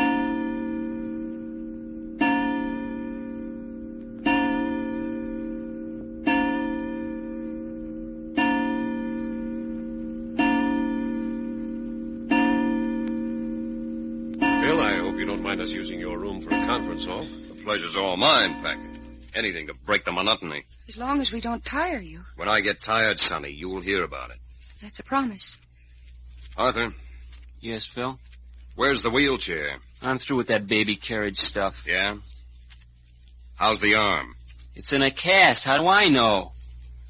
Well, are we all here? No, we're waiting for Leslie Marks. Sonny's attorney? What's he got to do with this? Well, he's in on this with the rest of us. Oh, Reggie. Yes, Jack? Open that window. We need a little air in here. Quite. Draft on you, Sonny? No, it smells good. Fog thick enough out there to spread on your bread. Hey, Long. Talking to me? That's right. What are you sitting over there by the door for? I like it over here. Yeah, I see you do. Why? Just a hunch, I reckon. Doc means he doesn't get caught in the same predicament twice. I still don't get it. The last time we were all together in this room, we had visitors. With guns. Oh, so that's it. That's it, fella. Should visitors come again, we're kind of spread out in fighting formation. I see. You by the door, Packard here by the bed, and York over by the window. And now you know as much as we do. But that's fantastic. They wouldn't dare try the same thing again. You can't tell what a bunch of torpedoes will do. It's just like I always said. Oh, I'll get it. Oh, well, come on in, fella. It's Leslie Marks. Yes. You were expecting me, I believe? Yes, come in. Have a chair. Hello, Leslie. Good evening, Sonny. How are you, Terry? Don't bother to ask. Very well. How's the arm, Arthur? It's broke. How'd you think it was? Well, all very pleasant. Arthur, that's awful. So what? Phil, you should say something to Arthur about his manners. What's the matter with him? Well, you heard how rude he was to Leslie. Oh, that. Yes, that. Never mind, Sonny. But I do mind. You've been a good friend to me, and I don't care what anybody says or thinks. What's that? What? Has someone been saying I haven't been a good friend to you? Oh, I didn't mean... Sure, Marks. I say it. I see, Terry. That explains a lot of things. It does? Yes, I've noticed an antagonism in you against me, and I never understood it until now. He never understood it till now. But if you think I've taken advantage of Sonny in some manner, then naturally I can understand your resentment. That's what I call real deduction. Phil, I'm interested. You keep out of this, Packard. Do you mind telling me why you think Marks is taking advantage of Sonny? And in what way? I said for you to keep out of this. All right, let it go.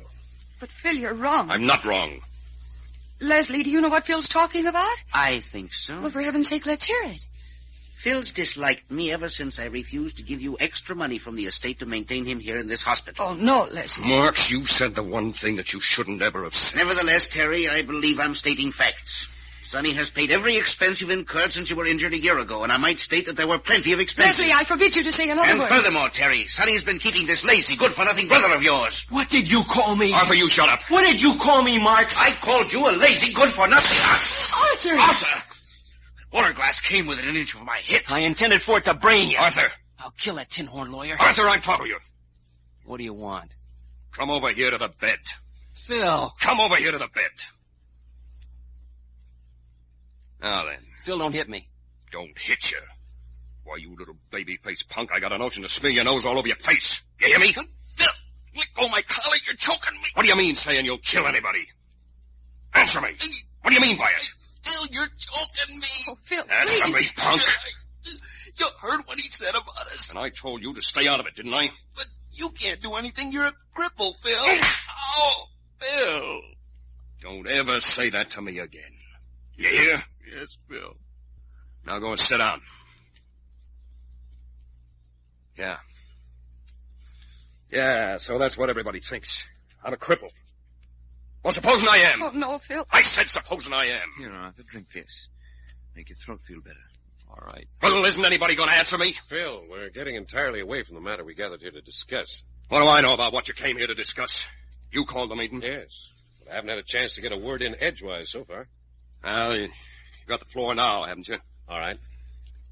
I suppose you all know by this time that I went out to interview Donald Robert Lincoln and got thrown into jail for my trouble. Yeah, that was great work. Uh-huh. But I did accomplish one purpose. I've finally given the police a clue to this gang that's been working against us. And what is that? The service garage where Lincoln has work done on his cars is definitely connected with the mob. Hey, Jack, I thought you wasn't supposed to tell that. Well, it's not supposed to be known generally. It's all right among ourselves. The police are watching that garage? Yes, but that's a side issue. What I really wanted to tell you was a little incident that happened to Doc and me last night after we were released from jail. Or rather, I want Doc to tell it. Well, why me, Jack? Never mind. Let's go on. Okay. Well, me and Jack come out of the jail and got into Sonny's car that I had parked outside and started for home. When all of a sudden, a couple of torpedoes come up out of the back seat and poke shooting pistols in the backs of her neck. Doc, more gunmen? That's right, Sonny. You boys seem to be plenty unpopular in this town. Ain't it the truth? Well, they made me drive to a big brownstone house over on Sunshine Street, not so far from here. Then they took us inside. It was their headquarters? No, it wasn't, fella. It was a vacant house. Anyway, from their conversation, they was all set to take us down in the basement and finish up the little jobs their playmates messed up on out on the desert. They were going to kill you? Well, that was the object of meeting. Only going down the stairs to the basement in the dark, me and Jack done a high dive and got out of their spotlight.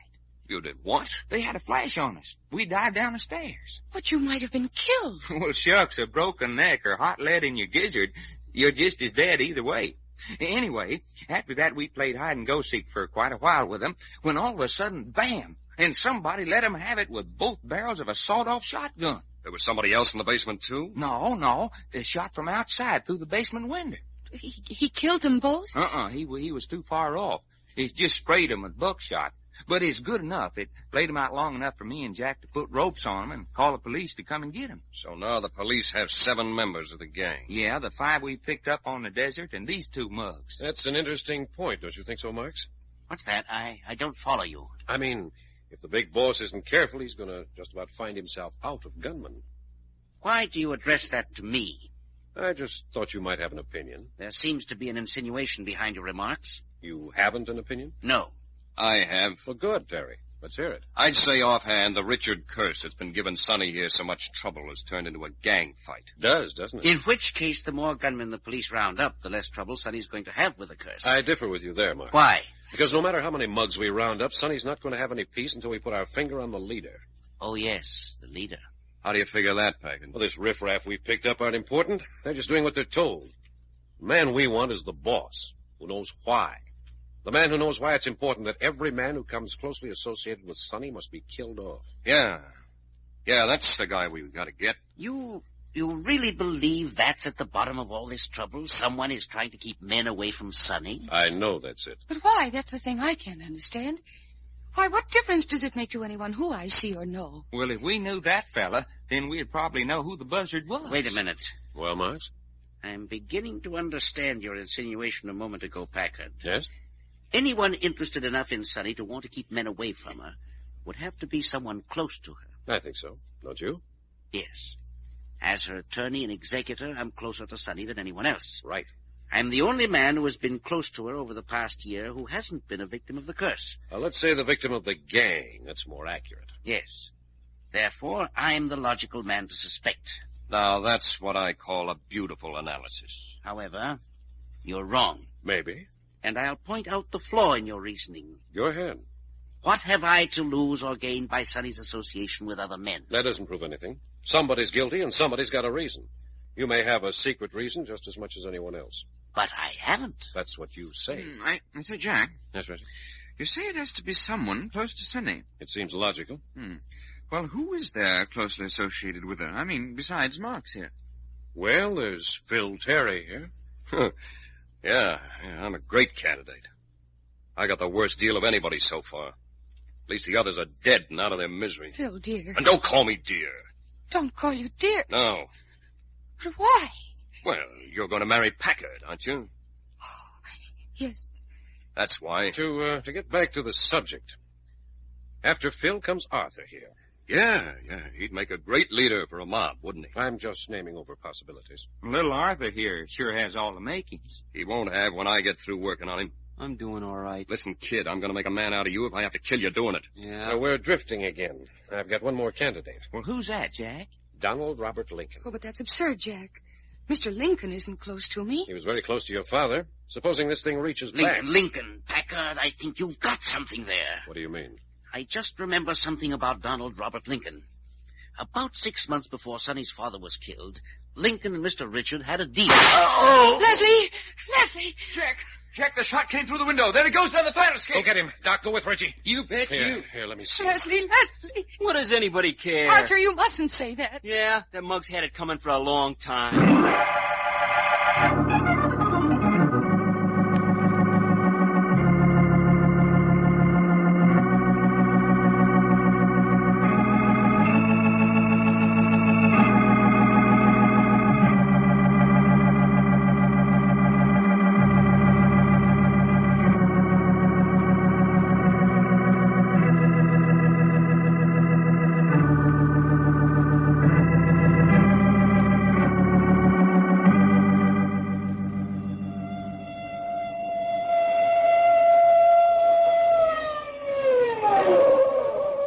Further transcribed adventures of Jack, Doc, and Reggie will come to you tomorrow at this same hour.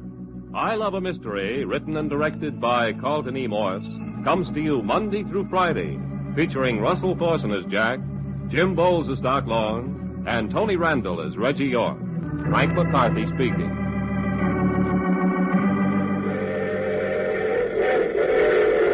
The Mutual Broadcasting System presents I Love a Mystery.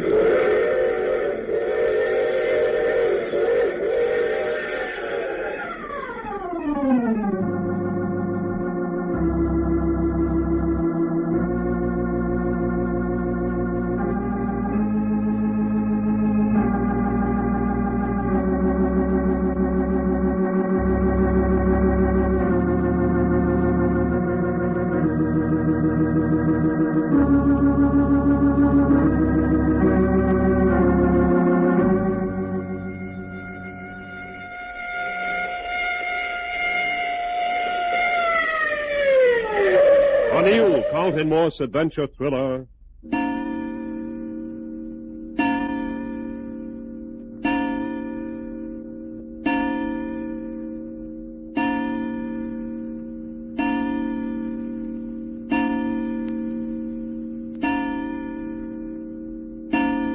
Well, at least there's one thing we know. That Marks feller ain't gonna die. He's a long way from being dead.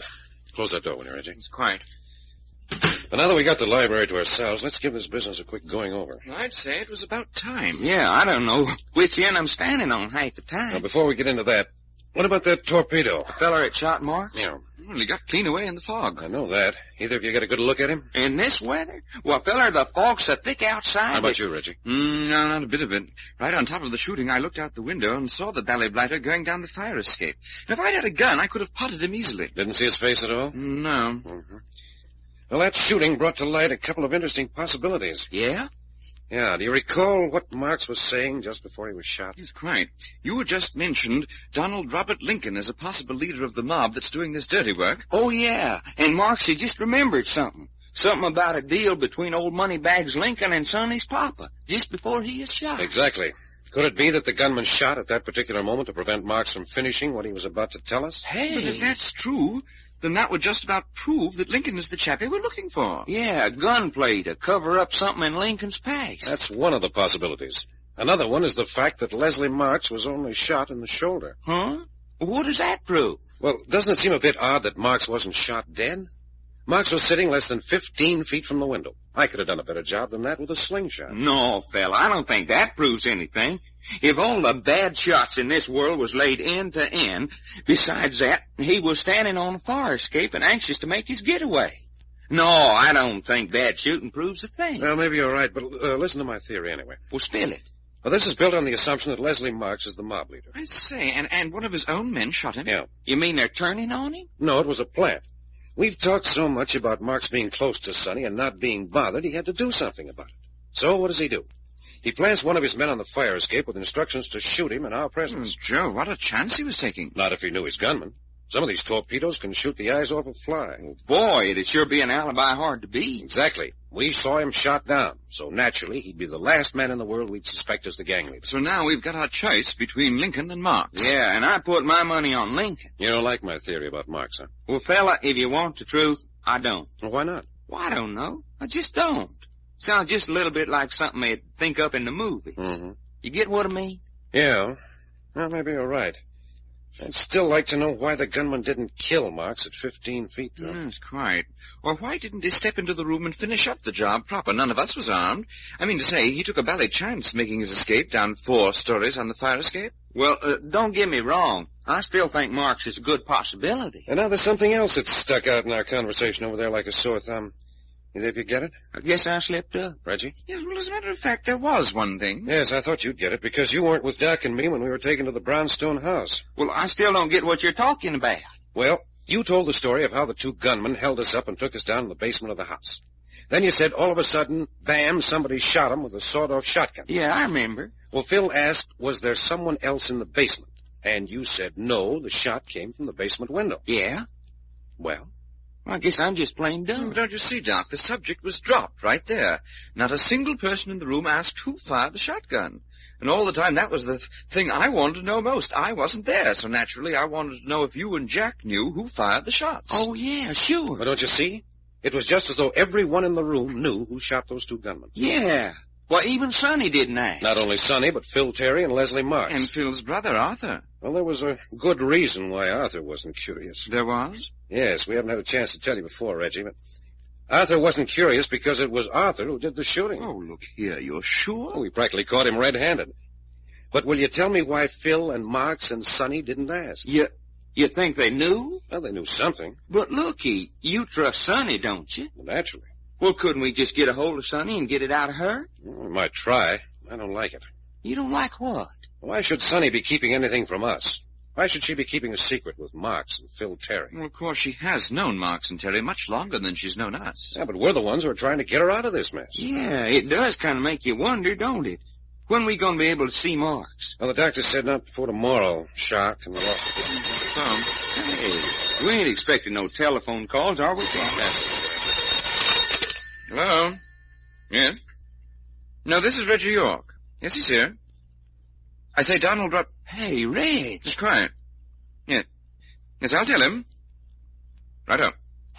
What's the matter, Reggie? That was Donald Robert Lincoln. He wants us to come right out to his home. Well, ain't he got a nice disposition? He said to hurry. It was important. First he has Jack hit over the head and throwed in the calaboose, and now he invites him out to his home. Well, come on, we're wasting time.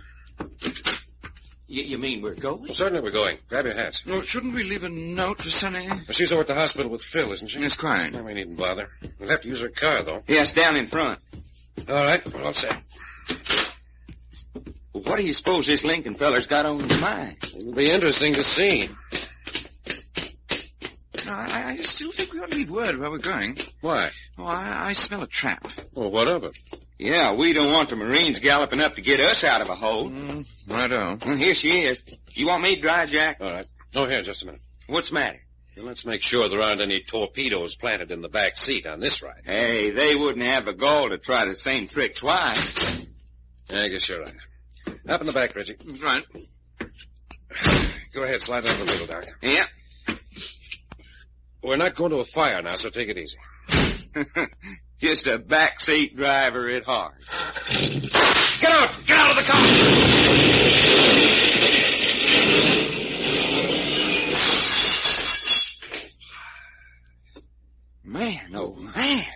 blood blowed right up in my hands. You all right, Doc? Anybody hurt? Don't tell me the automobile ain't dangerous. Never mind that. Where's Reggie? I say, here I am. Are you all right? No, I think so.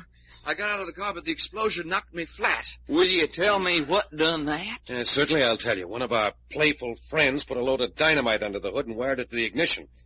When you put your foot on the starter, it exploded. Well, fella, we're having more fun than anybody. You think so? I say, Jack, is this the reason Donald Robert Lincoln was so anxious for us to come and see him? Hey, you mean he's the one who had that exterminating powder put under the hood? Well, that's what we want to find out. Come on.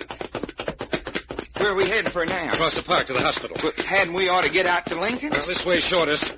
I said hadn't we ought to get... No. Okay, fella, you're the doctor. You coming, Reggie? It's quiet. The crowd's beginning to gather back at the wreck. Yeah. If we're going to do much more of this 100-yard dash stuff, I'm going to get me a pair of running breeches. Across the street. Okay. Now, come on to the elevator. We're going up to Phil Terry's room? No. You mean we're going to Leslie Mark's room? Yeah. Get in. 4th floor, please.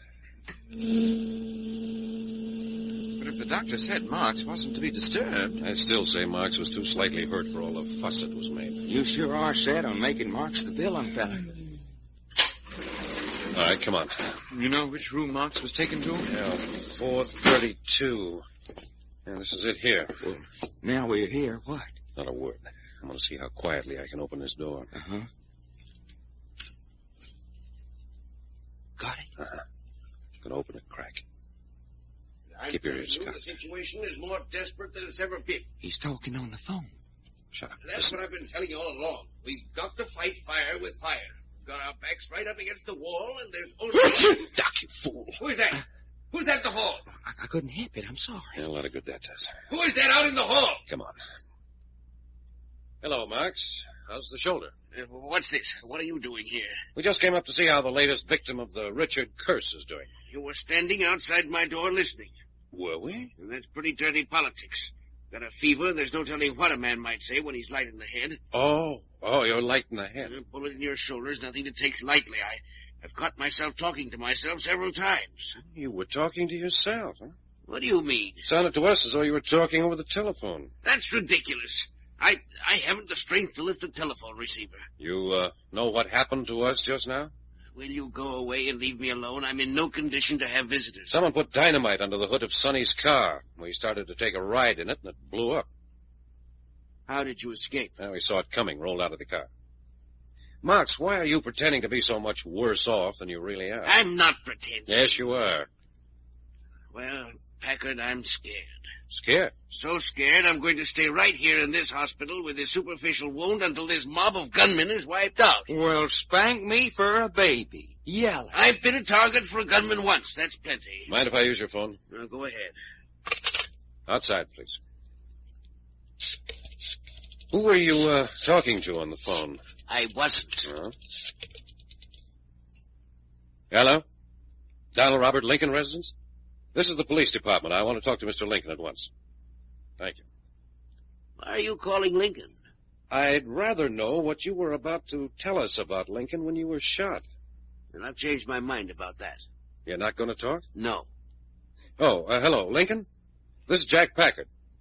That's it, the man you had slugged and thrown into jail. I just wanted to tell you that someone so we won't be able to keep our appointment with you. What's that? The appointment you called about 10 minutes ago and you... Oh, you didn't call? Uh-huh. Can you prove that? I see. Thank you. Marks, Lincoln didn't call us. He's got an ironclad alibi. What about it? Just this. If Donald Robert Lincoln isn't the man we're after, then it's got to be you.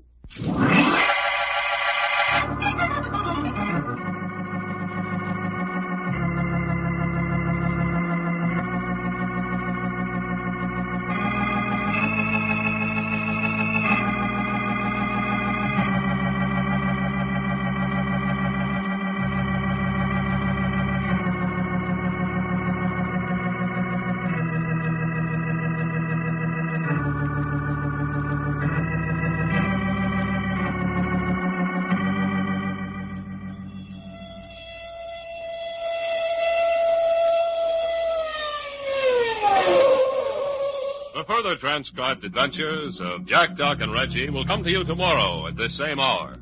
I Love a Mystery, written and directed by Carlton E. Morse, comes to you Monday through Friday, featuring Russell Thorson as Jack, Jim Bowles as Doc Long, and Tony Randall as Reggie York. Frank McCarthy speaking.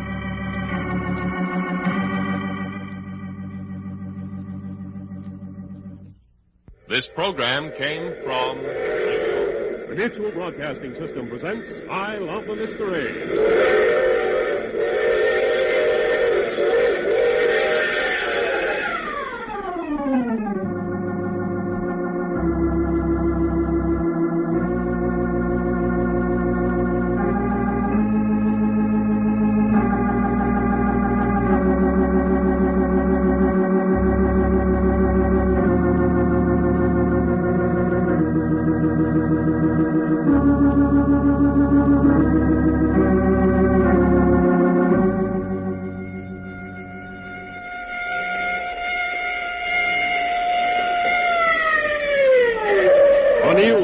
Morse adventure thriller.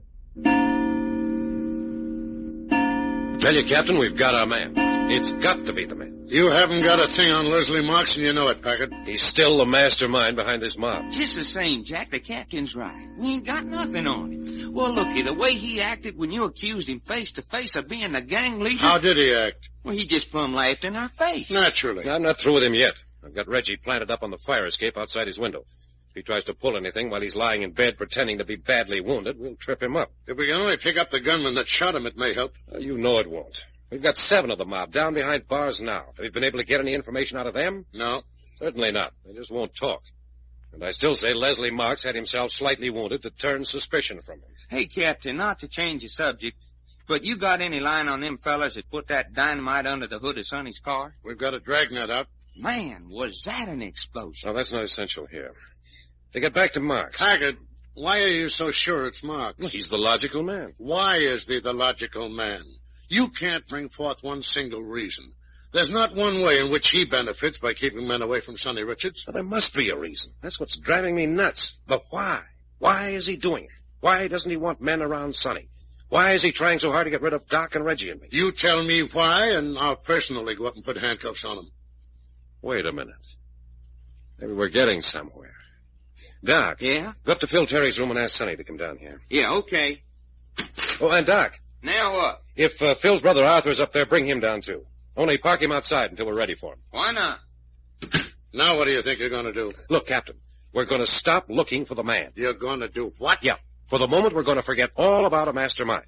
All we're going to try to find out now is why. This thing is not turning your mind, is it? No, look. All we're going to do is to try to dig out of Sonny something that might suggest a reason why someone would want to keep men away from her. Dig down into her mind. She must have the answer somewhere in her unconscious mind. She may not even know it's the answer. You see? No, I don't. Will you tell me how you're going to dig information out of a girl's mind if she doesn't even know it's there? Oh, I don't know. But it's worth trying. What do you want the kid for? Arthur? Well, he knows something, and I'm going to get it out of him. Something about the case? Yes. I didn't tell you before, but little Arthur was the one who sprayed those 2 torpedoes with buckshot. Those 2 men you picked up in the basement of that brownstone house. The kid did that? Yes. He won't admit it, but I know he did. Well, then he saved your lives. Well, maybe. But more important, I want to know how he happened to be at the brownstone house. How he happened to have a sawed-off shotgun. And why he went to all the pains of getting out of bed with a broken arm to come to our rescue. Yeah, it looks like a good bet. Why didn't you tell me this before? Yeah, because I thought they're waiting in here. Come on in, Sonny. What is it now? Doc wouldn't tell me anything. Shut the door, Doc. Yeah. I think you've met Captain Norton before, Sonny. Yes. Sit down here, Miss Richards. Thank you. Sonny, this is very important. I want you to think before you answer each question. Now think. Did anyone ever say to you, you must never marry? No. You're sure about that? For any reason whatever, at any time in the past? Yes, Jack, I'm sure. Not for any reason. Well, then, did anyone ever express a dislike of seeing you in men's company? That's an awfully hard question to answer. Why? Well, for instance, my father used to say to me that he wished I wouldn't go out with certain boys. And then after Father died, Leslie Marks urged me not to go around with Phil. Hey, he did? Oh, but that's nothing. Even Phyllis said that he wished I wouldn't be seen with certain men he didn't like. I mean, it's so hard to answer because... Well, almost every man that's close to a girl disapproves of at least one other man. But none of them disapproved of you going out with all men. Oh, no. It was just men they personally disliked. Would you mind answering a personal question? Oh, yes, if I can. How many men have been in love with you? Oh, Captain, that's an impossible question. Well, all right, let me be more specific. Would you mind naming for us the men who have proposed marriage to you? Well, that's very personal. I said it was. Do you mind? Well, Phil, of course. We know that. And then, well, there were two boys while I was in college, Hugh Bartlett and Jimmy Pearson. They're in San Diego now? Oh, no. Hugh's back going to Annapolis. Jimmy's got some kind of a job with an oil company in the Philippines. Well, that lets them out. Go on. Oh, I hate to say this, but Judge Morton... Old Judge Morton proposed marriage to you? Now, wait a minute. Isn't he the old friend of your father's that fell down your front steps and was killed? Yes, that happened only a week or two after he asked me to marry him. But he was old enough to be your father. I know. I was a little bit ashamed of it. The old fool. Go on. The only other person was... Oh, please don't get the wrong impression. He was very kind and understanding. You're talking about Leslie Marks, aren't you? Yes. I think that's all, Sonny. Any more questions, Captain? No. Sonny, I think the case is all wrapped up. You're the same as freed from the Richard curse now and forever. You know who's behind all this? Yes, and now I think we know the reason why.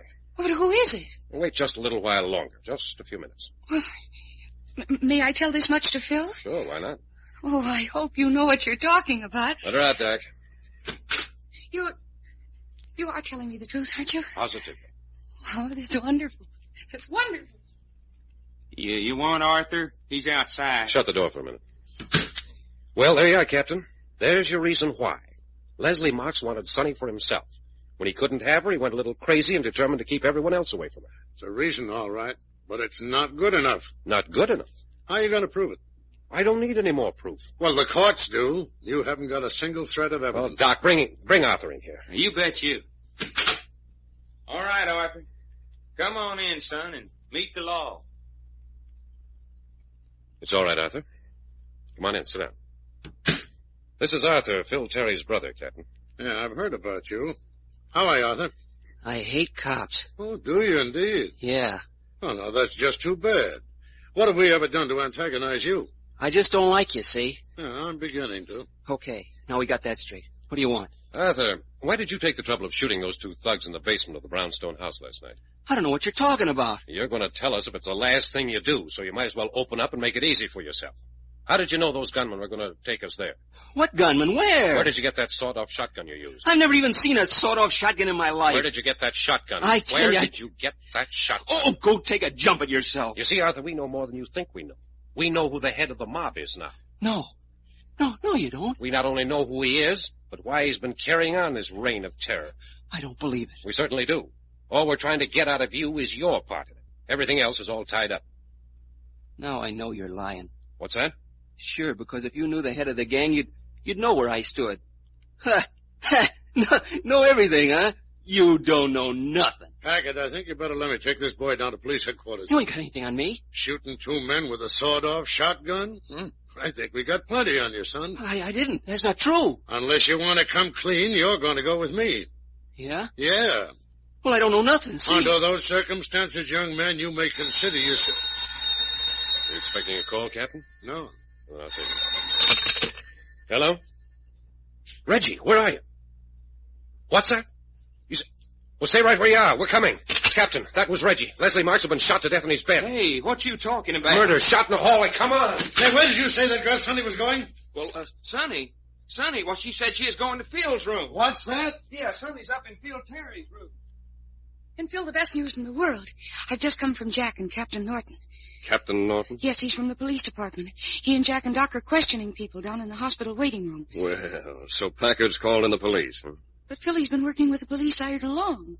What are they doing down there? They're questioning people. They question you? Yes, and the strangest questions I ever heard. They've got Arthur down there now. Arthur? Yes, and they told me the most wonderful news. What sort of questions did they ask you, Sonny? Well, aren't you interested in the news? I asked you what sort of questions they asked you. Why, mostly about my personal life.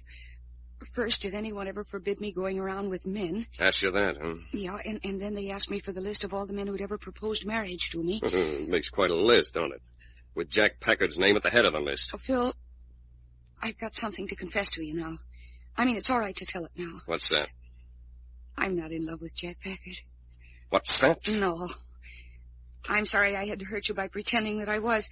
But he said it was necessary to make people think we were going to marry. So you ain't in love with Packard? No. It was just a trap to draw the fire of whoever has been doing all these horrible things. So that was it. How come you're telling me this now? But that's it. There's no longer any need for secrecy. No? No. They know who the man is, and they're going to arrest him in just a few minutes. Who told you that? Jack, just now. He said to give them a few minutes more to clean up the details. Did he happen to mention the name of this man? No, he wouldn't tell. He said in a few minutes. You sure he knows? Oh, yes, I think that's why he has Captain Norton with him, to make the arrest. Mm-hmm. Sonny. Yes, Phil. Why shouldn't you know who this killer is? Like the rest of them? Oh, well, I don't know. I think it's a dirty shame holding out on you. Oh, Phil, I don't know what you mean. It's very simple, Sonny. I think you ought to know. So I'm going to tell you. You're going to tell me? That's right. If I wasn't a bedridden cripple, I wouldn't have time to tell you because I'd be making my getaway. Phil, what do you say? But the way things are, there's no possible chance for escape. Oh, Phil, stop talking like that. Sure, I'm the guy. I'm the leader of the mob. There was a mighty good mob, too, until them 3 Boy Scouts busted in here. Phil, it isn't true. Sure, it's true. I've been head of the mob for 3 years, and after I was hurt, I kept right on being head of the mob. Why did you do this to me? What did I ever do to you that you should surround me with murder and horror? You don't know why. No. Well, then I'll tell you why. When I woke up in this hospital and saw I wasn't ever going to have you, I made up my mind right then that nobody else was going to have you either. I don't believe it. I don't believe it. And that still goes, see? Phil, where did you get that gun? I've been saving it. I knew this had happened sometime. I've been saving it. For me? That's right. If I can't have you, no one else is going to have you either.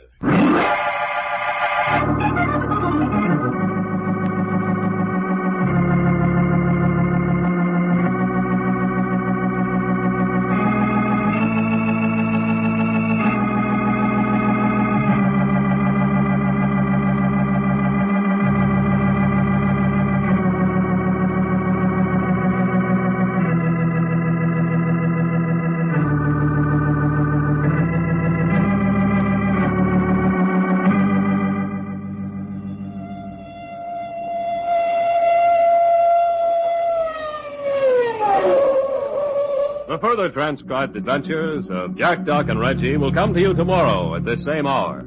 I Love a Mystery, written and directed by Carlton E. Morse, comes to you Monday through Friday, featuring Russell Thorson as Jack, Jim Bowles as Doc Long, and Tony Randall as Reggie York. Frank McCarthy speaking.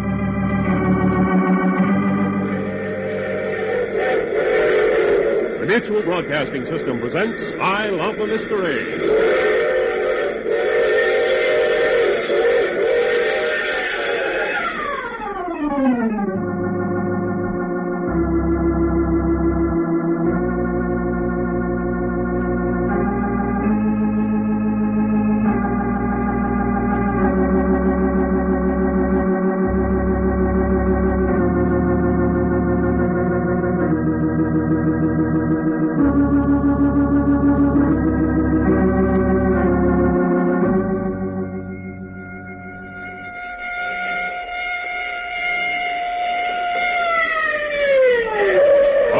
Carlton Morse adventure thriller.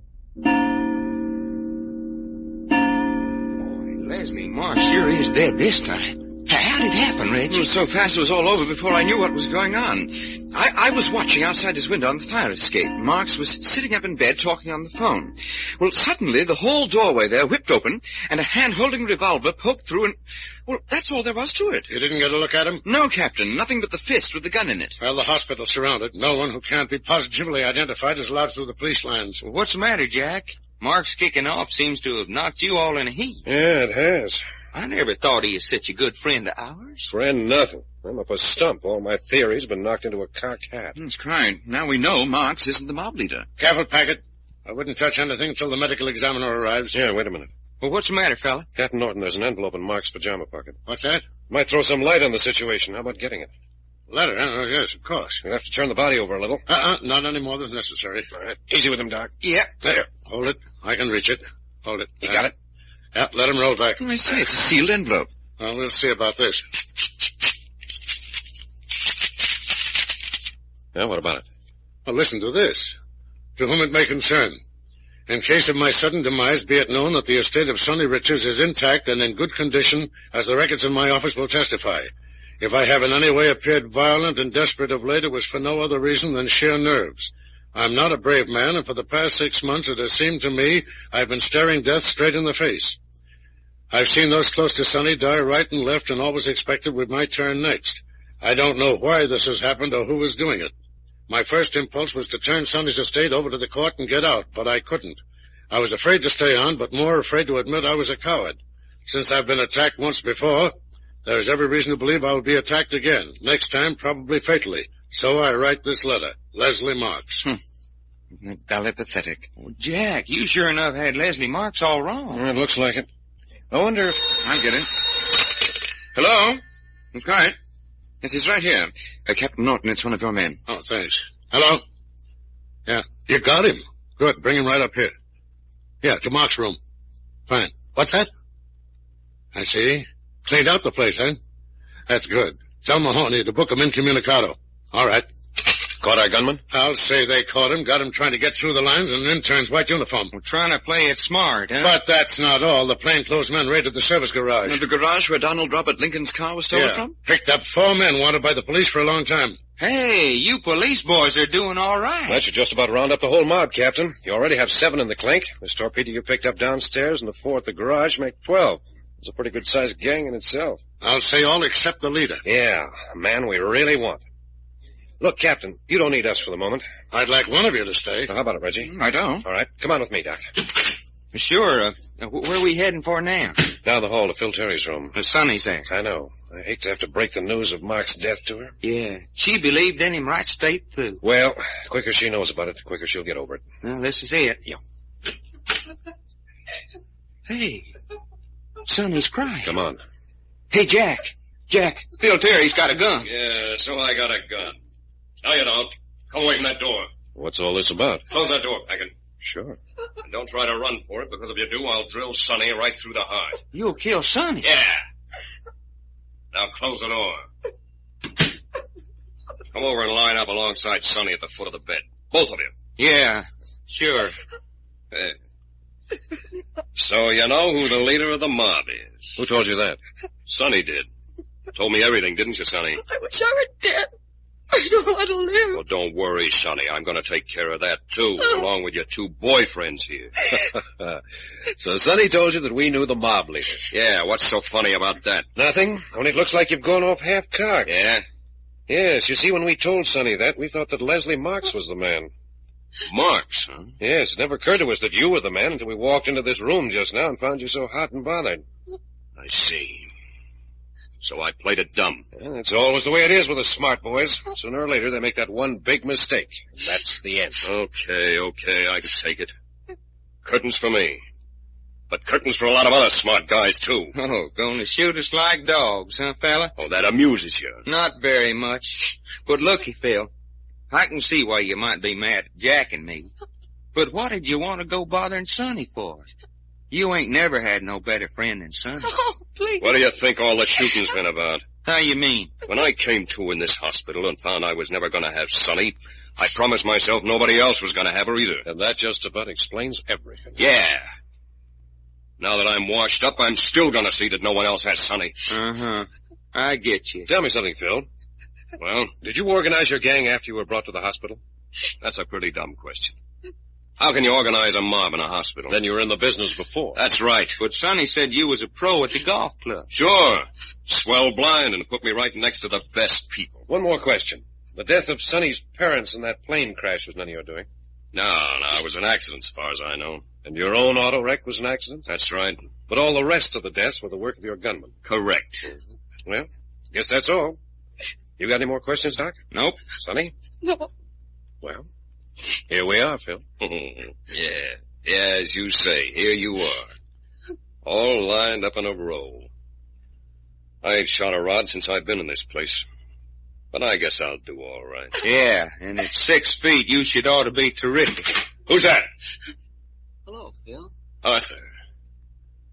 What are you doing here? Wasn't you expecting me? What are you doing with that rod? Well, you've got one, Phil. We're brothers. We're just alike. Didn't I tell you the next time I caught you with a Sure, rod? Phil. Only this time it's different. Yeah? Yeah. I've known for a long time you was head of that mob. That was all right. I knew you were having folks pumped off. That was all right, too, but I kind of took a liking to Packard and Doc Long here. Yeah? Yeah, that's why I took that sawed-off shotgun down to the brownstone house and blasted 2 of your torpedoes. Yeah, I was afraid that's how it was. Sure. That wasn't all right. And no matter how I acted, I think Sonny's a swell girl.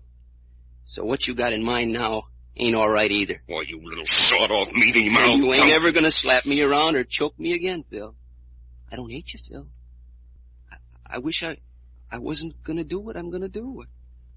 I wish you was a swell brother a fella could be proud of. Arthur, Get away from me, don't come near me. Now, looky, Arthur, you two fellers are... Shut up! Go on, kid, get out of here. Beat it. No! I'm warning you. Beat it. Goodbye, Phil. No! Oh! Get Terry's gun, Doc. I got it. Arthur! That's all right, sir. He's gone. Jack, come over here to bed. Phil's going fast. What's that? Yeah, little Arthur wasn't such a bad shot himself. Here, let's see. Let me alone. I'm washed up. Huh? How about Arthur? He didn't know what hit him. Oh, crazy little punk. I always told him I'd make a man out of him. Or kill him trying. Looks like you did both, fella. He sure was plenty a man for my money a minute ago. Well, so long.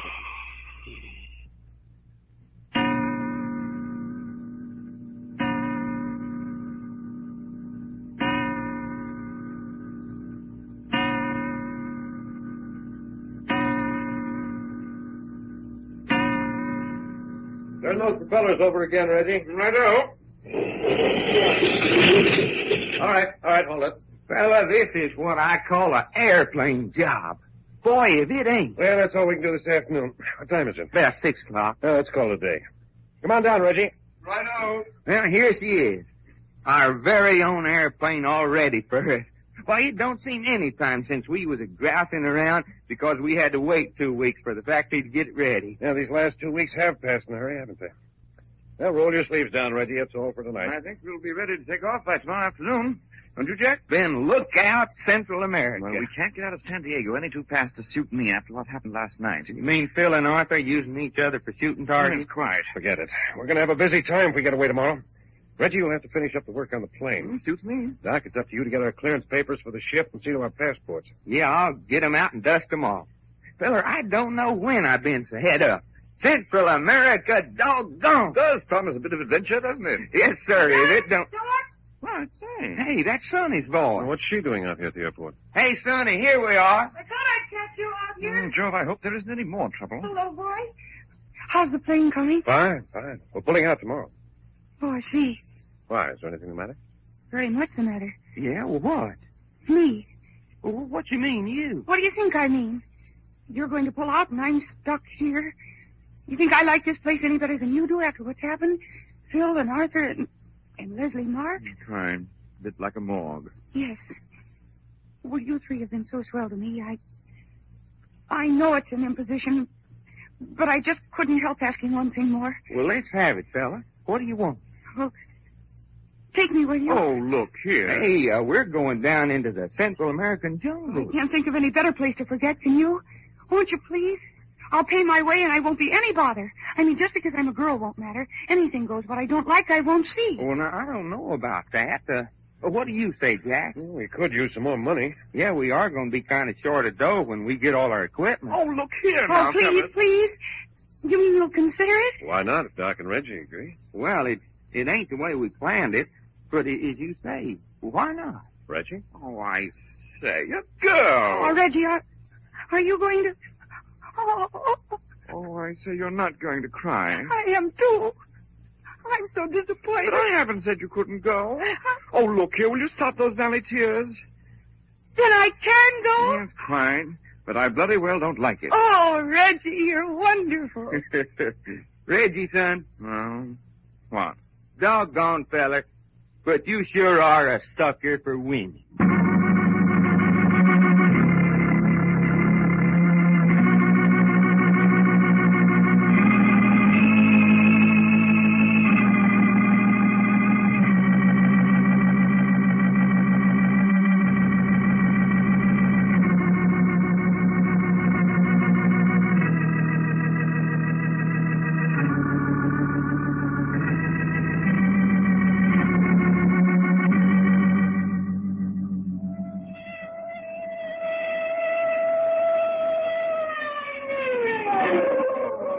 The further transcribed adventures of Jack, Doc, and Reggie will come to you tomorrow at this same hour. I Love a Mystery, written and directed by Carlton E. Morse, comes to you Monday through Friday, featuring Russell Thorson as Jack, Jim Bowles as Doc Long, and Tony Randall as Reggie York. Frank McCarthy speaking.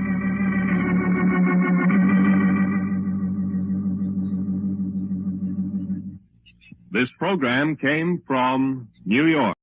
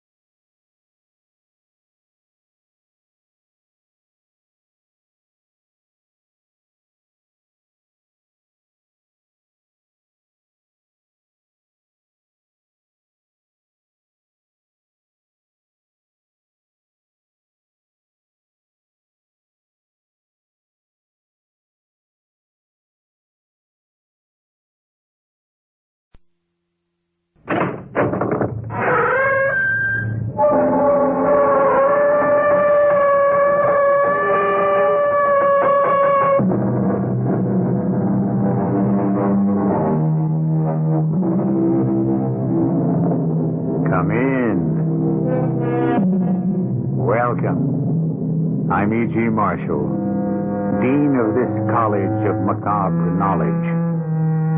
We are told that we should forgive our enemies, but nowhere are we told that we should forgive our friends. A pity. How easily we recognize those who would destroy us through evil motives.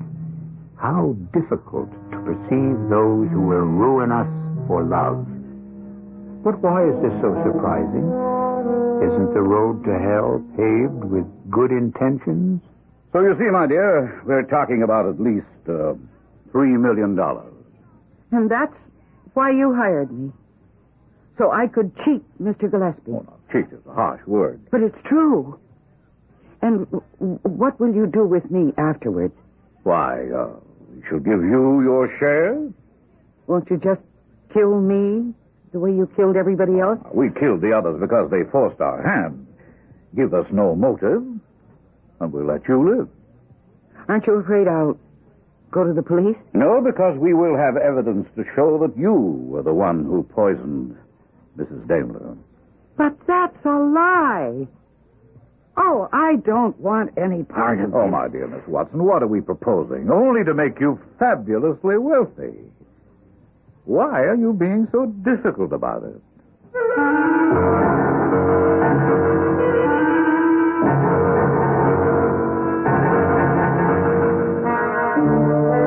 Our mystery drama, Person to be Notified, was written especially for the Mystery Theater by Sam Dan and stars Mercedes McCambridge.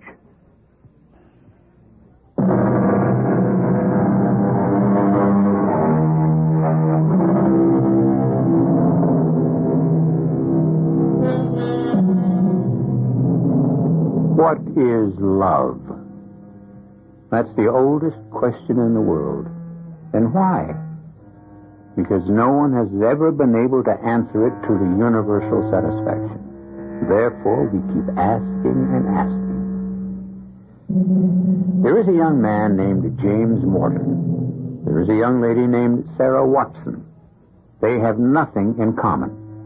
They meet by chance.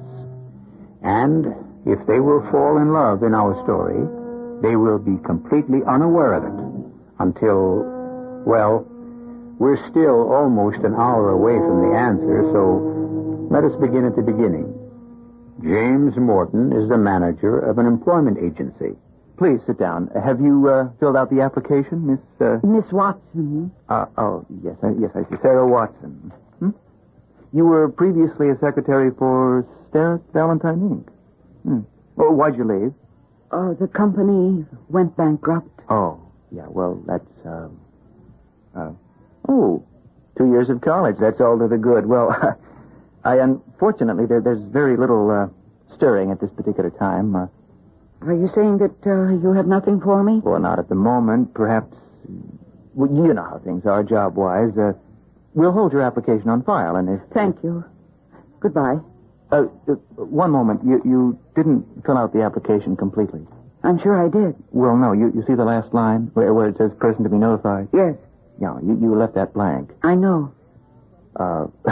We have a rule at this agency. All forms must be fully filled in. Fully filled in. Almost sounds like a song.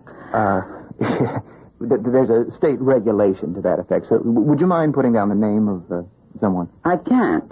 Why not? Because I don't have anybody. Oh, well, that's... That's what?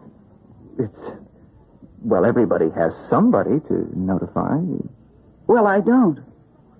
Are you saying you have no family? No friends? I'm saying there's no one I would care to notify in the event that something happened to me. I find that difficult to believe. I am all alone in the world. Well, no one is that alone. I am. Goodbye. But, you must fill out the form. All right. What is your name? James Morton. All right, James Morton. There you are. But you can't put my name down. Why not? Well, because it has to be someone who knows you. Right now, you know more about me than anybody else. You know my name, my age, my address. But it has to be someone you know. I know you as well as I know anyone. Miss, it has to be someone who means something to you. No one means more to me than you do. Well, I really need a job, Mr. Morton. I'll take anything. I'll go anywhere. So, if anything at all comes up, please call me, huh? Goodbye. Miss Watson, just a minute. Did you say you'd go anywhere? Anywhere at all. There may be a job. Okay. But the reason I didn't think to mention it before is you appear, to be a very attractive young lady. Yes. And so, therefore, I'd naturally assumed that you'd be unwilling to, I guess the word is bury yourself on a small private island off the coast of northern Maine. And why did you make that assumption?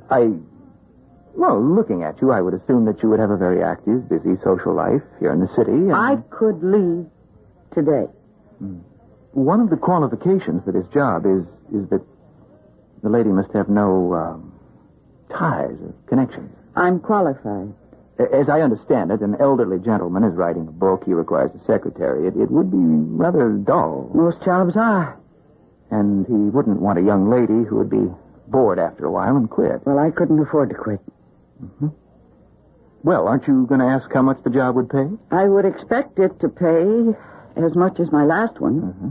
The gentleman's attorney is here in town interviewing applicants. I must say he's having difficulty finding someone. His name is Mr. Carberry. May I ask if your hair is naturally red, Miss Watson? And may I ask what business it is of yours, Mr. Carberry? Well, your prospective employer, Mr. Gillespie, is a rather conservative gentleman who becomes upset at changes. Well? And you, young ladies of today, you're constantly altering your appearance, and Mr. Gillespie would find that disconcerting. Well, I shall do nothing to disconcert Mr. Gillespie. I notice you're wearing a dress, Miss Watson. Yes.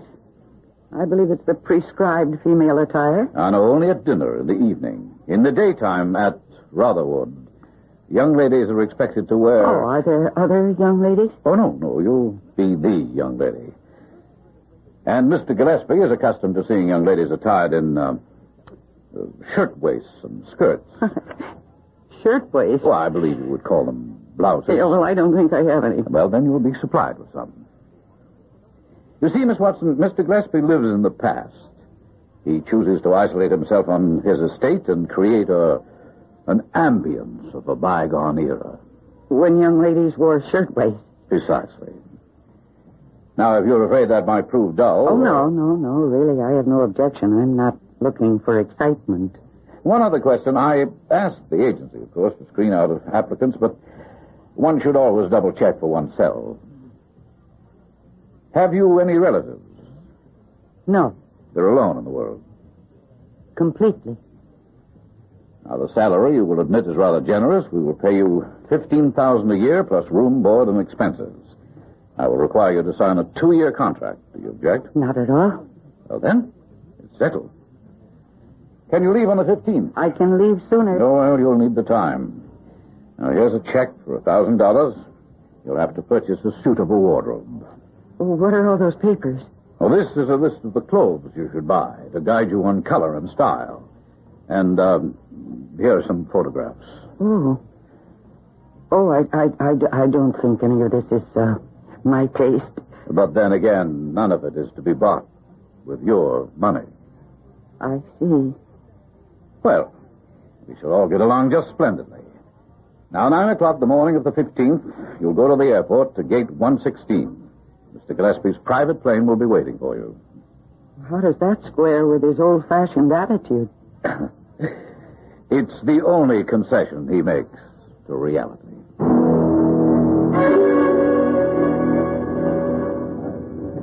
You do not like the arroz con pollo, Senor Morton? Oh, yes, it's fine. But you have not eaten a bite. I have been watching you.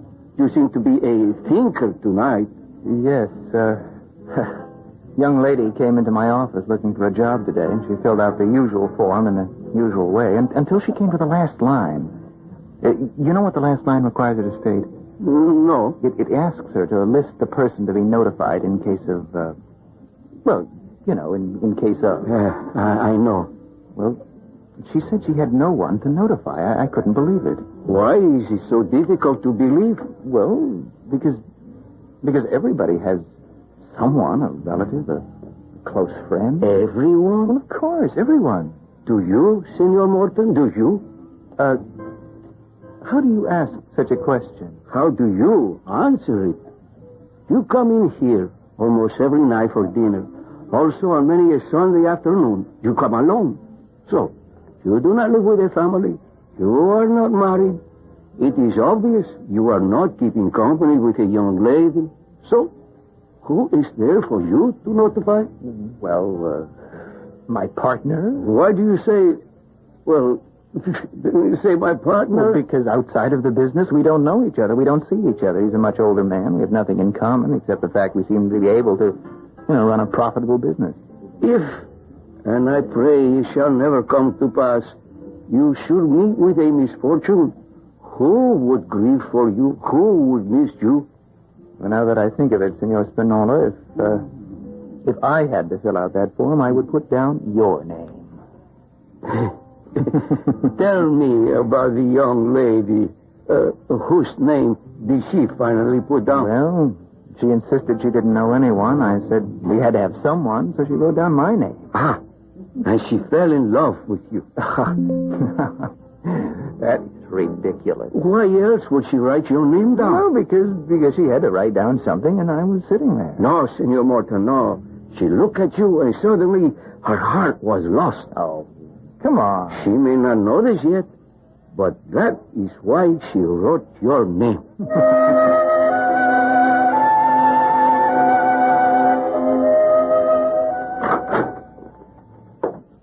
These are to be your quarters. Oh, my, it's lovely. Well, thank you, Mrs. Daimler. I'm sure I'll be very happy here.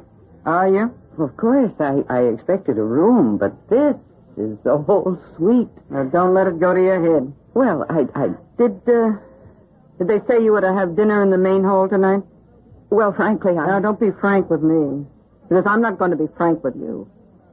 Well, what do you... I don't understand. I'm telling you right off. I'm not on your side. Side? I don't know anything about sides. I just got here. Yeah, and you've got big eyes, and they can get very round.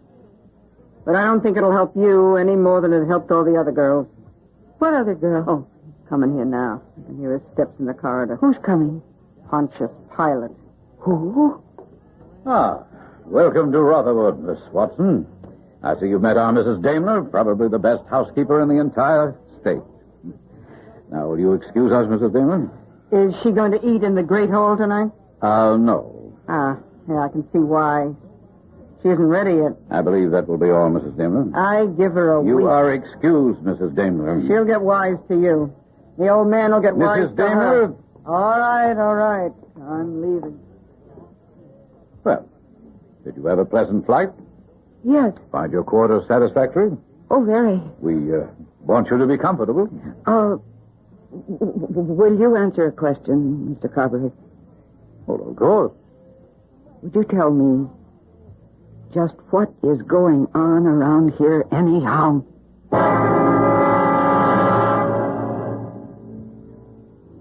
What indeed?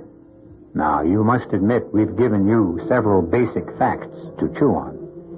For instance, why would they want a girl who has no ties at all? Why are they offering such an attractive salary? Who is Mrs. Daimler? Who's the old man? What sides are there in conflict here? Well, in the first act, you present. In the second, you unfold. And I shall take you into my confidence after your announcer takes you into his.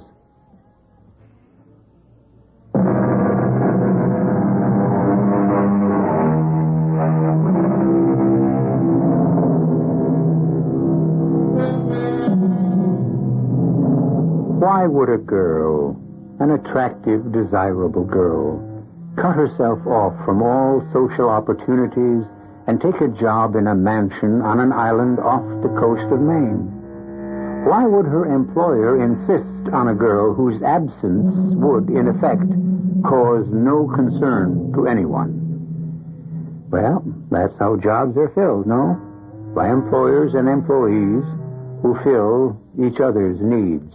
Mr. Carberry, tell me, what is going on around here? Why did Mrs. Daimler say I wasn't ready? Ready for what? Oh, you mustn't listen to what Mrs. Daimler says. Mrs. Daimler implied that there was a whole series of girls hired before me. Ah, yes.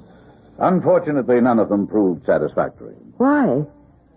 The job will require infinite delicacy and tact. Describe the job.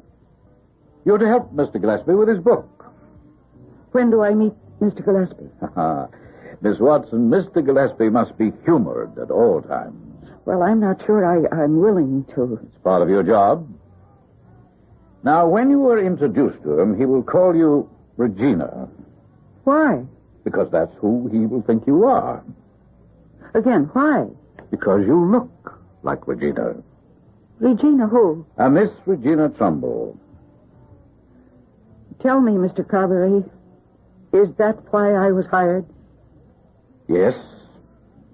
Well, I think I should like to leave at once. You signed a contract. I can't be held to that contract. I wasn't aware of all the facts. You signed a contract to be Mr. Gillespie's secretary. That's the only fact. Then why must I pose as Miss Regina Trumbull? To make it possible to perform your duties. You see, Mr. Gillespie could only feel comfortable with Miss Regina Trumbull. Well, then why not hire Miss Trumbull? She, died many years ago. Then how can you make Mr. Gillespie believe... Mr. Gillespie has never been able to accept the fact of her death. You're not up to anything illegal here, are you? Oh, I assure you. Everything is completely above board. You got a minute, Frank? Yeah, sure. You remember that girl we sent up to Maine? Huh? Oh, yeah, that was a good commission. A lot of dough for just a secretary. Yeah, that's what bothers me. Well, why should it bother you? Now, Why should they want to pay so high? Well, it is way up at the end of nowhere. Well, even so, throw in room, board, expenses, it's worth another $5,000. $20,000 for a secretary? Well, why is that our business? Yeah, and why did they insist on a girl who's all alone in the world? The man's got a right to set up the requirements if he's willing to pay the prices. Frank, if that girl were to disappear, who would know about it? Why would she disappear? I'm only speculating. Well, why? The girl's gone, isn't she? We're through with her. That's hardly the way to put it. Oh, what other way is there? Look, you and me, we've been partners close to 10 years. And we've been pretty successful. Why? We have nothing to do with each other outside of the office. But for the first time, I'm going to say something personal to you. Get married. Get married? You don't have anything against women, do you? No. Well, then get married. It's economical. It's practical. And you won't have to make up fantasy stories about every good-looking dame who walks in here.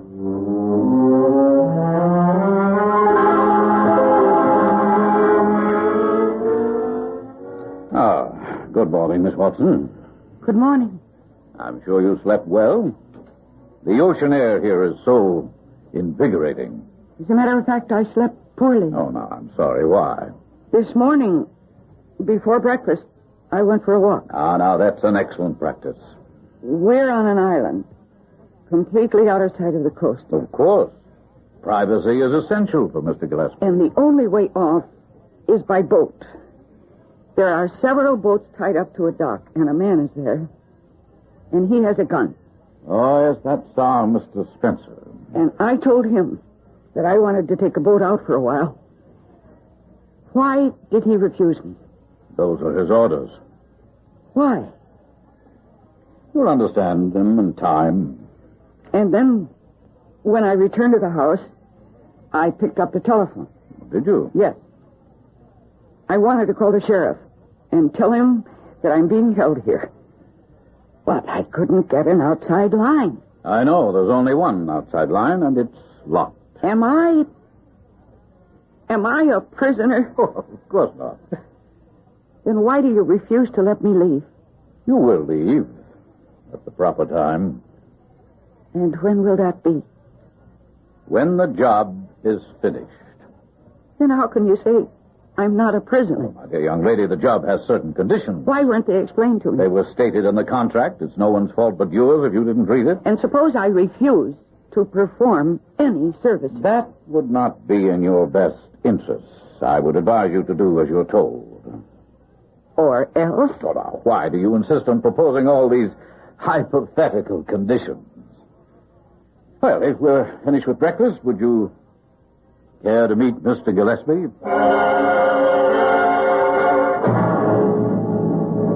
It says here on your application that you worked for Starrett Valentine, Miss Collins. Until they went busted. I should have seen the handwriting on the wall, but, they offer this profit sharing and pension plan. Mm-hmm. What's the difference? It's all down the drain now.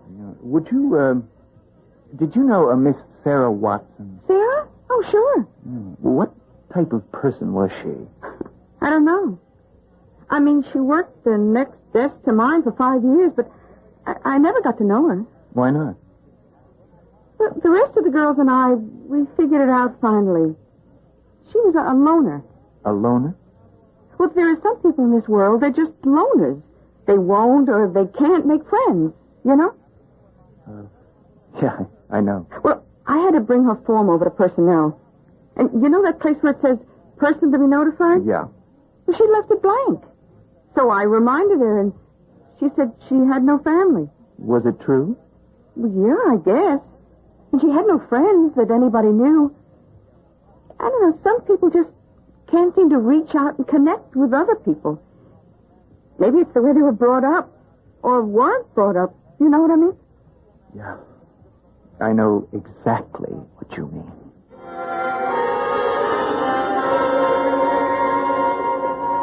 And now, Miss Watson, you're to agree with everything Mr. Gillespie says. Do you understand?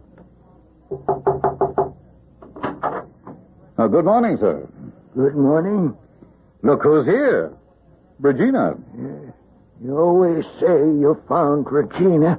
You're always wrong. Oh, no, this time it is Regina, Mr. Gillespie. Look, See, she's come back. Is it finally Regina? At last? Can there be any doubt of it? Can you mistake that brilliant red hair? Regina. Regina, speak to me. Oh, sir. You mustn't call me sir. Sir, listen. I realize you're angry with me, and you had reason to be. Sir, something is going on here, and I don't know what it is. Regina, you know you mustn't make Mr. Gillespie angry. I'm not Regina. Sir, this man here is trying to do something to you, which I know must be illegal. Oh, yes. Yes. That's my Regina, all right. A pretty head filled with all kinds of romantic nonsense. Sit. We'll talk for a moment. But don't you understand? I understand everything. Now, you will not leave me again. Promise? Even if I should be mean to you. Promise. Now, you must promise. Well, go ahead, Regina. Promise. Regina, I shall be very much displeased. And perhaps I shall not let you have the diamonds after all. Now, you must promise. Well, you shall sit here until you promise. I'll stay here until you finish the book. The book? Oh, the book. Well, I know you. You know, I'll never write that book. I delude myself. Well, I caught you. If you stay here till I finish the book, then you'll stay here forever.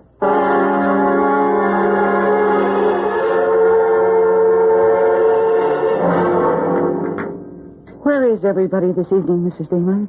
Do you miss them? No. Mr. Carberry's got some business to tend to, and the old man's tired, so we aren't going to have a big formal dinner.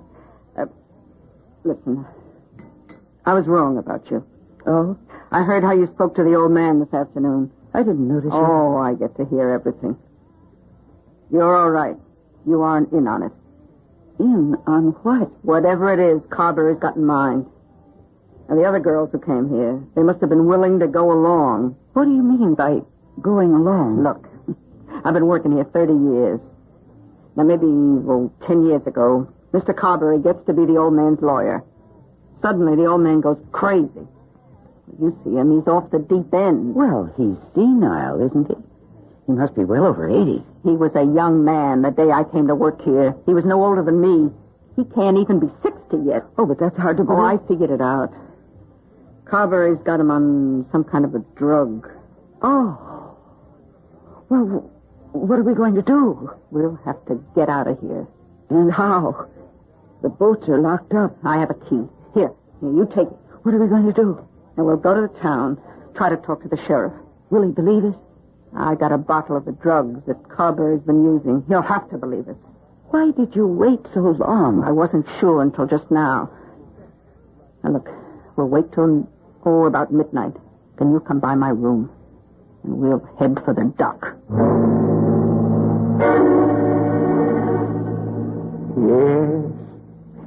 Yes, you're Regina. I'm sure of it. Do you remember what I said about the diamonds? The diamonds? You don't remember the diamonds? How could you forget the diamonds? After all, they are your diamonds. Oh, the diamonds, yes, Mr. Gillespie. Oh, it isn't right for you to call me Mr. Gillespie. After what we've been to each other, I should think Edmund would be, proper. Edmund? I was wrong about the diamonds. He said $1 million invested in diamonds would be dead money. Put it in the market. Well, as it happened, the diamonds have tripled in value. Just the times, I suppose. Regina, will you breakfast with me tomorrow and I'll explain more about the diamonds. I'm so tired now. I just want to get to sleep.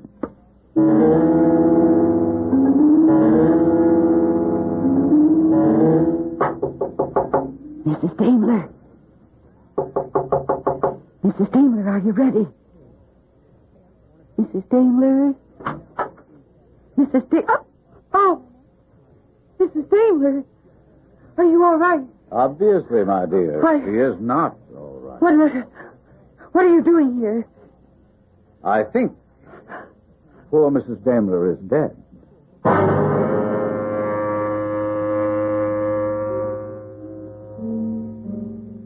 I think poor Mrs. Daimler is dead. Notice how Mr. Carberry phrases these things. Well, obviously she's dead. The question is how and by whose hand? Well, you can expect the unusual to happen on remote islands. Other things are also scheduled to happen when I return to you in just a few moments with Act 3. When you...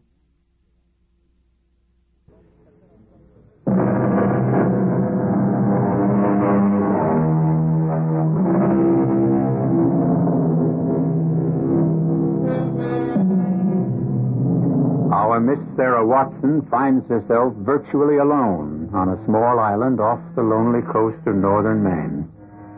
And the truth, she feels like an island, isolated and alone. But wait, isn't it written that no man is an island? That there is a tie that binds all of us together? Yes, it's written. However, how about those people like Sarah Watson, who have no ties at all, no bonds to anyone? Well, that's what she thinks. But you never know. She's dead. Mrs. Daimler is dead. I was talking to her earlier this evening. How could she... It must have been the heart attack. How could a woman with a cardiac condition perform all her duties as a housekeeper? Ah, then, she didn't die of a heart attack. Well, what did she die of? Well, perhaps she died of a very dangerous disease, which I hope is not contagious. What disease? Indiscretion. Well, if it was murder, I'm sure that you killed her. Are you? And you're going to have to call a doctor. Why? To sign the death certificate. Who died? Who died? Mrs. Daimler. Oh, no, my dear, she didn't. She left here last week to live with relatives in the far west. But that's ridiculous. Oh, I can prove it. Here's a copy of the local paper dated last week. You see this social note right here? You can read it. Mrs. Augusta Daimler, for many years housekeeper to Mr. Edmund Gillespie on Rotherwood Island, has announced her retirement. She is leaving to live with relatives in Oregon. But then... It had become obvious a little while ago that Mrs. Daimler might become a problem. So last week we took the precaution of, should we say, being prepared. Oh, you won't get away with this. Get away with what? Now, why don't you get some rest, Miss Watson? You have a busy day tomorrow, and... Oh, yes, by the by, may I have the key? What key? To the book chain.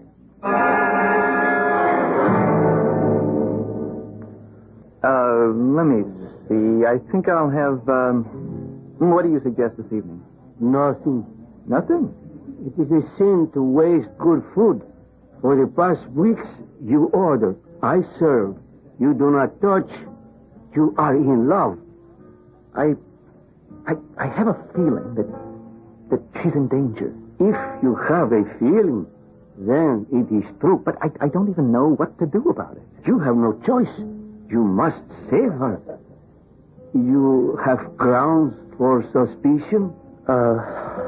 Yes.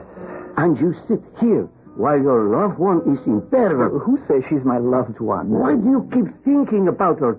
Now, I shall feed you enough to arm you for your journey. But she's 2,000 miles from here. Love laughs at distance. And see, you are smiling already. Go to her. She wrote your name. She calls you. She needs You?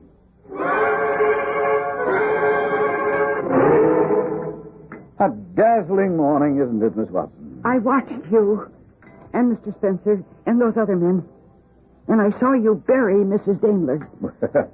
At the risk of telling an old joke at a serious moment, we had to. Dead, you know. Now, what are your plans for me? Oh, that depends on you. What am I supposed to do? Just have Mr. Gillespie go on thinking you're Regina. And what about the diamonds? The diamonds. Well, you see, Mr. Gillespie was Regina Trumbull's guardian. Her father had entrusted him with $1 million worth of diamonds to be held for her until her 25th birthday. He fell in love with her, but she died in an accident. He went to pieces after that. He shut himself up on this island and, well, as you can see, he lost his mind. Yes. And I'll tell you what else I see.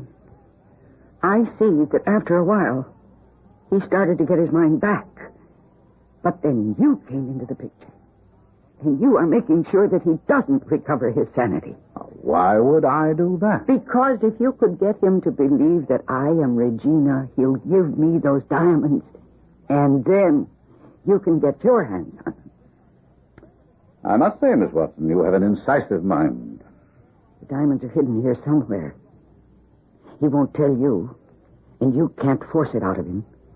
So that's why you need me. Oh, yes, you are vital. Vital? Meaning alive. How do you know you can trust me? We would make it worth your while. We would give you a considerable sum of money. Why should you do that? Why not just kill me? Miss Watson, I am not in the murder business. I only will commit a crime when I have absolutely no alternative. And how do I know that I can trust you? You have no other route to travel.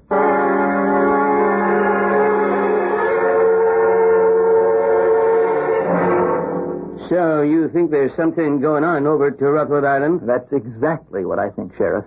I must say, you don't give much evidence. None at all, tell the truth. Sheriff, I traveled almost 2,000 miles. On a hunch.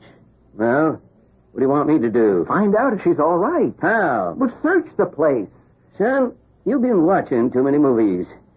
You don't trespass all over a man's property and turn his establishment inside out unless you got a search warrant. Get a warrant. Tell you what I'll do.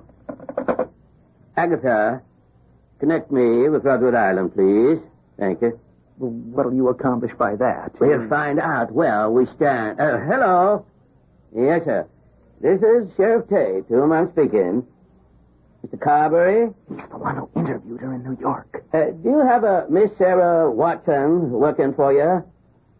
Uh-huh. Yes. Does he deny it? I see. No. Just routine. Nothing at all. I'm much obliged, thank you.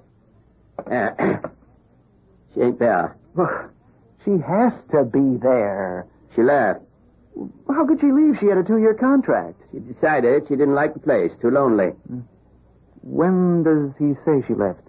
2 days after she arrived. Now, that's impossible. We would have known about it. Why? She quit, that's all. And she goes on to find another job. How do I know this all ain't a yarn on your part? Why would I lie? It's in style today.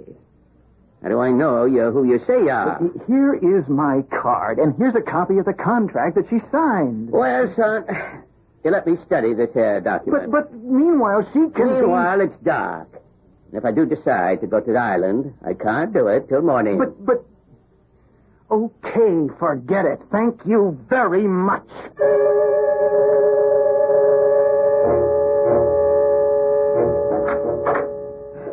Who is it? No, don't turn on the light. Who is it? It's me, James Morton. James Morton? The person you notified in case of trouble. Well, you're in trouble, aren't you? Oh, James Morton. Yeah. Oh, yes.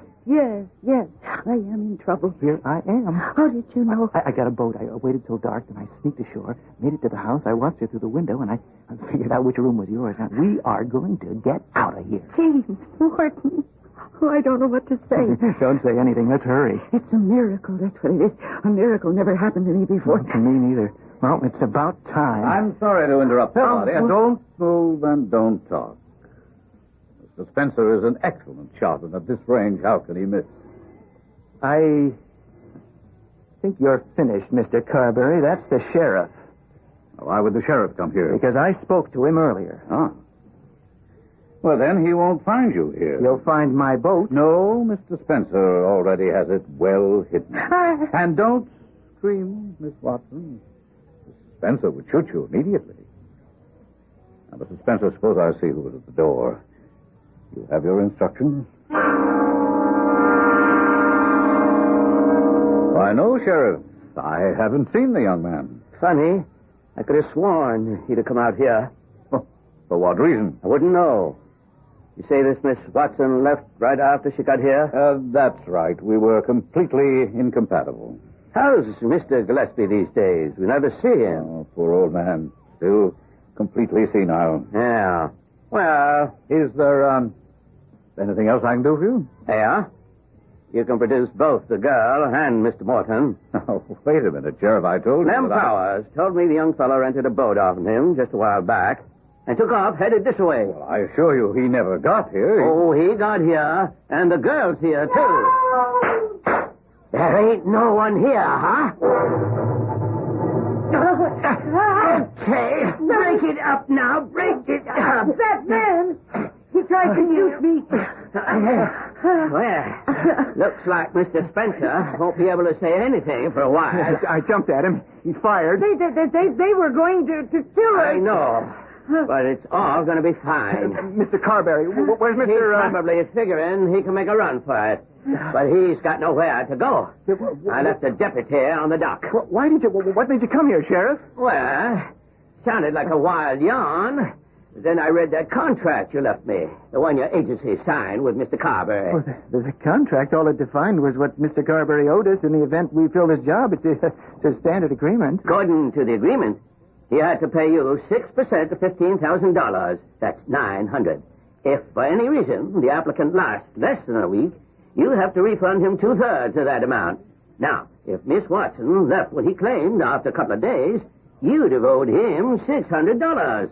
Well, that's right. You never mentioned he claimed the money, and since you didn't, you assumed she was still here. Now, I don't know how it is down your part of the country, but there ain't one single solitary living soul up in these parts that'll let $600 sit there whistling.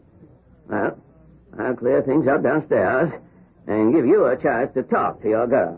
My girl? Belongs to you, don't she? Well, Of course I do. Why else would I have named him as the person to be notified?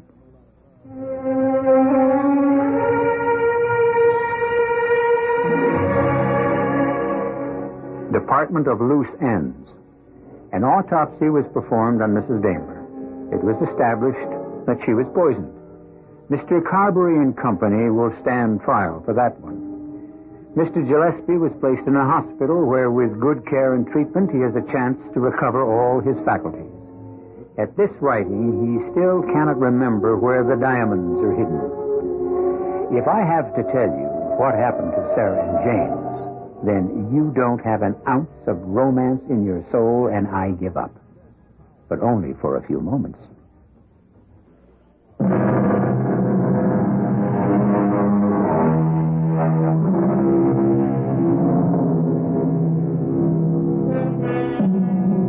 Actually, what we were talking about was not jobs or intrigue or murder, even though they were prominently featured. Our theme was loneliness, and it was a tale of so many people who really have no anchor to love and security in our world. And if you are one of the fortunates, if you can fill the space that says person to be notified, then you have the best of this world. If, on the other hand, you really can't fill that space, then go out and change that situation. Our cast included Mercedes McCambridge, Russell Horton, Bryna Rayburn, Ian Martin, and Gilbert Mack. The entire production was under the direction of Hyman Brown. This is E.G. Marshall inviting you to return to our Mystery Theater for another adventure in the macabre. Until next time, pleasant dreams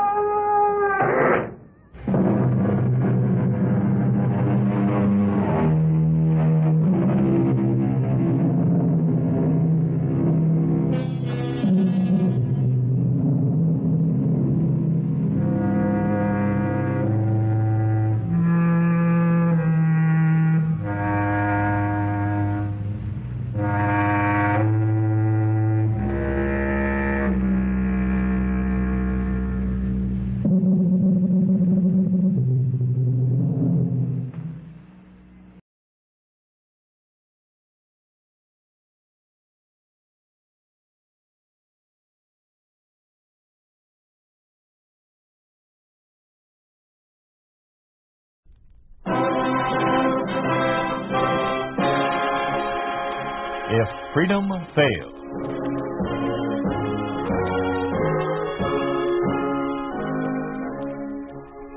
We'd like to take you on a visit to a town that doesn't exist. A town we call Springfield, USA. We'd like to show you how things would be in any American town if communism took over. This is the story of what happens to freedom of thought under a communist regime. Mercedes McCambridge stars as Anne Bishop in Tears for Miss Bishop.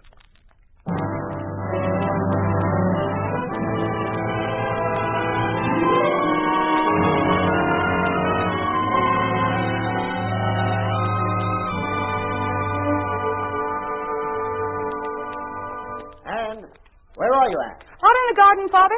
An old friend of ours is here to see us. Oh, Dean Maxwell. Hello, Anne. How nice to see you again. And you? Sit down, Tom. Will you have a drink? No, nothing, thanks. And how is my favorite educator? Oh, a little grayer, a little older. That's about all. Anne, Dean Maxwell has some interesting news for you. Yes, Anne, and I won't keep you in suspense about it.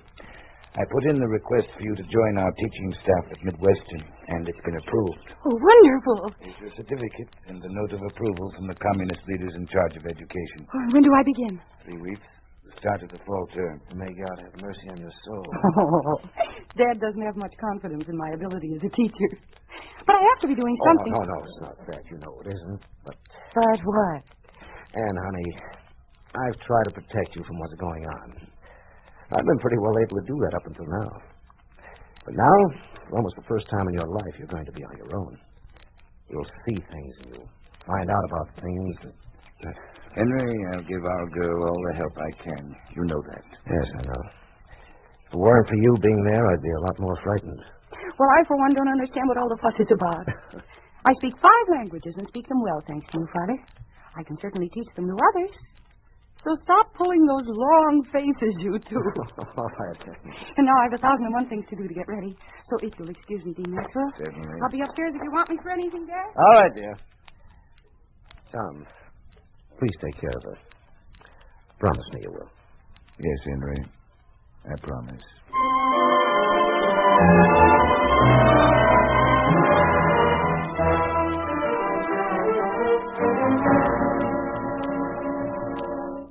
Yes? What is it? Good morning. I'm Anne Bishop. I believe that I... Oh, yes, Miss Bishop. Dean Maxwell is expecting you. My name is Anderson. How do you do? Now, there are a few questions I want to ask, Miss Bishop. Oh, but my appointment These questions come first. Your full name, please.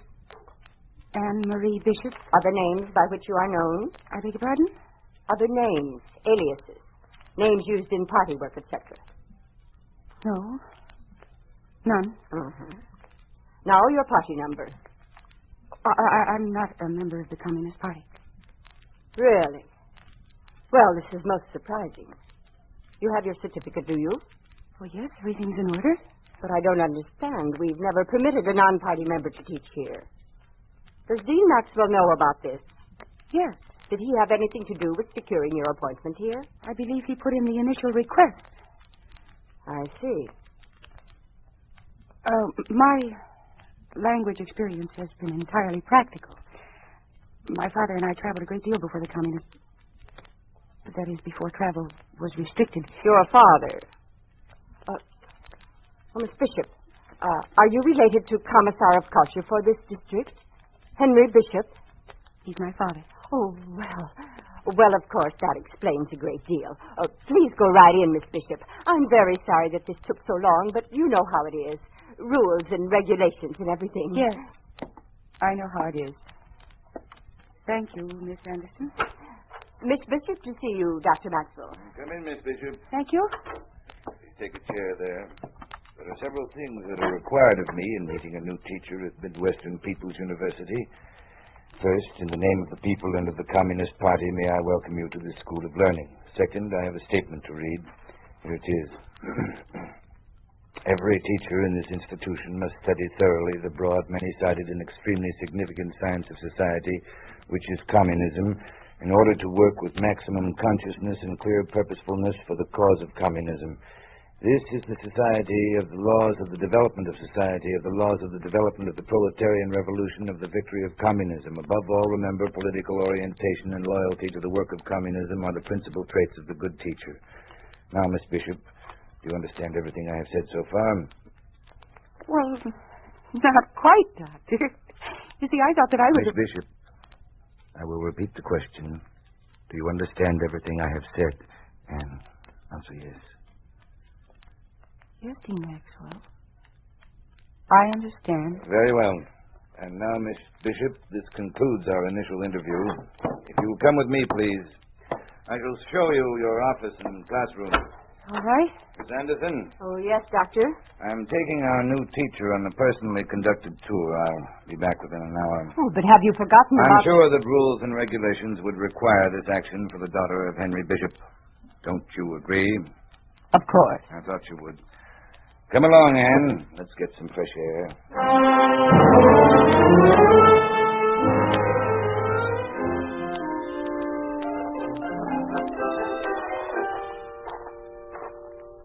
I'm all confused with what's going on. I don't make head or tails of it. Confusion is the order of the day, Anne. That's why I wanted to talk to you out here. It's the only way I can straighten you out before you make a mistake. Mistake? Any little error, any departure from the prescribed methods could mean your ruin here. I've known for quite some time that my secretary is a member of the secret police. Every word spoken in my office goes down in the records. Oh, yes. Miss Anderson is very efficient. Oh, that's terrible. You'll learn to live with such things, to make the best of them. Like I have, and like your father. Could we sit down here for a minute? Certainly. Right over here. So, what did you mean by like my father? I went to school with Henry Bishop, roomed with him for 4 years. I guess I know him about as well as anyone could. We're a great deal alike in many ways. We're both old men now with not much to look forward to except death. That's not true. I know what I'm talking about. Your father had the same reasons for joining the Communist Party that I did. It was the easiest way to keep living. He follows directions just as I do, for the same motive. Certainly he can do some good as Commissar of Culture. I can do some good as the Dean of the Language Department. But we're still afraid. Afraid to show any independence of thought because that's dangerous. We obey blindly in constant fear of being called down for deviations. And you must learn to do the same, my dear. I'll try, Doctor. I'll try very hard. I'm sure you will. Now, let me tell you about a few institutions we have here at the school. There's what we refer to as the triangle. It consists of 3 people who spy on teachers and students alike in every department. They're the ones to watch out for. First, there's Frederick Lodge. He's the organizer for the Communist Party. Second, Stanley Tortel, organizer of the Communist Youth. And third is our own Miss Anderson, my secretary. I'm beginning to understand what you're up against. Yes, it makes it all very cozy. Various triangles in the campus are joined together in the PTA. You mean the parents are involved? No, I forgot to tell you. The PTA exists, but not as the Parent Teachers Association. Now it is the People's Triangle Alliance. Clever, don't you think? Yes, very clever. It's frightening, too. Yes. And just one more thing to say, Anne.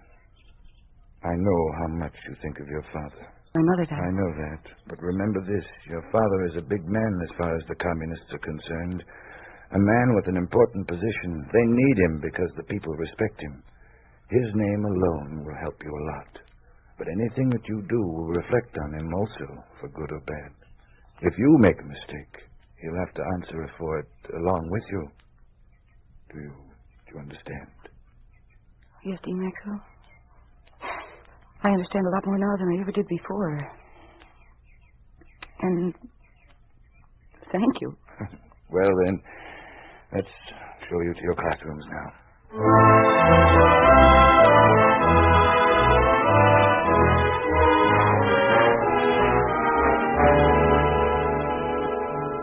You have the report on Miss Ann Bishop to tell. Yes, I do. Read it, please. Subject teacher does not display proper political orientation. On 4 September, she made the statement in front of the class that the French textbook was outmoded, backward, and ridiculous. On 27 September, she claimed to find an error in the German grammar, and with complete lack of discipline, substituted what she claimed was the correct facts.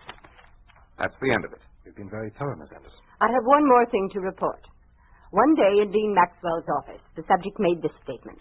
I have the recording, too, if you want it. No, just read it, please. She said, I know these textbooks are prescribed, but does that mean that they have to be adhered to as rigidly as if they are government edicts? Yeah. Very inflammatory. What did Cromwell answer? I didn't get the answer. They left right after that. Together? Yes. Obviously working together. But I think we'd better be careful about this one. Her father, you know. Yes, by all means. I'm going to have Miss Bishop meet with this triangle and see if we can straighten her out.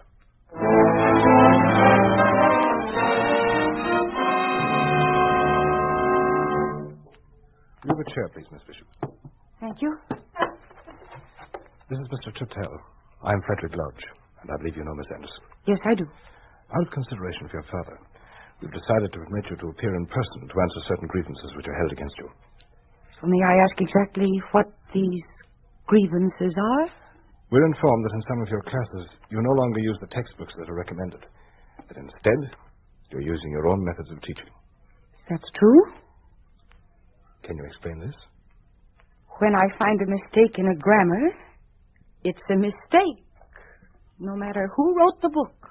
Miss Bishop, whatever the leaders say is correct. That goes for even a rule of grammar. And if tomorrow some other rule is prescribed? Then that will become correct. I think that we'd have to... When will you finally grasp this simple proposition? But isn't there such a thing as truth? No. Truth is a metaphysical abstraction. Miss Anderson, But isn't communism a truth, then? Only as long as it is ordered. If tomorrow the leaders disown communism and adopt something else, then that will become the only truth. Now, wait just a minute. This is getting entirely out of hand. Miss Bishop, we want to give you every consideration, as long as you contain yourself within the borders of considered judgment. We're bending over backwards to be reasonable. Perhaps you've forgotten both your responsibility to your leaders and to your father? I'm sorry. I apologize if I have been reactionary.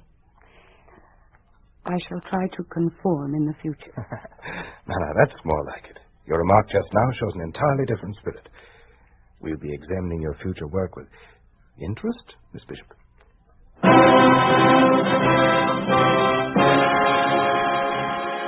You are listening to Tears for Miss Bishop, starring Mercedes McCambridge. A story of the way things could be if communism took over. A picture of what life would be like under a communist regime in an ordinary American town. A town we call Springfield, USA.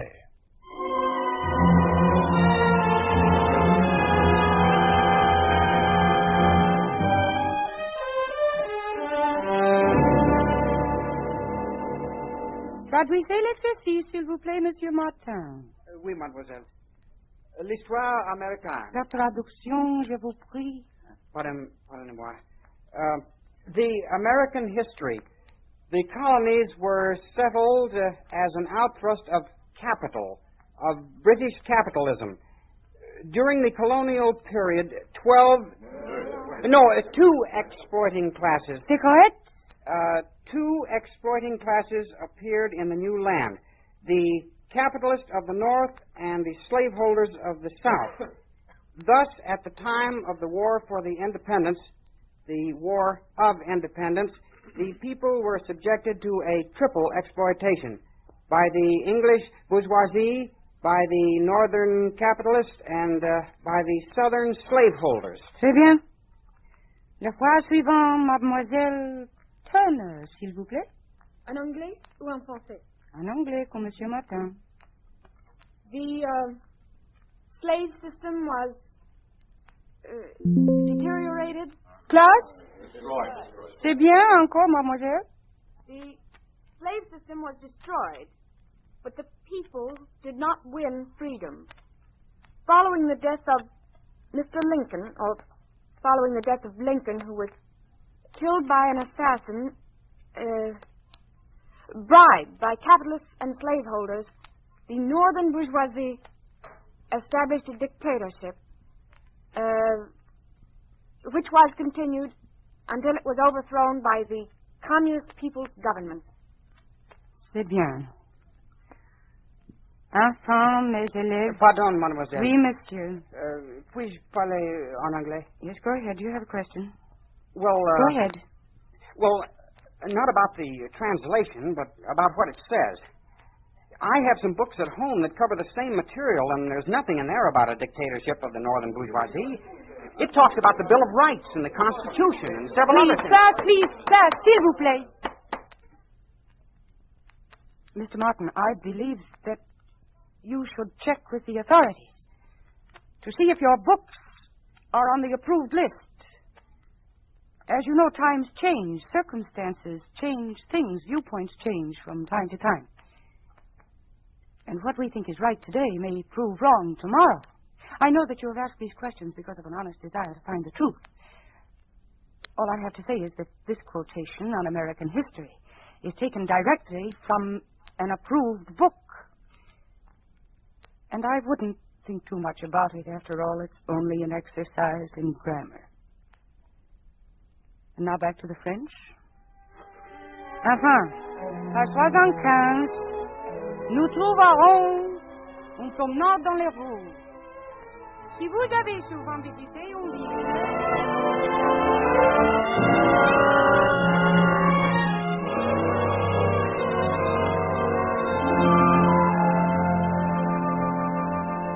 Well, it's about time you